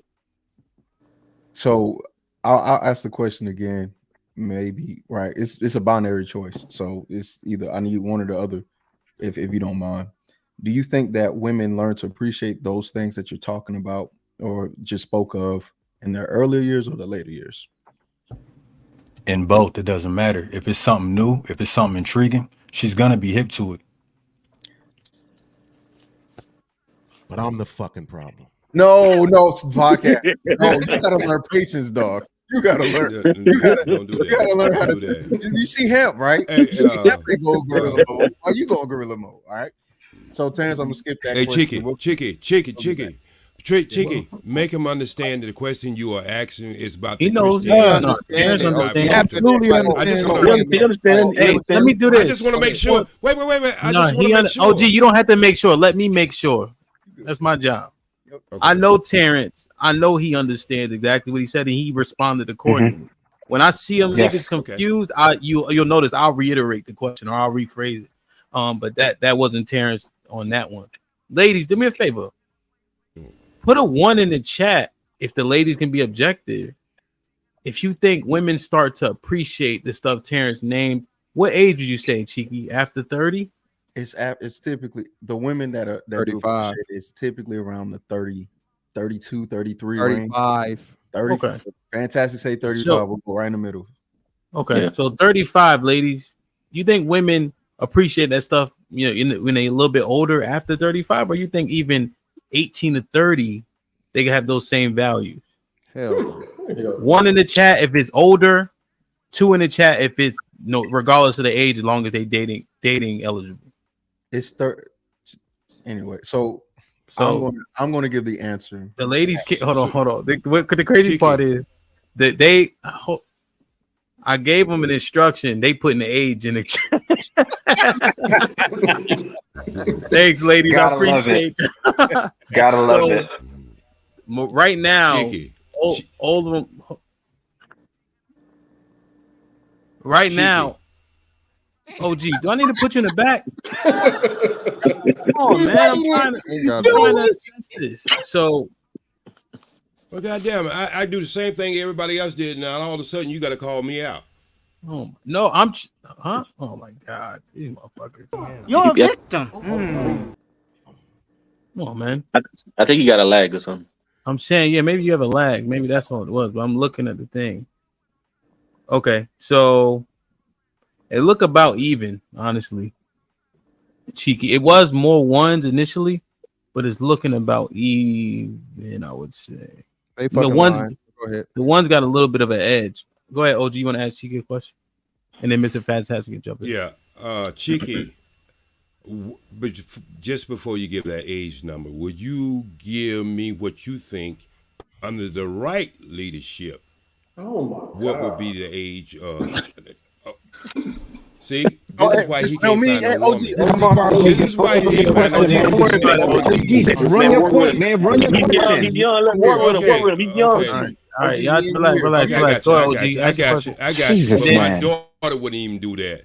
So what I'm saying is, Cheeky, as soon as you answer, like Fantastic up. All right, go ahead, OG. Okay, under the right leadership, 2-parent household, under the right leadership of your question, what would you think? I think it goes towards Terrence, what he said. What would you think the age would be then? Different. Be younger. What you think? You're going to say the age now. The age. I would say young, right? Probably around my age, 25, 20, late 20s. Fantastic. Over 25, that's still 7 years over 18. Thank you, sir. True, but I think I'm just answering this question. I if 2-parent household, good parents, all that, my thoughts would be 25 right after you graduate college, around that time frame, right? And again, go ahead, Fantastic. So yeah, but again, what's the reality? Okay, we can do the happenstance, we can do the hypotheticals, we can do the if was a fifth, we'd all be drunk, right? The reality is the problem, and the problem is niggas always want to fucking talk around the problem, what it should be, it could be, and would have been, and all this other. But yet still, we're here. Okay. We're supposed to be trying to figure this out. I respectful. I won't be your nigga fans. Wait. I want to lay it on the table so when you came in with your message. But I'm just saying, I'm not gonna be your nigga. I haven't called anybody any name, and you know how me. You've been rolling for a long time. I'm not even speaking to you, OG. I'm not even speaking to you. I know, but I laid it on the table, so it's gonna be connected to me because I laid that on the table. Okay, well, my G, OG, my apologies, brother. That was not directed at you, fam. Okay, it wasn't. Okay, so either way, right? So continuing. The issue and the problem is this. From Terrence's point, it's still you got to alpha your way through it. Shot to zero. You got to be the ultra nigga. You got to figure out what's wrong with her because there's nothing wrong with her. It's everything wrong with you. You're not masculine enough. You don't have no personality. You don't have enough leadership, bro. Why are we the only men? We the only men have these conversations like this for a reason, bro. I'm telling y'all, that's what I'm saying. It's this theory I came up with for black women when it comes to black men is ain't, can't, don't, want. Everything with niggas is ain't, can't, don't, want. It's never a fucking positive, man. Or I don't say never. It's very, very seldom there's a positive. Okay? Again, Mexican people make way less fucking money than us. You hear Consuela out here talking shit about motherfucking Pedro and Hector? Fuck no.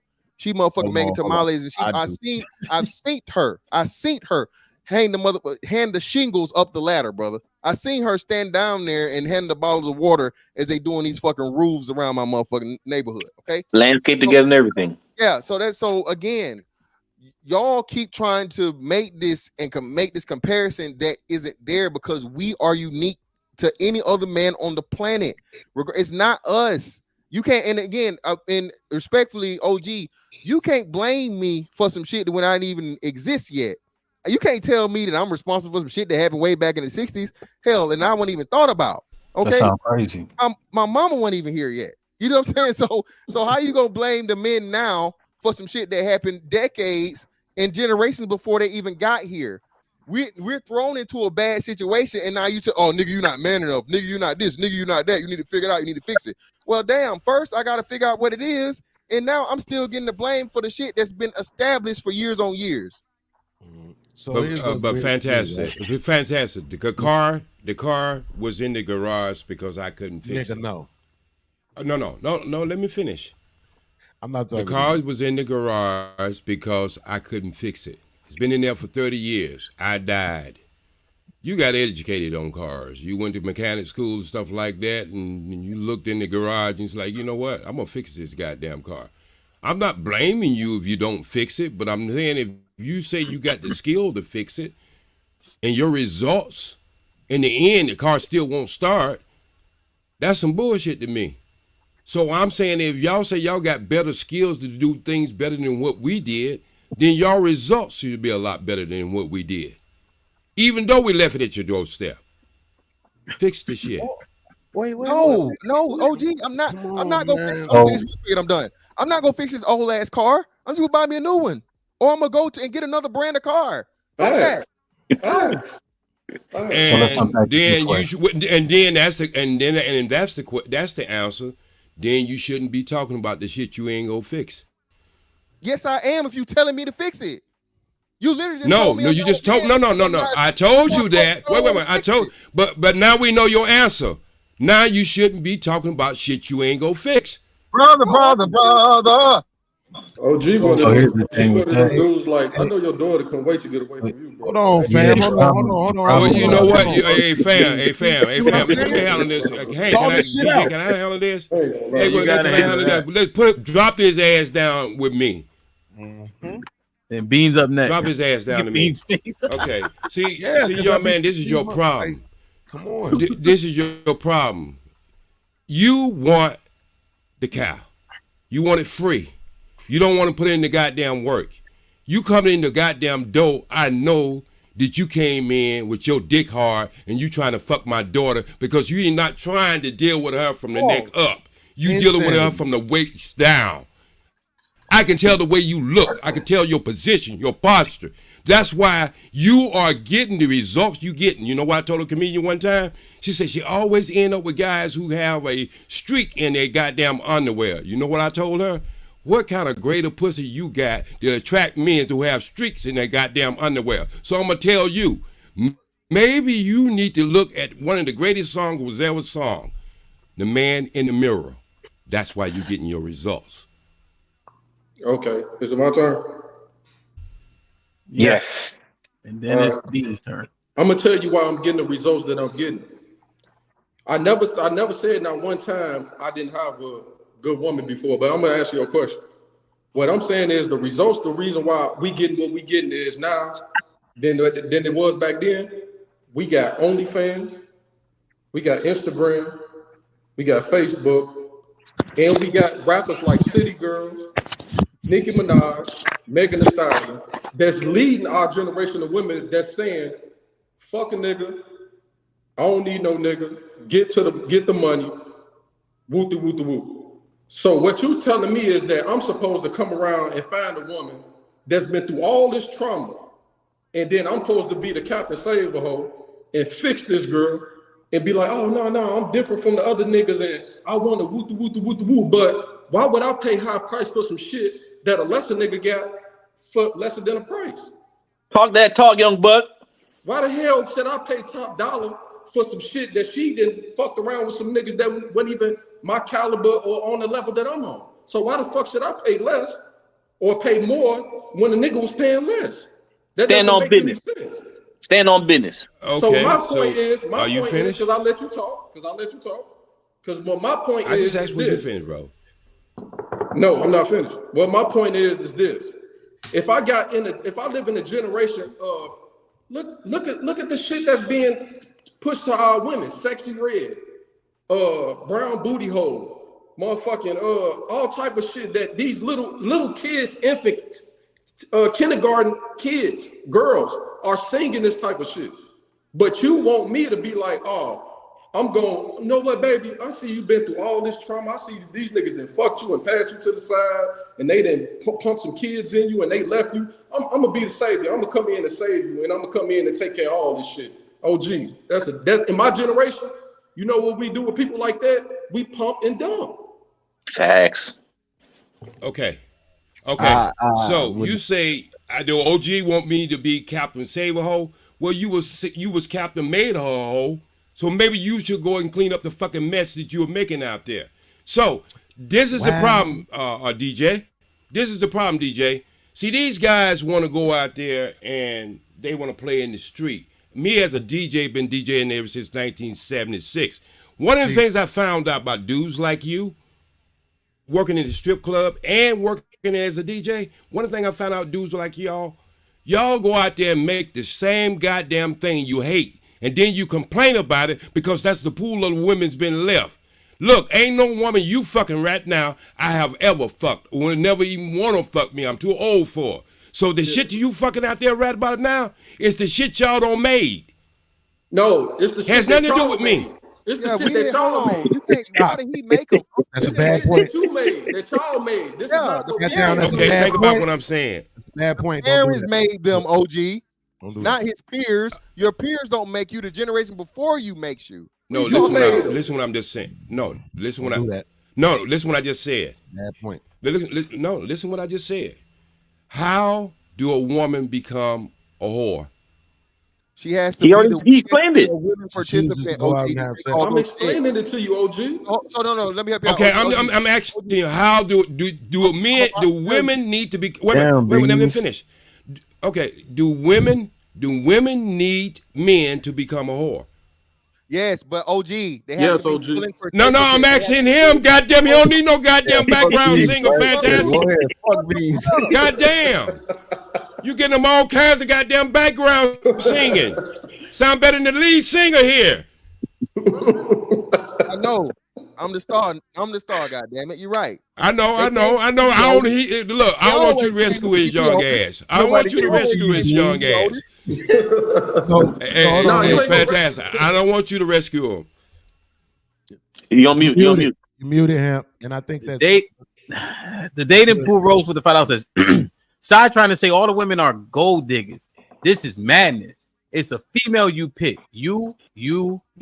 See through you with the $5 says, at what point can men blame themselves for not getting women because they just don't have the it factor? He retracted this. On an island with the $5 says, at Hamp, they are tap dancing. They say change your environment, but that results in 70+% of the sisters being unmarried. Men are already being selected. On an island with the $5 says, are y'all saying that there is another 30% of black women that are wife material that are hiding from us? yes, they're called fat. Wow. The dating pool rose with the $5 says, the reason why she asking about money. Disrespectful. Fuck beans. Shit like that. The reason why she asking about money is the way you approach her. She know you just want to smash, so she pulls the money card. Damn, that might be something to that. I think it is. I'm broke, baby. I ain't got no money. Bullshit. I see you shining, nigga. I can smell a motherfucker with money.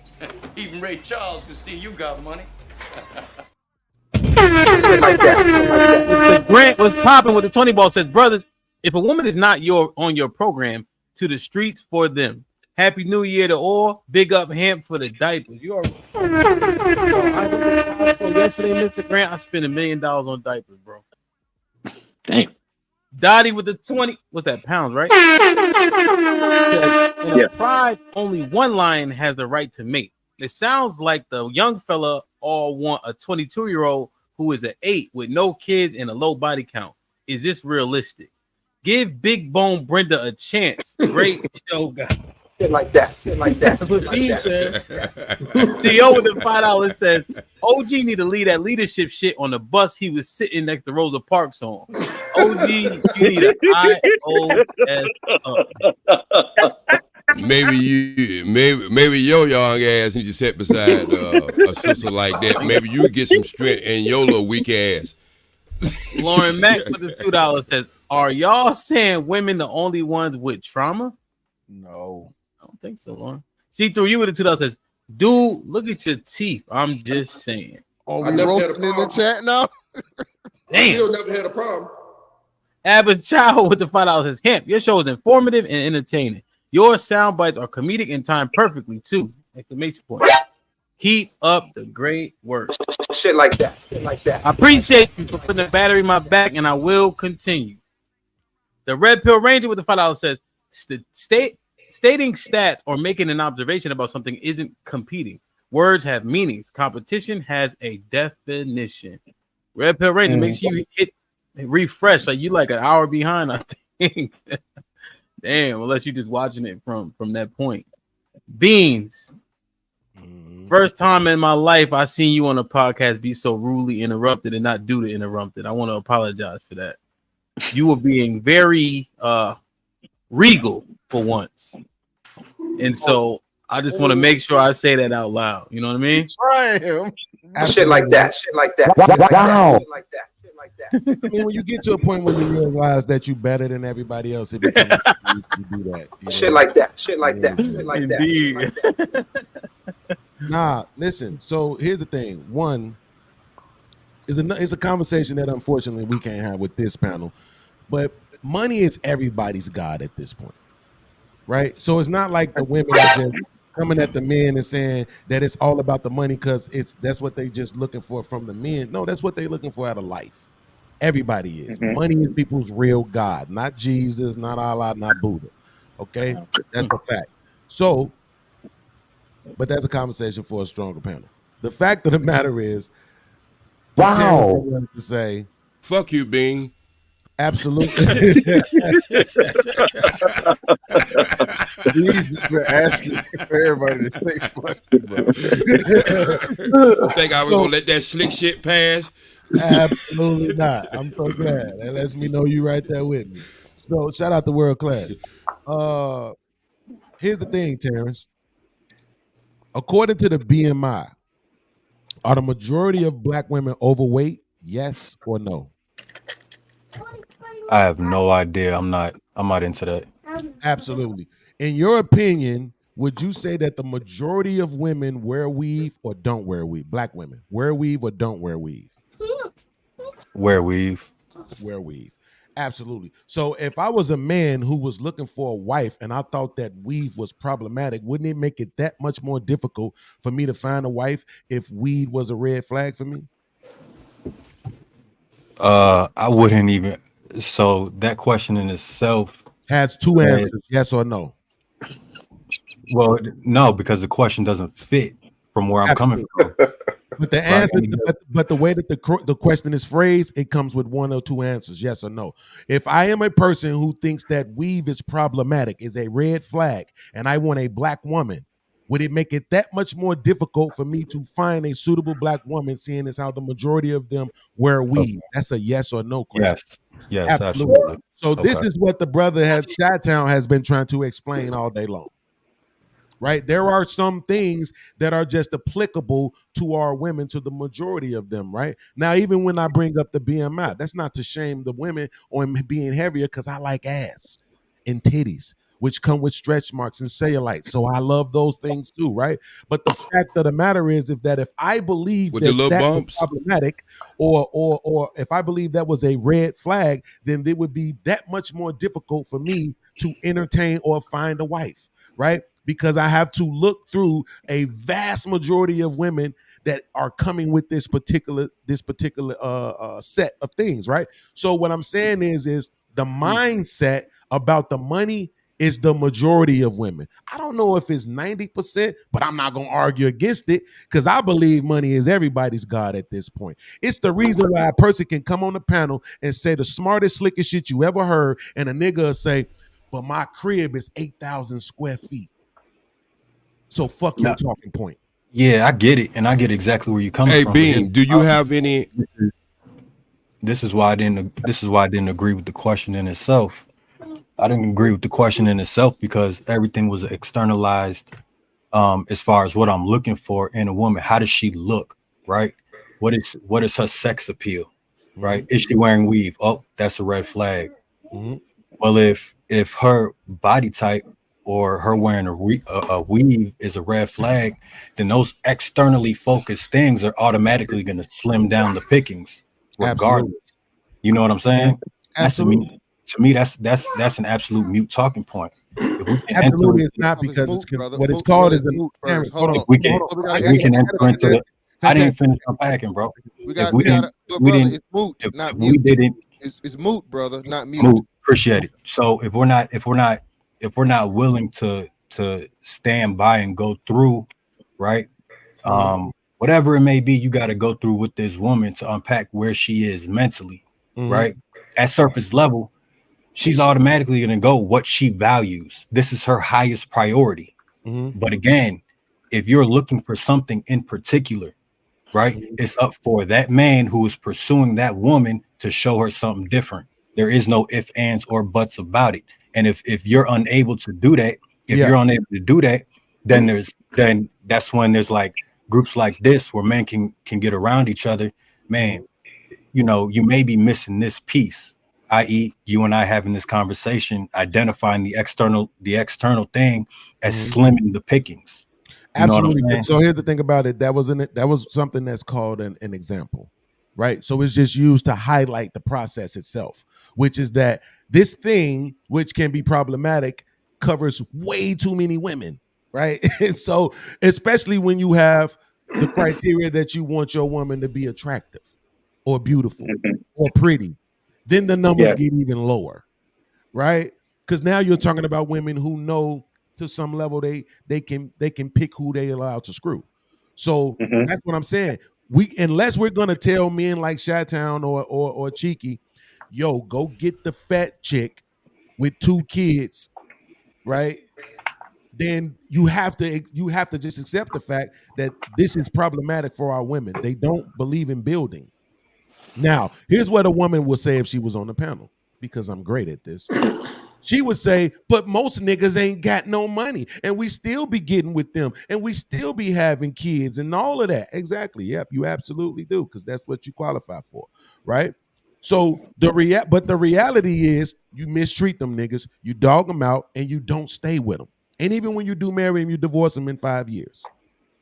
So the fact of the matter is that even if you say I will, even though I want the guy that makes you gotta get on camera. Even if you say I want the guy that makes 6 figures, but I got the guy that made 50K, and then you only stay with him for 5 years. You had a kid by him, you put him on child support, you made his life fucking miserable because he wasn't providing you with the life that you thought he should. The fact of the matter, Terrence, is that women are not fucking what's that game back in the day when you could draw on it and shit and you could shake it up? Etch a sketch. Women are not etch a sketches, Terrence. You don't just get to shake them up and shake the shit away from them, right? And draw some more shit. That's not how it works. Right. And that's another thing. Why would I deal with Thank you, Malcolm X. Thank you, Malcolm X. Hold on, Chi-Town. Hold on. Chi-Town, when somebody makes such a strong point that back yours up, let that shit marinate. Because what Beans just articulated, it would be great to get a response from Terrence to combat what Beans just said. Yeah, nobody's saying that, right? We're gonna paint a completely new picture. That's not what it is. But if I set out and I have a goal, if I have a vision in mind, and I choose to go for this specific woman, right? It's up to me to vet and see if she's capable for us to achieve this vision. And if those visions align, then we could build with each other. Nobody's saying it's going to be a walk in the park. Nobody's saying it's going to be easy. Nobody's saying interject though. That's not the same point as earlier. No. See, him. That's what I'm learning. Now you got to let people. You got to give them the rope. That's okay. But I want to make sure he addressed what you said, because what you said earlier, Terrence, was what Beans replied to. So now you saying something to him, back to him, that he didn't even say. But you said make her see the thing. You got to be a special man, and et cetera, et cetera. That is a totally different picture than what she's living. That's why you got to make her see something totally different. So now you saying now build it together. That's it's different. Well, okay. So let's put it this way. Yeah, let's put it this way, right? Let's put it this way. If I am pursuing a woman, right, and I have all of these different criteria as far as how she's externally presenting herself, and I see them as red flags, right, automatically those women are gone. So there's going to be a select few, which means no matter what, we have to enter the mind space, right? As men, there are things in us, right, that we need to uncover to effectively lead anybody whatsoever. If I have a vision and her vision is counter to what to where we're going or to what we're doing, that's a-okay and that's perfectly fine. But that would be a mark against the principles that I stand for. And if we do enter into this relationship, then that's what we're going to build on, to include whatever she's coming to the table with. But it would take me, right? Especially if I'm the man, I'm the leader, I'm going to do this, I'm going to do that. Full and utmost accountability for anything that transpires, even if it comes to the detriment. So you're saying you're going to change her? Yeah. If that's what it comes to. Absolutely. Crazy. Thank you for saying that. Thank you for saying that. So here's the thing. This is what I said. But Beans. Because you cannot. Beans. Can let me slide this in, Bean. Absolutely. Go ahead. Absolutely not. No, okay. Let me slide this in, Bean. Great men. God damn it. Chicken, hold that for a moment. Hold that for a moment, chicken. Get off the camera if you go laugh like that. Hey, Beans, I know one thing. Great men don't chase the competition. They chase the dream. And I think that's what Terrence was trying to say. Absolutely. So can you say that? Well, can you say that again? Why would you ask him to say that shit again? I said, wait. I don't know what he's. Okay. Wait. CCD. This is where the slick shit come in at, Beans. You try to throw some. You see, you gotta be up here. I'm throwing the shot at Tiki, not you. Yeah, he throwing the shot. No, at but you underneath you getting me too. You getting two people with one fucking bullet. Absolutely. I ain't gonna let you slide with the bullshit now. Okay, so what I'm saying is. Okay, what I said was great men don't chase the competition. They chase the dream. And what I get from Terrence is if you chasing what's out there and what you think is available as the majority, you should be chasing what your dream woman is, not chasing that shit you go try to come and convert into something that, you just gonna have to work hard at this bullshit. And what I'm saying is, for the man who's shaking his head, and what the man shaking his head over there, I'm gonna ask you. You probably have a problem with a woman with a weave, and you might have a problem with a woman with this and that. I have a problem sitting around with a bunch of grown ass men who got their eyebrows arched. Oh, did you asked me to let you interject something, and I respect it. Okay, I'm sorry. I don't want you to hold on real quick. Just real quick. Again, this is something that Fantastic preaches. Actually, your dream woman is the worst woman for you because that's the most likely woman you're gonna let fuck you over. Okay, this will be the hardest woman for you to tell no. This will be the hardest woman for you to turn down. This will be the hardest woman for you to leave alone. So your dream woman, no. All right, that woman is just, she come in the room and the heart. You can't apply it to anything else in life. You can't apply that what you just said to anything else in life. No, you can't because the woman is different. Yeah, you can't apply that bullshit what you just said to anything in life. No, you cannot, OG. Other than a relationship. No, OG. I can have the perfect car. OG, my dream car will be it's not gonna be nothing different. It doesn't change. It's my car. It's a machine. Does what it's supposed to do. Eventually, some stuff break down. I already did the research and know how much it's gonna cost to fix it. That is that. My house, my dream house is my dream house. Okay, it's gonna be exactly what it is the whole time for this. If anything go wrong, I know it's responsible. My dream woman is fucking the person that can change whenever she fucking wants to change. Because she's the dream woman and perfection to me, she gets away and she gets to do shit that I wouldn't tolerate from a woman that's not perfect to me. Okay, so again, obviously that's not your dream woman. Is the worst woman for you. So hold on real quick. Obviously, you're making my argument now. Hold on, OG, hold on 1 second, because I want to make sure I finish this real quick with Terrence. So Terrence, go ahead. There's one thing that you said that I kind of do agree with. On any level, we are going to take some stuff from women. On any level, we are going to inspire, motivate, right? Lead them into being better versions of themselves. On any level, we're going to deal with something. Nobody's perfect. So I get that, right? But in the beginning, the way you were saying it made it sound like whatever issues a woman bring to you, it's up to you to fix them. That's what it sounded like in the beginning, right? And so that is the thing I think that you were getting pushback on, right? And what I always try to make sure that we understand is that women are autonomous beings. They not no robots, bro. Like they women, like they breathe, they bleed, they got lungs, eyes, hearts, veins, everything we got, they I got the believe in same that. thing. They got dicks, they call them clits, right? They got balls, they call them titties. Like we all out here with human anatomy, right? They're not no fucking robots. So when they come with us with certain shit, guess what?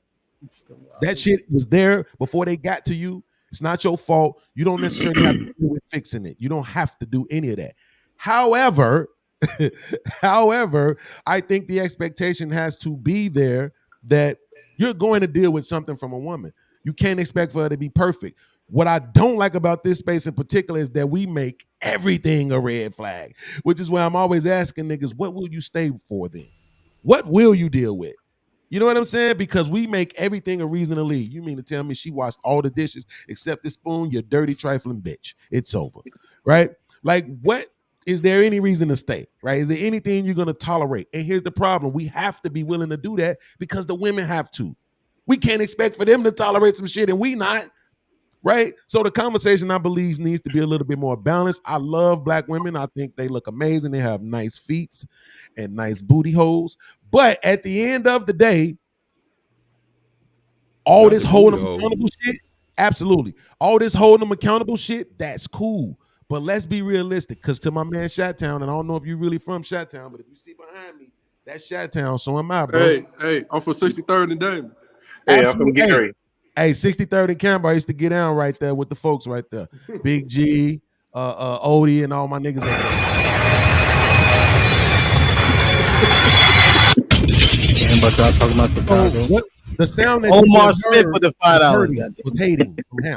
That was hating from him. Oh man, we don't. It might have been hating. Omar Smith with the $5. We can make a housewife a 304 or make a 304 a housewife. Ellipsis. Believe yourself and know that you are the master. LOL. Red Pill Ranger with the $5 says men can't have circumstantial masculinity, so stop giving women circumstantial femininity. To lead a person must be willing to follow. That's a fact. Uncle Tom, Uncle Tom with the $2 says, nope.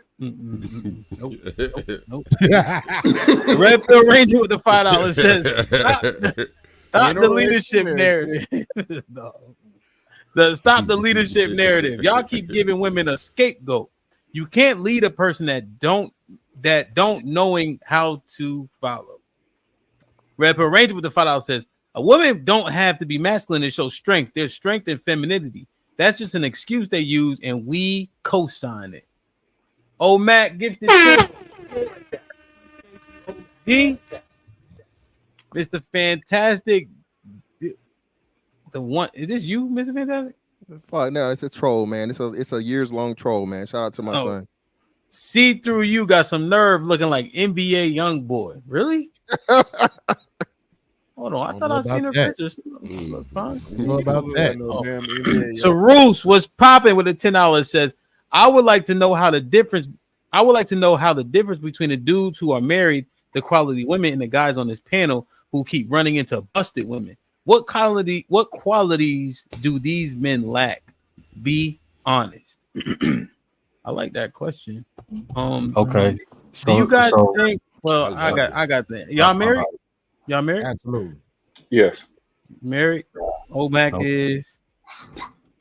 Beans, you married? Absolutely.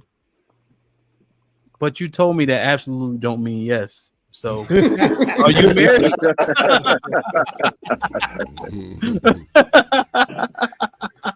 Put him in the fucking bedroom. Get him out of here. Come on. The intellect level is not there. Yeah.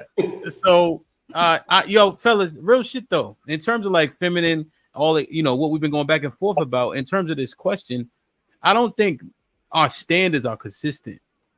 And that allows women to bounce between niggas to get what they think the nigga want, and niggas be bending on standards and things of that nature. And I think that's what really get us got. So I have a particular set of principles because they come from a particular place. So mine don't change because I don't have no choice in them. That's how I feel. And so my wife, she had to do a lot of things that maybe could have been negotiable in the past, but they're not negotiable here. And I feel like that's what makes the impact. But it's not me coming up with some shit or trying to understand it. Like, you have to do this, or else we got to go a different way with it. No, I'm telling you, Hamp, look, Hamp, I've been around for a few moons. I'm telling you what I've You old seen. as a motherfucker. And your ass was sleeping while the moons was I'm gonna up. tell too you what I sometime. think. So, this is what I see a lot from guys, right? So, because I could kind of make it anecdotal and just contain it to this space and say, out of all these niggas that be on the panels and the ones that's married, have you ever seen their wives? And if you have, were they 8s, 9s, or 10s? No, my wife actually been on the panel a couple of times. She like a 5. When she get dressed, she move it like a 5 1/4, 6. So here's the thing though. What happens? But I'm a 4, so I'm doing good. You know what I mean? Absolutely, I would have said 3. But what I'm saying is, and save face too.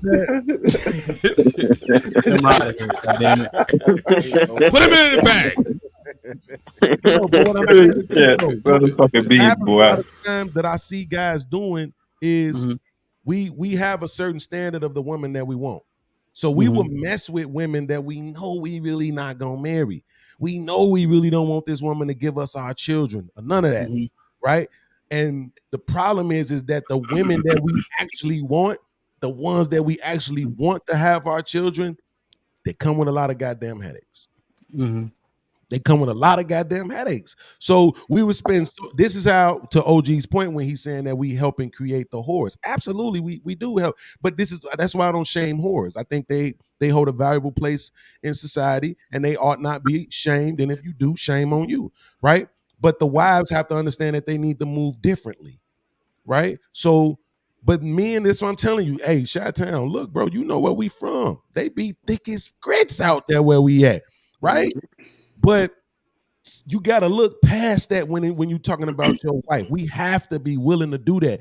It's okay for your wife to not be a fucking 8, bro, or a 9. It ain't no 10s, but it's okay for that to not be the case. It's okay for her to be a 5 or a 6. A 5 is a very attractive woman. She just ain't pretty, or but she could be sexy. We just got to be willing to do that, because yes, they all coming with this certain standard of bullshit.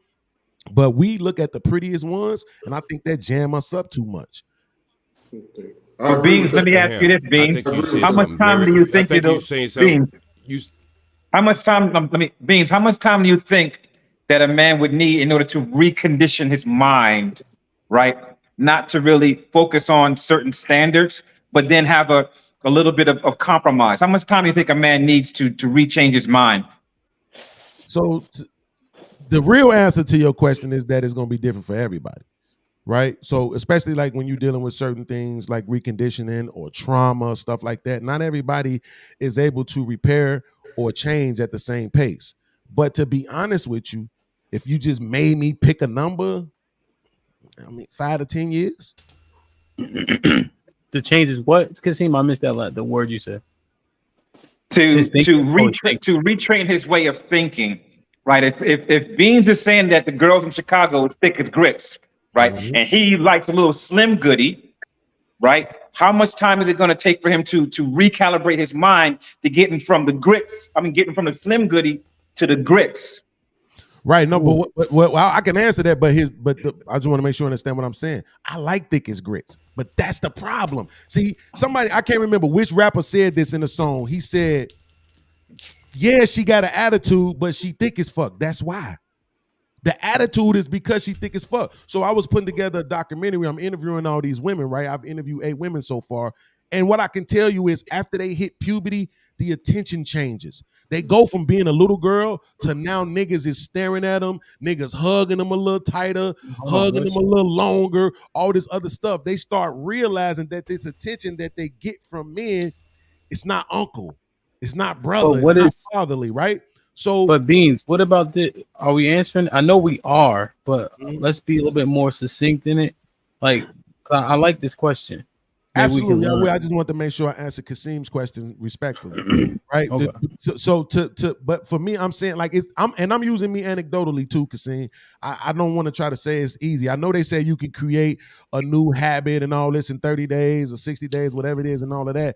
But I'm just saying when you like what you like, sometimes it's very difficult to look past that. You feel like I should be able to have what I want.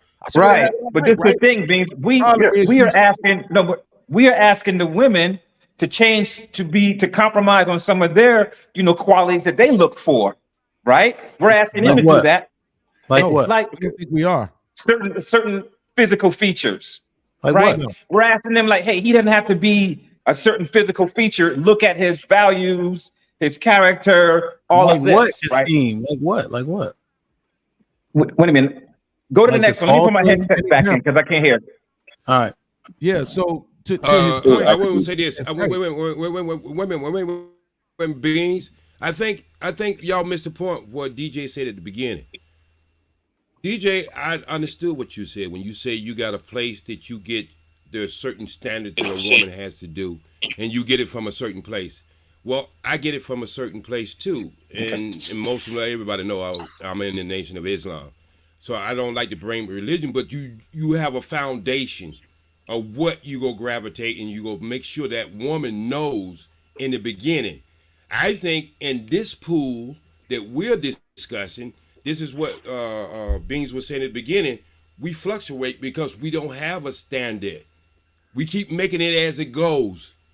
Yeah. I feel like that's an well, overarching yeah, issue. but we was raised to be like that, right? Because no matter what was going on with your mama, you was told that's your mama, right?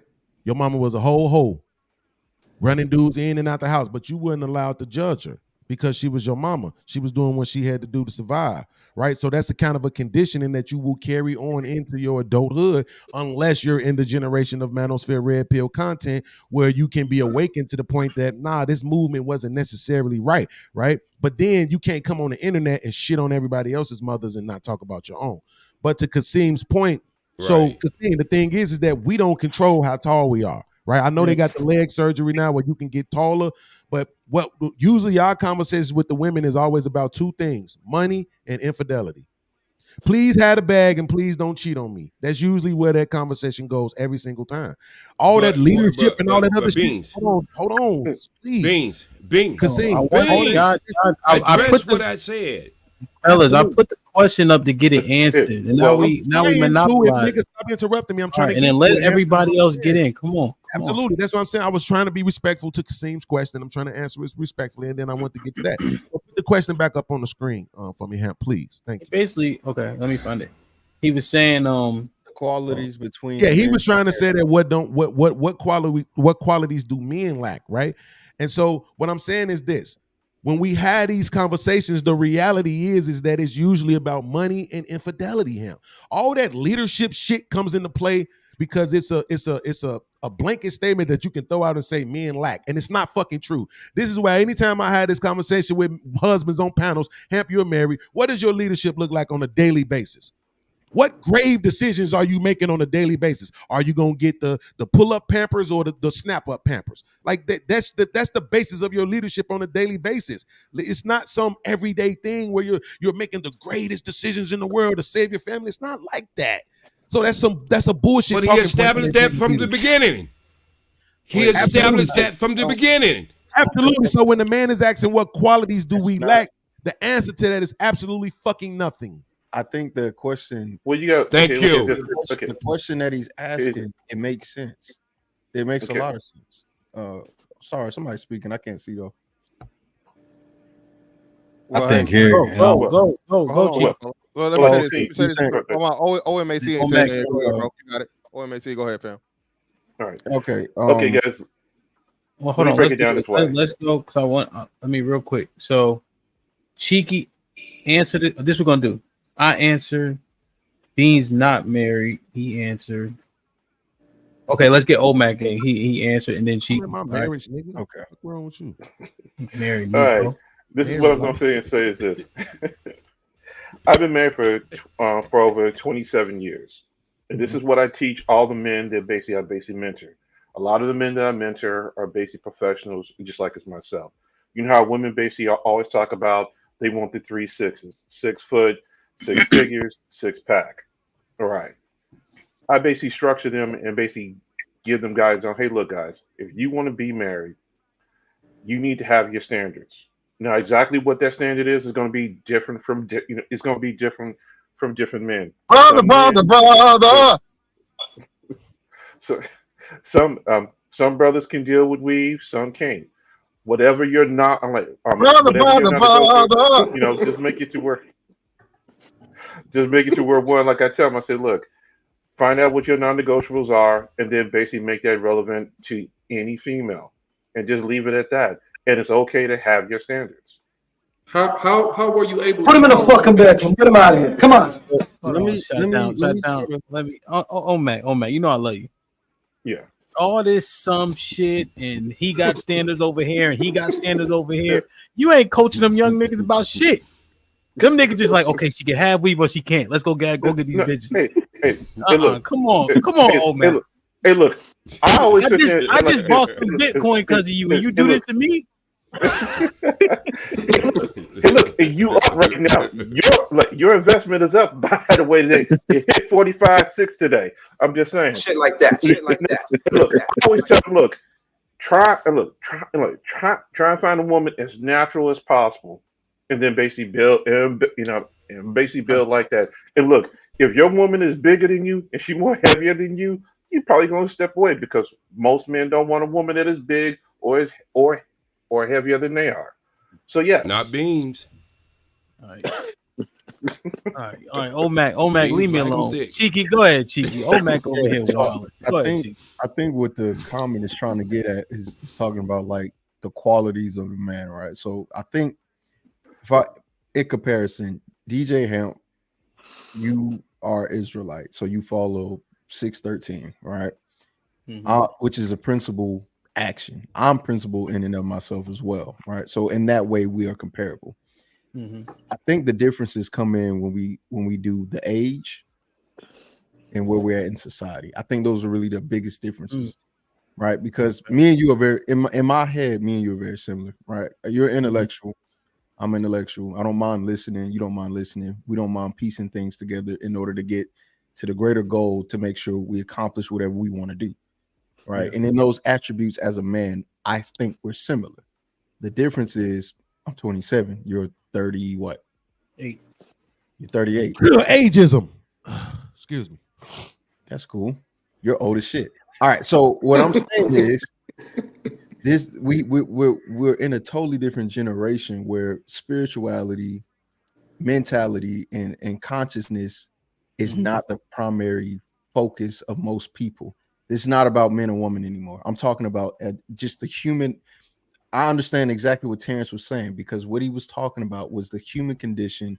How do you address that, and how do you atone or fix that aspect of a person in order to make sure you're good to go, and that's who you should be with. Okay. You can't do that in this generation. It's too risky. It costs too much on a spiritual, mental, emotional, and physical level. All of these things are at risk whenever you are introducing yourself and your soul to somebody in today's generation. And because I have a level of consciousness that kind of precedes that of my age, it makes it much more complicated because I'm asking for that expectation to be put on a woman who's still trying to figure out herself and may not have had 2 parents. There's a lot of things going on. OG, I got you. OG, you were off camera, so I took it out. I'm gonna bring you right back up, OG. I see you. Now, but wait. Do you think the issue though with what Terrence said is he trying to figure out a bunch of shit and trying to get her to get to that point, right? I'm not figuring out nothing. You have to do these things, or you can go somewhere else. Okay, so him. You see what I'm saying? Him. That's where me and you are aligned, but that's what makes it worse. That's what makes it worse for people like me and you, because that level of standard is no compromise. So it makes that option to find other people extremely hard because of how stringent that standard is. I've had to lower as best as I could on the things that I really didn't want. For example, I wanted a virgin as a wife. Okay. In 2023, I'm asking for a Umbrella. unicorn that has an umbrella and talks to her ass. Like I'm asking for too much. So now I have to go, hey, could I please just get a woman with 3 bodies? And I don't like the fact that everybody's laughing at me because they know it's insane for me to have this. So Ham, you're understanding the dilemma. You're right. The dilemma that that I have comes from principle and comes from a certain expectation from a mental, spiritual, and consciousness, and as well as emotional and psychological, because there is trauma. Everybody has trauma, blah blah blah, all that stuff that we talk about in 2023. I don't agree with it, but you get what I'm saying. Yeah. So now I have to find somebody that doesn't have too many psychological issues from childhood trauma versus dating the wrong person versus doing this and doing that. And I have to make sure that they're submissive in the age where women are autonomous and have the ability to be a boss and have their own will. It's too much. Okay. Damn. Okay. So Terrence, Well, Terrence, I hear what he's saying. I understand it. Now, Terrence, one thing I appreciate one that. thing I did do, Terrence, right, with my wife is I explained the benefits of coming under this guidance and these standards, right? So on the surface, they can look very harsh, rigid, and unfair, right? And like so difficult. But then I'm like, well, think about this. You do these two just by waking up and going to sleep. You know what I'm saying? And then they'll be like, oh, so it's achievable. Yes. And then here's some other benefit. Here's what happens if you do X, Y, and Z. I'm not saying it's the same as what you were saying, but maybe that's a way to kind of help them see it and level. You know what I'm saying? So let me unpack that. And GBG, I definitely appreciate you pointing that out. Because that was a bias that I had and didn't even realize it. So I appreciate it. Thank you. No problem. If I could shake your hand right now, I would. But I will say this, right?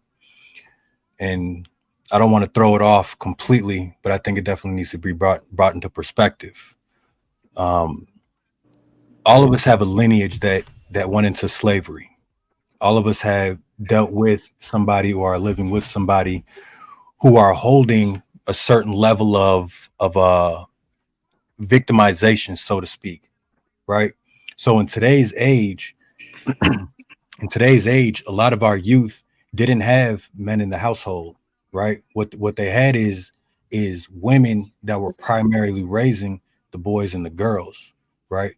So I think once a lot of men come together, hold on, because y'all start, because this one thing I hate about the panels, everybody want to talk about what they want to talk about, but we talking about the question that Tarus and that's what I'm wrapping around to. All right, is that a pause? That's what I'm wrapping around. Pause the wrap around. But so that's exactly what I'm wrapping around to. Took you long. So said it I twice. think what separates right certain men from other men in relation to being married or what qualities are there, it has to do with who's in commune with other men that have already achieved whatever they're out to do, right?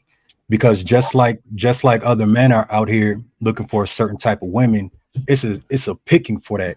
And likewise, if we naturally go to, let's say, the manosphere, right? That's the understanding we're going to gain. But if that's not what we're looking to achieve, then we're not communing with the correct crowd. You see what I'm saying? Mm-hmm. Okay, so the company you keep, right, can get you to a particular place. If I aspire to play football, I'm not gonna hang around with a bunch of niggas play basketball. Exactly, and I think that's, to answer that question, that's the best way I could put it. Influence and inspiration matters to men. If you see it manifested, then you can, like, I feel what you're saying, like absorb that in a way. Yeah. No, that's real. Let me catch up on these super chats. I want to get. Kasim, did you answer? Oh, it went me. No, I didn't answer, but you know what? Pam, do the super chats first, and then I'll answer afterwards. I'm gonna just say peace to the panel real quick. Love, you came while I'm leaving, so hey, Chicky, maybe you can find one about 5 or 6. No, go ahead, Chicky. Don't worry about the bodies. Shout out to Cheeky, man. Omar Smith with the final says we can make a housewife for 3. Oh yeah, I read this one, right? Yeah. I read this one. No. Red Ranger with the final says if you can only be feminine or follow under certain parameters, that's perfect for you. You're not feminine, a follower, or fit to be a wife or a girlfriend. Okay. J Hub said let Kasim speak. I think he actually started talking literally when he dropped that. Tarus with the $10 says Beans, I agree with the guys that guys get with women who we don't want to wife up. Guys like getting their numbers up. So why is it too much to ask for guys to use protection with women we don't want to get preggo? That ain't too much to ask. Condoms just suck, my nigga. That's the bottom line. Omar Smith with the $5. Manor, where Dana at? She coming tonight. Be here at 9 o'clock, Omar. Lauren Mack with the $2. Start the ugly movement so I can let myself go. Uncle Tom with the $2 says, "Get you a fucking white girl or like." Nope. Damn, God, where you Red get that pill. Red Pill Ranger with $5 says, "Dudes without money really hate money a lot." Jesus Christ! Tell me you broke without telling me you broke. I used to love leaving broke niggas girls coochie wet. Good God, damn it! I seen see through you pictures. She do not look like this. Lauren Mack with the $5 says, "I'm tired of this narrative continuing. Hamp is at least a Gen X. Get the fuck out of here, man. Don't let that just for men fool you." Hey, Lauren, I hope you get a fender bender coming home from work. The Red Pill Ranger with the $2 says, "Greetings, Hamp. I sent 4 to 5. I read all his super chats for sure. Nah, I got them all now, I think. That ass. Love. Oh, you ain't been listening, right? You've been on that fake work meeting, isn't it? I've been working. What's up? I just came on to show some love real quick, so she be dogging me out. I'm showing a little bit of love right now. If it's not really relevant, I can hop off because I got phone calls I got to make anyway. I agree. 95%. I want to hear me talk. Sister. You said what? I said I agree to about 95 to 98% of all the things you said before you left. Yeah. That's what's up. OG, Thank you, OG agreed. That wisdom. Kasim agreed. Yeah, Kasim's smart too. The Pat. I know Beans didn't he? Absolutely not. Beans. It wouldn't be Beans if he agreed. So, Passport Villain. What are the niggas that's having these issues dealing with in these streets? Respectfully, you said you was going to Kasim. He offered you. Yeah, yeah, we did Kasim. Yeah, you did Kasim. Oh, I disregarded. I disregarded him once I realized he was agreeing with Love, so it just automatically. Shit, that's kind of fucked up. Damn it, man. Nothing's better than that. No, but I would. I'm going to be as honest and frank and transparent as possible.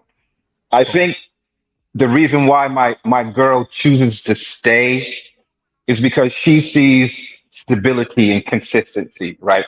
She sees stability and, most of the time my thoughts, she sees stability in the way that I'm going. She sees consistency in the way that I communicate. And that's quite refreshing to her, because when I got with her, she had other relationships. And at about 18 months in, she's like, you know what? You say what you mean and you mean what you say. That I can count on you, that when you say you're going to be at a certain time, you there. When you say a certain thing that you're going to do, you do it. And I have not really experienced that, before in most men. But that was just something that I had to develop within myself, because I knew the way that I moved and the way that I thought was a little bit erratic. It not only affected my relationship, but it also affected my job, right? So I knew that I had to get my mind in a certain mindset so I can generate and go a certain way, so that the things that I do, it makes sense, it makes money, and it makes things a little bit more comfortable. So I think the reason why a lot of men can do that more if they're a little bit more stable, not just in their finances, but in their thoughts and the things that they do, because at the end of the day, she wants that. She wants like a rock and a pillar. She wants me to be a certain way, because that's what she's expecting. So I think if men come from that particular mindset of getting things stable and consistent, they're naturally going to draw into that, and it's going to make them choose to stay versus other things that they are up against. Kasim, I understand all that. I think that's solid. Do you think on top of that, men need to stop being so nice? Yes, absolutely. Niceness kills attraction. Right? The nicer you are, the more the attraction goes down. Every now, it's like this. I'm consistent in my communication, but upstairs in that damn bedroom, I'm a fucking beast. It's unpredictable. She don't know what the hell is gonna happen. I don't even know what the fuck is gonna happen once I get behind that threshold. There's disrespect. Michael There's Jackson. punching. There's slapping. There's spitting. There's all of that. You know, shit like that. Move. Right? Hey, some motherfucker. There ain't no time for no So- milky thug. Yeah. So that you gotta have that, because I know there's another side of my girl, right? I know that my girl has different personalities, right? And when she's with me, she's one personality, but when she's in that freaking bedroom, she's another freaking personality, and I got to be able to handle that and take care of that to make her choose. Like, yeah, this is why I stay, because he has range. There's different dynamics to this man. He's not just speaking this way, but I get that ass upstairs. Totally different fucking story, right? But then at the same time, I can come down and we can discuss and talk about things that are going on in our day. I can offer her insight in her particular job and her profession in order to help her to be better, and she can respect that. So I really believe that men have to be dynamic in their relationships and consistent in their communication. But let me ask you this question though, Kasim, if that's the case though. What's up? Chi-Town, do you know Yancey? Do I know Yancey? Yeah. No, I don't know. We don't know Yancey. Just ask the question, nigga. That was the question. I just wanted to trick you and get it out. I hate this nigga. I love this nigga. I hate this nigga. Wait, Yeah. my bad. Miller been into, huh? Go ahead, Fantastic. You've been patiently waiting for once in your life, Fantastic. Go ahead. He showed decorum today, and I missed it. Brother. Love always. It's only because you put him beside me. I got a question to the gentleman that just spoke. Young fella, hold on, slow your roll there, young fella. Chi-Town crazy as a motherfucker. Hey, Chi-Town, make sure you send me an email too. Chi-Town got an IEP, I guarantee it. Go ahead, Mr. Fantastic. Yeah, man. Just to the shout out to Kasim for getting to the bottom of that pussy. Shout out to Kasim, man. You always got to get to the bottom, man. Shit like Always that. gotta Shit get like to the that. bottom, Shit like right? that. Shit like that. All right. Well, shout out to Kasim, man. But listen, yeah, man. Again, all we saying, bro, is look, relationships are just unique in themselves, and it everybody like to say, well, you can just do this, you can just do that, and bro, it's really it's a formula, but it's not. Because again, if a brother's in a situation, let's say what Chi-Town's talking about, he's in the motherfucking shiesty ass Windy City. All right, come on, man. All right. Wow. I'm just saying. He's in the Windy. I'm going by. Hey, don't blame me. Blame him. He said all the chicks up there is looking for a bag, and they set niggas up, and they, you know what I mean? They I said 85%. 85%. He said 85% of them 85%. Okay, I ain't got nothing to do with that. But nah, for real, seriously, that's what I'm saying, man. So when a man's in that situation and you tell that man, oh well, you just gotta pick better, you gotta this, you gotta that, you gotta, like, bro, it's unrealistic. You want this man to fucking, find motherfucking, gold where there's nothing but lead and shit. You know what I mean? Or you want him to, oh well, you gotta travel and you gotta do this. Okay, so that's why I even say for the passport thing. When the passport bros be like, well, everybody needs to get a passport, brother. It's unrealistic. Not 100% of nobody's ever gonna have a passport in America. So again, man, it's about you finding what you want, getting that or as close to that as you can get, man. If you're willing to settle for that, or never settling and just playing the field till you do, man. That's what's really fucked up out here. A lot of people not seeing the shit about men. Well, oh, men don't want to be committed. Men don't want to be married. Men don't want. No, it's not that men do. That's why men, initiate marriages and men initiate relationships. It's just the fact of the matter that the quality of woman is not available like it was generations ago. You know what I'm saying? And that's the major thing where I think people missing up. And shout out to Chi-Town for coming up, and Cheeky. Shout out to Cheeky too when he was up here, bro. I'm telling you, bro, this shit changes, and it's changing so drastically. People our age don't even understand it. Cause like when I was married for 10 years, I got back out here and I'm like, bro, ain't no way it can be that bad. Then I find like, bro, it is that bad, bro. It is crazy. Even the older because your ass was old then. Huh? You ain't putting in the count that your ass got older. No, I'm seasoned, brother. You look different. Look, I'm just saying, but I know you're seasoned, but you look different, brother. Come on now. You're not. Hey, look, I'm 65 and I love it. But what I'm saying is, your ass got older and you don't look the same, brother. So it's gonna be a little more harder for your ass. You up against goddamn 21s and 22s now. 21. I'm not up against them because I'm not trying to get them young tenders. I don't want them young tenders. I want them people. They ain't trying to get them young tenders neither. They getting the older women. Yes, that no, they You know, told it's a lot of dry dick hours around here in this space as long as we've been in here. Well, hey, You know, a that lot ain't of applying to me, wait. OG, A brother who's wait, ain't fantastic. in A brother Jergens and who's hitting Louboutins it. Hey, fantastic. The brothers who are hitting it ain't getting on these panels complaining. It's the dry dick hours that is having problems. I'll say this, OG. I'll say this. A lot of people think I'm complaining, but I'm definitely getting it. Not you, not fantastic. It's a difference between. I ain't talking it's a about difference between complaining and letting you know. I'm riding around and getting it. I'm riding around and getting it. It's a difference between complaining and letting you know what's out here in these streets in my generation. That's all I'm saying. I'm not complaining. Oh, you act like everybody Stevie Wonder, they can't see what's out there in that street. You act can't, like OG. You're not even looking. You just said, OG, you're not looking at no 20. No. Look. I got two. How many of y'all on this panel got two? Two what? In the same household. In the same household. Stop with the bullshit. What? Stop with the bullshit. I'm finna jump off. I'm just saying is you. Talking to y'all, DJ. I'm saying is. I'm just saying is. All right, Terrence. All right, Terrence. Good talk. Good listening to you, bro. You bring a lot of good information. If people was listening. Yes. What I was saying like was to you, what I was saying to you, OG, was why would I? You just said it when you spoke to.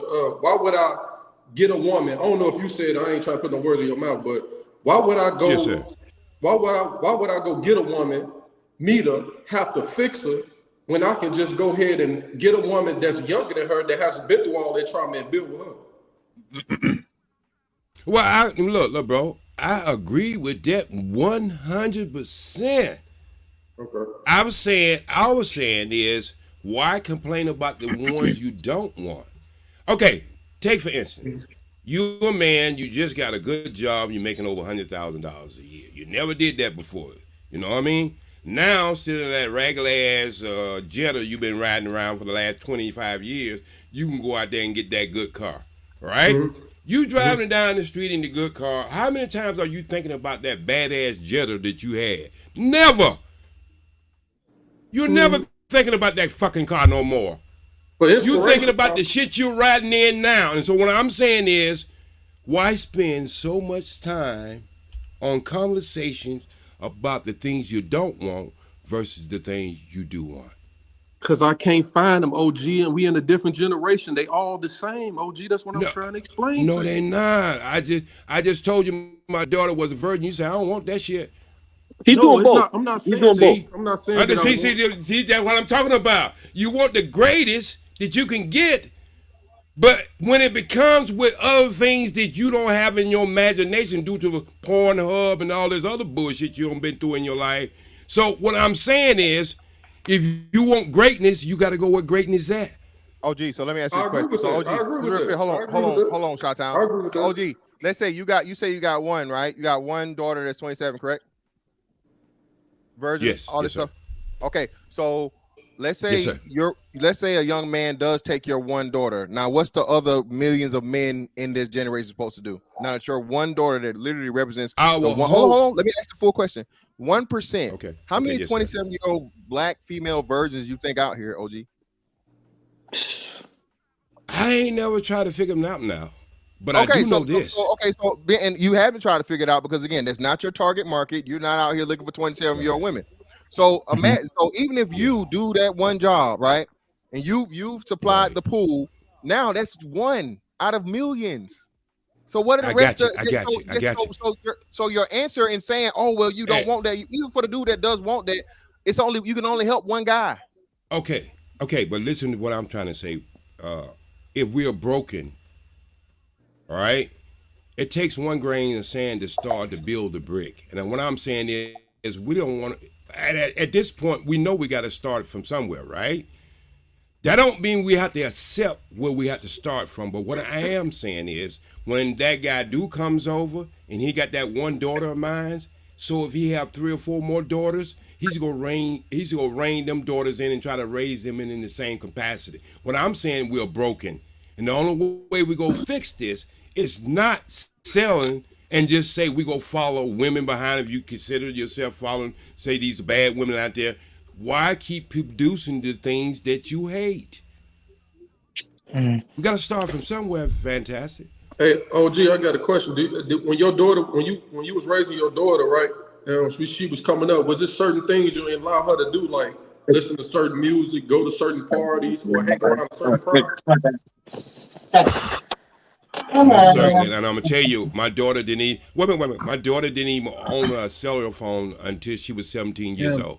But she's an outlier, OG. She's an Yes. outlier, and the thing A about big it one. is what we always we losing the conversation again, which I guess I'm the fool at this point, right? But the young boys is telling y'all something, and y'all keep on telling them something different, and y'all not out here hunting for real. Not to the level of a Chi-Town or passport villain out here. Fresh, how old are you? I'm 30. And then even when my brother Jedi got up here, when he was married at 25, everybody acknowledged that is not normal. And so what does Chi-Town and passport villain and even Sway agreed to an extent, right? Even though I think he in a relationship. What do they have to gain from telling y'all how it is out here? Okay, so the answer to that question is it forms another question. Is I would ask him, when the last time you went to a Israelite meeting or the Nation of Islam meeting or a lot of other places that produces this type of woman that you say you like? Is it because you don't visit them places because you have to change too? No, I didn't like. I'm not a real particular person on like religion or stuff like that. I'm not saying that I want a super overly religious woman. That's not what I'm saying. What I'm saying is like I just want a basis of a woman that doesn't have a lot of bodies, that doesn't have a lot of kids. Shy, what he's saying, if a woman grows up in that environment, right, those principles are strict in that way. Yeah. So you may be able to find what you like. However, it does come with a cost to you and what you may or may not be able to do in this earth if you become a part of one of those organizations. And so is the reason why we complaining because we're not doing our due diligence. I think OG, that's a fair rebuttal. When So y'all what say you that, saying is to surround myself around the type of women that I want. Is it like Muslims or whatever the case may be? Maybe I should put myself in that environment, and those women are better than the women that I actually see in the everyday world. Yeah, that's a solution. When y'all say that though, y'all telling him to pretty much ditch all his foundational thought that he grew upon and follow another man's foundational thought that he instilled in his daughters. And so it's like he's following now under another man's guidance and thought process. Everybody we do that. Everyone does. We do that. Every Yeah, but I'm saying you're at this. You go to work every day. You go to work every point. day, right? We're on somebody else's plan, right? So it's not on. Well, the reason why I have to interject, Sway, because we ain't saying that. We saying you find a woman with a, but you find a woman with a set of principles, though, right? Because he wants a but he wants a woman. In the family, right? He wants a woman. He wants a woman. Sway, you don't know nothing understand? about You this, cut right? me off, right? Yeah, I had to interject because you addressing something that we ain't really talking about, right?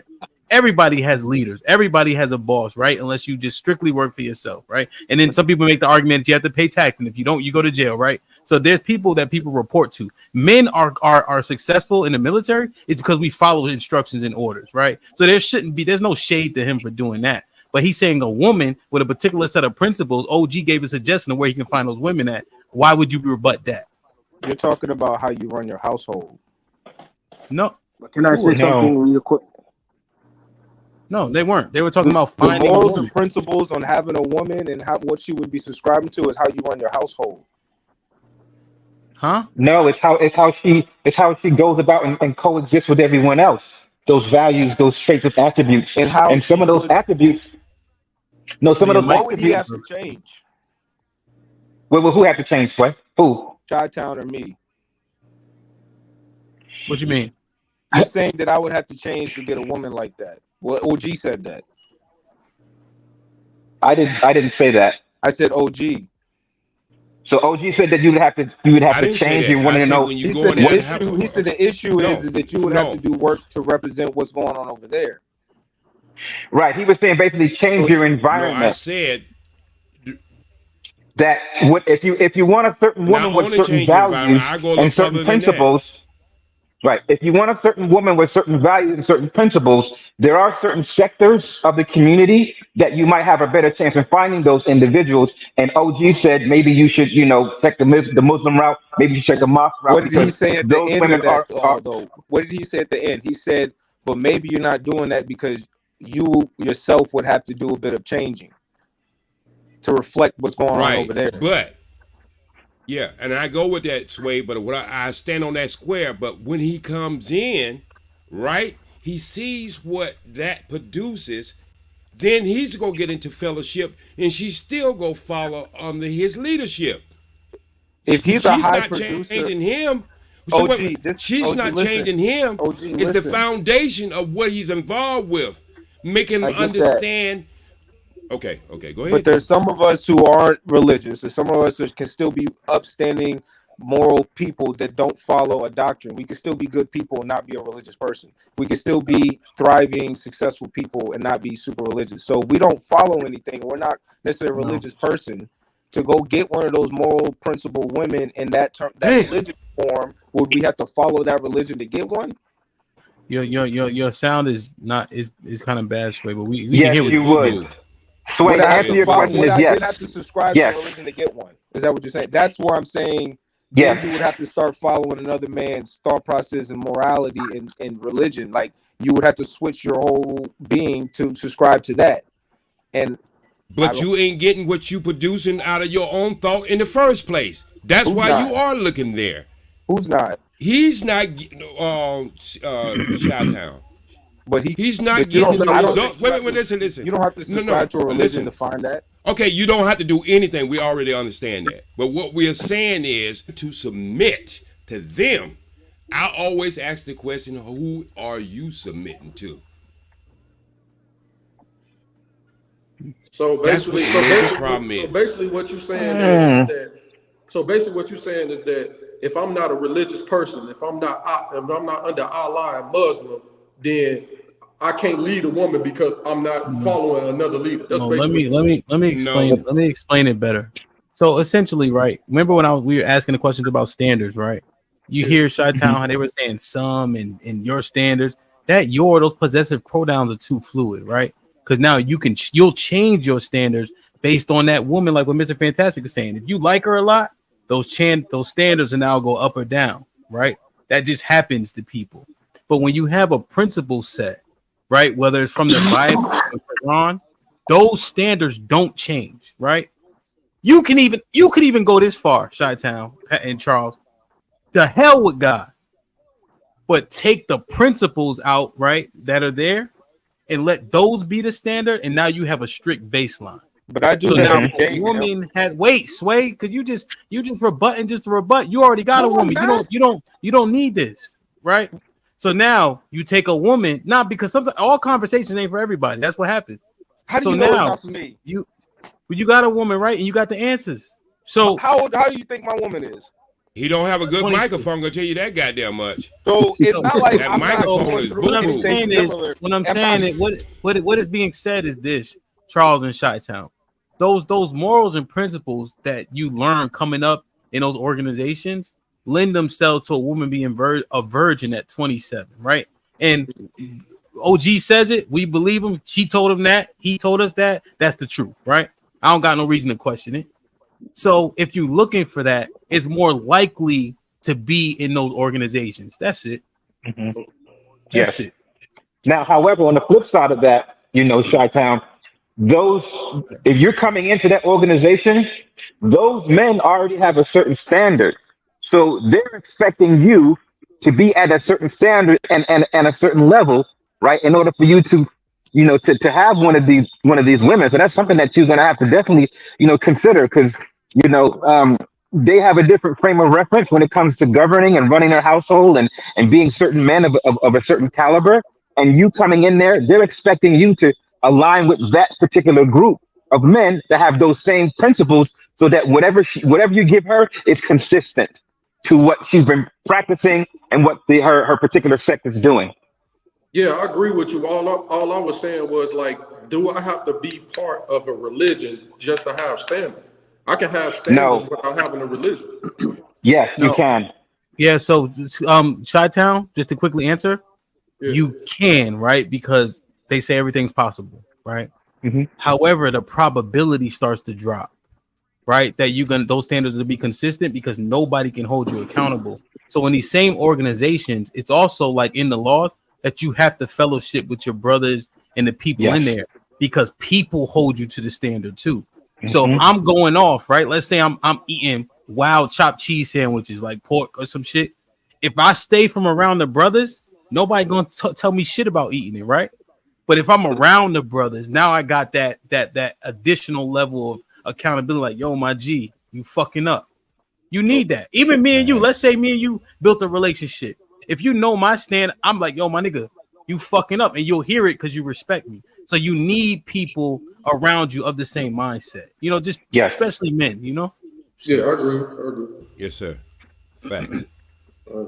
Nah, maybe like I said, maybe it's just like I mean, I don't still stay in the hood area, but all I'm trying to do is equate our generation and another generation and just letting them know like this is the product that's out here. You know what I'm saying? Like because this is the product that's out here. This is what's being formed. Not only from it's just not men's fault. It's the music. It's the internet. It's everything that comes into it. Like there's no like I'm gonna tell you the truth. Like certain women, their mothers can raise them to be a certain way. You know what I mean? Like they can raise them to be a certain way, wholesome, all that. But once they hit these streets and they hit the real world and they start to want to do things that they see on the internet, like women on the internet say it all the time. Like if you in a relationship with a woman and you're just giving her the bare minimum, you know what I'm saying? Respect, love, you know what I mean? You giving her the bare minimum. When she starts seeing girls going on trips, getting expensive bags, all this stuff, whether they like it or not, that intersects in their mind, and then they start to want those things as well. That's all I'm saying. It's two different worlds. It's this world and then it's that world. And in my world, all the women want in my world, y'all see it all the time. Come on, man. Let's be real. Yeah. Like So OG was just saying, just change your world. But I want to ask Sway, I want to ask Fresh. Where do you Sway? Did you want to get in on that as a final on that back and forth? Was you mad at me? No, I just don't care. You mad at me? I think No, he mad. I kind of want to get the question you're gonna ask. Okay? You're a victim. You okay, Sway? I think Hemp mad because I called him an overcooked light skin earlier. His ass actually died. I forgot about that shit. Forgot about that shit. God damn it. Fresh, are you single? Are you outside? What you doing? So I'm single right now. Yeah. I have to agree with Shy-Town. I think a lot of the times, like when we have these discussions, we're trying to let the older generation understand that the landscape that they were in is different to the landscape that the men of today have. You get what I'm saying? So a lot of the advice that could be good advice is really good advice for yesteryear, not today. If you use them same advice today, you won't get the same results because the landscape itself has changed. And I'll give you an example of what I mean. I was watching a video of a young black woman, and in the video, she was saying that being a good man today is not enough. When you look at back in the day, being a good man was actually enough. Women were okay with you being a good man, but today women are having a new standard saying being a good man alone is not enough. So it's just that the landscape for what was acceptable back then today is just not the same. And I feel like when we have these discussions with the older gentlemen, they're not understanding that the way things were back then, you had a better pool of women to pick from. Today, the pool of women is completely different. It's like, let's just give an example of what I'm trying to say. Say, for instance, you could find 6 or 7 black women out of 10 being good women. Today, you probably find 2 to 3 out of the same 10. Just the levels are different. So I understand that, we're having the discussion, we want to get better, but I really think that sometimes the older gentlemen, they have to kind of see from where we're coming from and just understand that it's not that black men today are not trying to do better or not that we need to do better. It's just that the landscape is totally different. If you get what I'm saying. Sir, all due respect. Y'all act like y'all sitting at y'all home and I'm on some goddamn telephone pole using a goddamn 1955 telephone. I learned how to use a computer. I learned how to use it in 1991 and I built my second one in 1992. So y'all act as if we can learn all this other shit that we don't see what y'all going through. See what the problem with y'all are always trying to put old people in the same spot. That's why a lot of guys with a lot of information don't even like to come to the spot because just what you just said. Like we don't understand. We don't have children. We don't understand. We can't see whatever's going on. But let me tell you something that's really going on and y'all didn't understand about us. Me as a DJ, I worked in a club. And if I see men coming in there looking for a fucking wife, the clubs I worked in, I know they was in the wrong space. So what is going to happen in 2024? We're going to came into communication age. So now the nightclub came out into the street. The strip club has came out into the street. But it's still the same bullshit ass conversation that men and women have had ever since beginning of time. I don't give a fuck how fast you get it, how slow you get it. There's a lot of women that tell you, oh yeah, I got guys in my IG and I get this right there. Just because the numbers are there, they know within their head when they go out in public, when they are in real competition with women, they know what skill they are on. And they know that this communication device, it just made them a bullshit ass superhero. So don't act as if these women don't know what they're doing. They're a lot more intelligent than y'all think they are. The problem is y'all haven't caught up. Can I say something to your point? So yes, you can, but Fresh, yes, you can. But let this be your. Let's start with final thoughts, though. Thank you. Go ahead, Fresh. Okay, no worries. Just to rebut what the gentleman is saying, I understand what you're saying, and I'm not saying that all the gentlemen, the information they're giving it can't be taken on by younger people. But as I said, the landscape is different. As the gentleman earlier said, Shy-Town, as he said, to the guys today, they have to deal with the social media, things that all the other generations didn't have to deal with. We have to deal with OnlyFans, things that older generations didn't have to deal with. The standards that women today have set upon men is way higher than what older generation have to deal with. I out-earned my grandfather today 3 times what he earned back when he was a young man my age. Yet the what's the word I'm looking for? But the standard that he got from a wife, if I came to a woman with those same things, I would be a non-option. So I just want to say that I'm not saying that what you're saying is wrong. I'm just saying that I don't think a lot of the people from the older generation, they don't look at that the landscape is different. But I hear your point, and I'm not really disagreeing with it. I'm just saying that the landscape from back then to now has changed, and we don't put that enough in the discussion. That's my final thoughts on the subject. Right, I'd like to say my thoughts. I gotta go. Okay, cool. All right, thank you, OG. Look, ever since I came into this space, I built my space to speak to men because I think men can only raise men. Women go raise women. I know you can get from my conversation, me coming in these panels, and you think, well, I'm Captain Sable. I'm not. My thing is, the power is in the men's hand. If you want to change something, you go all over this planet. You'll see men in control. You will see a better place, better women all over this planet. So I'm trying to figure out why. Why at the same time 2 different things is happening? What is it them men instilling in their women that we can't instill in our women? And you just said you make 3 times as much as your grandfather did. I'm trying to figure out why can you go into these third world countries and these men don't make probably the taxes that you make on your money, but they're able to raise women to be productive citizens. And I'm saying is, if we keep complaining about something that we are absolutely left in our hand to fix, and you see that all over this planet, Why are we denying our responsibility, our leadership, and our accountability? Peace, love, and always strive for the truth. Thank you, OG. Sway, you got a final thought? Yeah, I got you. So I've said this before and I'll say it again. It can even apply to women or apply to the men, but since we're talking about the young women, I'll say it for them. More often than not, we equate these issues to lack of father and leaderships, in which we equate that to men. So once again, fathers, either you weren't there as a father or you didn't do your job. I equate all these problems to terrible fathers and the lack of fathers.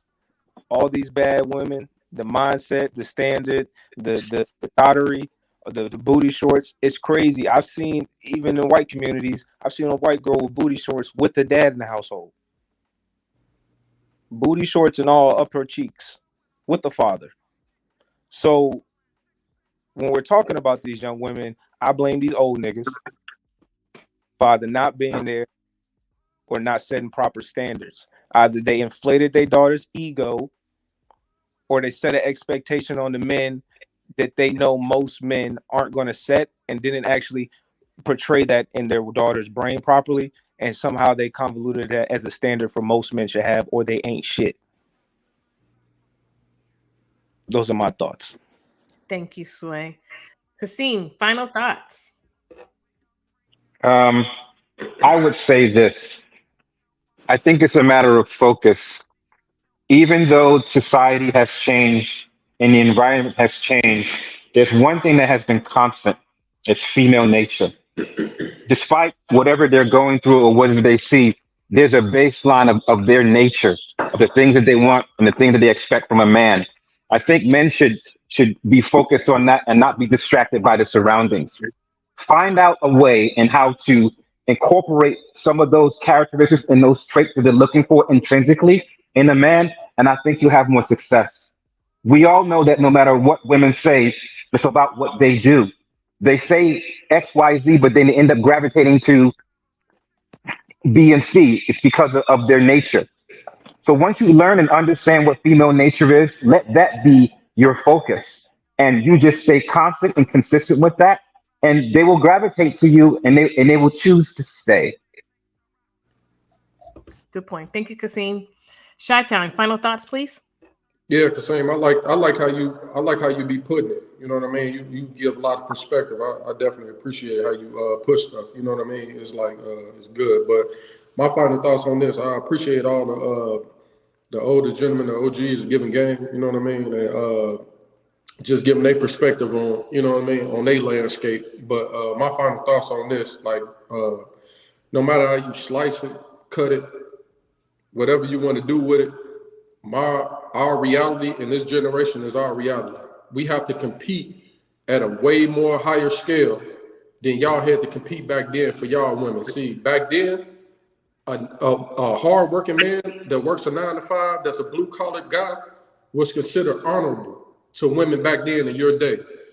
The 9 to 5, the blue-collar men in this generation are considered bums, are considered people that the women they don't want to be with. In my generation, the women want the rappers, ball players, drug dealers, scammers, and people who can pay their bills and pay for their lifestyle and accept the children that they made from somebody else for somebody else to come and take care of their problems that they created. That's the generation that I live in. I definitely feel like the generation that y'all lived in is not the same.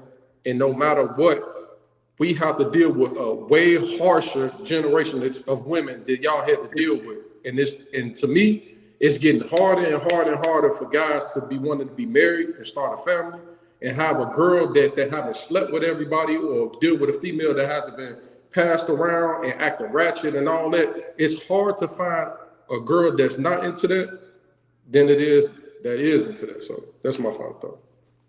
Thank you, Sean. I appreciate you accepting and acknowledging others were saying. Thank you, sir. Sir in the blue. I don't know your name. I apologize. Final thoughts. Well, I didn't really get to say a whole lot, but the Chi-Town, the young guy, he pretty much got his head on straight. You're doing the right thing. Don't let these people deter you from what you're seeing. You're not blind. You know what you're seeing out there. So I pretty much said the same thing he done said, and I got flamed for almost everything he done said, of what I was seeing out here, even though I'm like 10, 11 years older than him. So if a person that's older than him is pretty much saying the same thing the young buck is saying, so are you trying to say that guys are just making excuses and not really seeing what they're really seeing out here? I mean, I'm pretty sure if the young buck done found him a 6.5 or a 6, but was raised right and was, grew up under structure, I'm pretty sure he would take her out and give her a chance and probably want to start a family with her. But he's not really seeing that out here. This is why I tell guys to try to, and pretty much what they told me just to change the area you go to so you can try to find different types of women in that pool. Just like what OG was saying about going to the Muslim place, but I don't think he wants to join that Muslim church stuff to just find a woman. So that wouldn't be no different from him kind of moving off his point and not holding the standards if he's not really a super religious guy. So, I mean, I wish it wasn't like this, but it is what it is. I would just tell the young buck just to, keep focusing on yourself, keep making money, keep progressing. And like I said, just try to find different areas where you can try to find different type of women so you don't keep running into the same type of Chicago women. Because trust me, I almost fell in love with one, man. She was a stripper, nice body. Oh my God, I ain't lying. I almost fell for the sauce. I ain't gonna lie. But yeah, all right, man. But you already know what to do, man. You got your head on straight. You good, man. Appreciate it. Yeah. Thank you, sir. What's your name in the blue so I can say your name? Oh, I'm the passport. I'm passport bro guy. The passport villain. Yeah. I like to acknowledge people. Thank you all. I'm gonna give my final thought. I know you all been waiting for my final thought. Yeah. You've been waiting to get in. I've been looking. She's like, no, I haven't. Actually, I haven't. I'm just chilling. Actually, I'm gonna come back on tonight at 9:00. Make sure you tune in, Sway. Y'all be going too late, man. I gotta be up at 5:30. You can start at 9:00, sir. Now this is my y'all don't let nobody on at 10, and when I watch y'all, but y'all ain't coming on tonight. Y'all ain't coming on tonight. It's just women talking tonight, but still tune in. So anyway, let me do my final thought. I do appreciate all of the different perspectives. Obviously, we all come from different backgrounds, different experiences.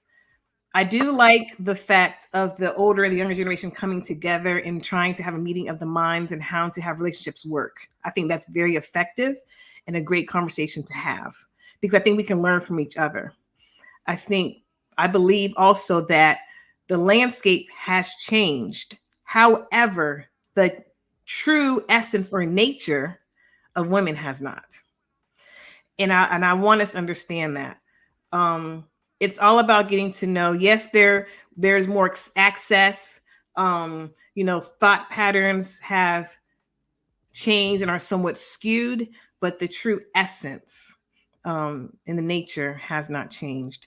So I appreciate this conversation. I was not a part of the past 2 hours plus because I had to hop off for a meeting. Obviously it derailed since I was on it, so I really can't speak anything else more to what I heard within the past 20 minutes or so. So I can't really add validity to anything else because outside of that. Do you have a question for me, Sway, real quick that I can add or no? So honestly, do you think there's a difference than the idea of wanting something than the idea that you deserve something or that you could possibly find that? You said, is there a difference? Yes. Like I want something, then my actual mentality deserves something. And I know if I try hard enough, I can find that. Those are two different things. Those are two very different thoughts. Because what you deserve is based upon what you're also offering and presenting. Right. Okay. What you feel you want at times can be skewed from a foggy lens. And that's why it can be a fractured lens, fractured or foggy. We have to be very careful on how we see things. But the deserving part, you deserve what you put out and what you present. And that's why we have to be very clear that we are sober in our thoughts, in our mind. Because I could be very skewed. When you said there's nature has been the same, I can agree to you that women have always kind of wanted the things like the lifestyle and all that. But the idea that they deserve those things or that they would get that in their lifetime. Mm-hmm. When you grow up in an actual slum house and you live with 8 people in one room, your thought process ain't going to be that you're going to get that type of guy. You pretty much think you're going to be at a certain level in your life, and you hope that you get out of this place. But we don't really have those situations no more. You can pull up old clips on what the kids want back in the 40s or 30s and what they were aspiring just to have, and you can pull up clips to what the kids want now and what they're aspiring to have. They want Lambos, nice things, big things. Don't want to work for it, and don't want to work for it. Mm-hmm. Those kids wanted good food, a house that had and stuff for those. So what they think they deserve and what they want, I think is completely different. Even with your age, I don't know how old you are, but I think the 20-year-old women, what they think they deserve is not at the level to what 40-year-old or late 30-year-old women think they deserve. Agreed. Yeah. I think they're very short-sighted. The 20s, young 20s are very short-sighted. And also part of what they feel they deserve, but what do they present? And really, who are they? So that's a whole other conversation. Actually, that might be a new topic that we can bring up next week. I don't know where Hamp is at. I don't have the power. He didn't give me the power to end the stream. So I guess we can keep on talking. Ain't no more final thoughts. We didn't gave him all. I thought he was gonna come back soon, but he didn't. So if y'all want to keep on rocking. Yeah, that's what I was going. That's what I was saying, Miss Love. I was saying, was anybody can sing a song or something? Shit, no, we keep on rocking. Whole hand. I don't know where go he's ahead. at. Go ahead. Yeah, that's what I was saying. That's what I was saying, Miss Love. Like the landscape that you're speaking from, saying that women still want that essence of, you know what I mean. What I'm trying to tell you is that, like you just said, the women in my generation in their 20s, that's not the essence they want anymore. No, I said that they have, not that they want. Oh, that they have. Yeah, the nature essence of a female has not changed, which is to feel protected. To feel really, Kasim, to be protected, to be provided for. Like that really is ultimately what they want. If you boil things down, it comes off and comes out differently, and it may be compiled with other things, but ultimately that is the true essence. Now, do you think that they want that? Now, you think that they want that because that's their essence, or do you think they want that because they just have unrealistic standards? Like, I know a woman that has like 3 kids, right? She got 3 kids, and she's like living, she's not living really good, but she feel like that she deserves and that she deserves a man of high caliber than her. I feel like that's where I'm coming from. Where it's like it's a lot of delusional. So understand. Remember what I said. That you boil it down, the essence of what she really wants to be provided for, right? That does not change across womanhood. That is true. Boil it down. They want to be provided for. And this woman that you're saying has 3 kids and is not doing well, which I don't even know what that means, but it's obviously negative. She still ultimately wants to be provided for. But whether she deserves a man that makes $2 million or not, I guess that's what you mean by this. It doesn't matter. The point is she wants to be provided for. So if a man that's working at the convenience store and is a good dude and will provide for her, that's ultimately, she should be satisfied with that. But again, I don't know. The delusions of grandeur that they have, I get it. She wants to be in for $2 million and whatnot. I have my final thoughts already. I respect y'all. I thank you. I appreciate you for your patience.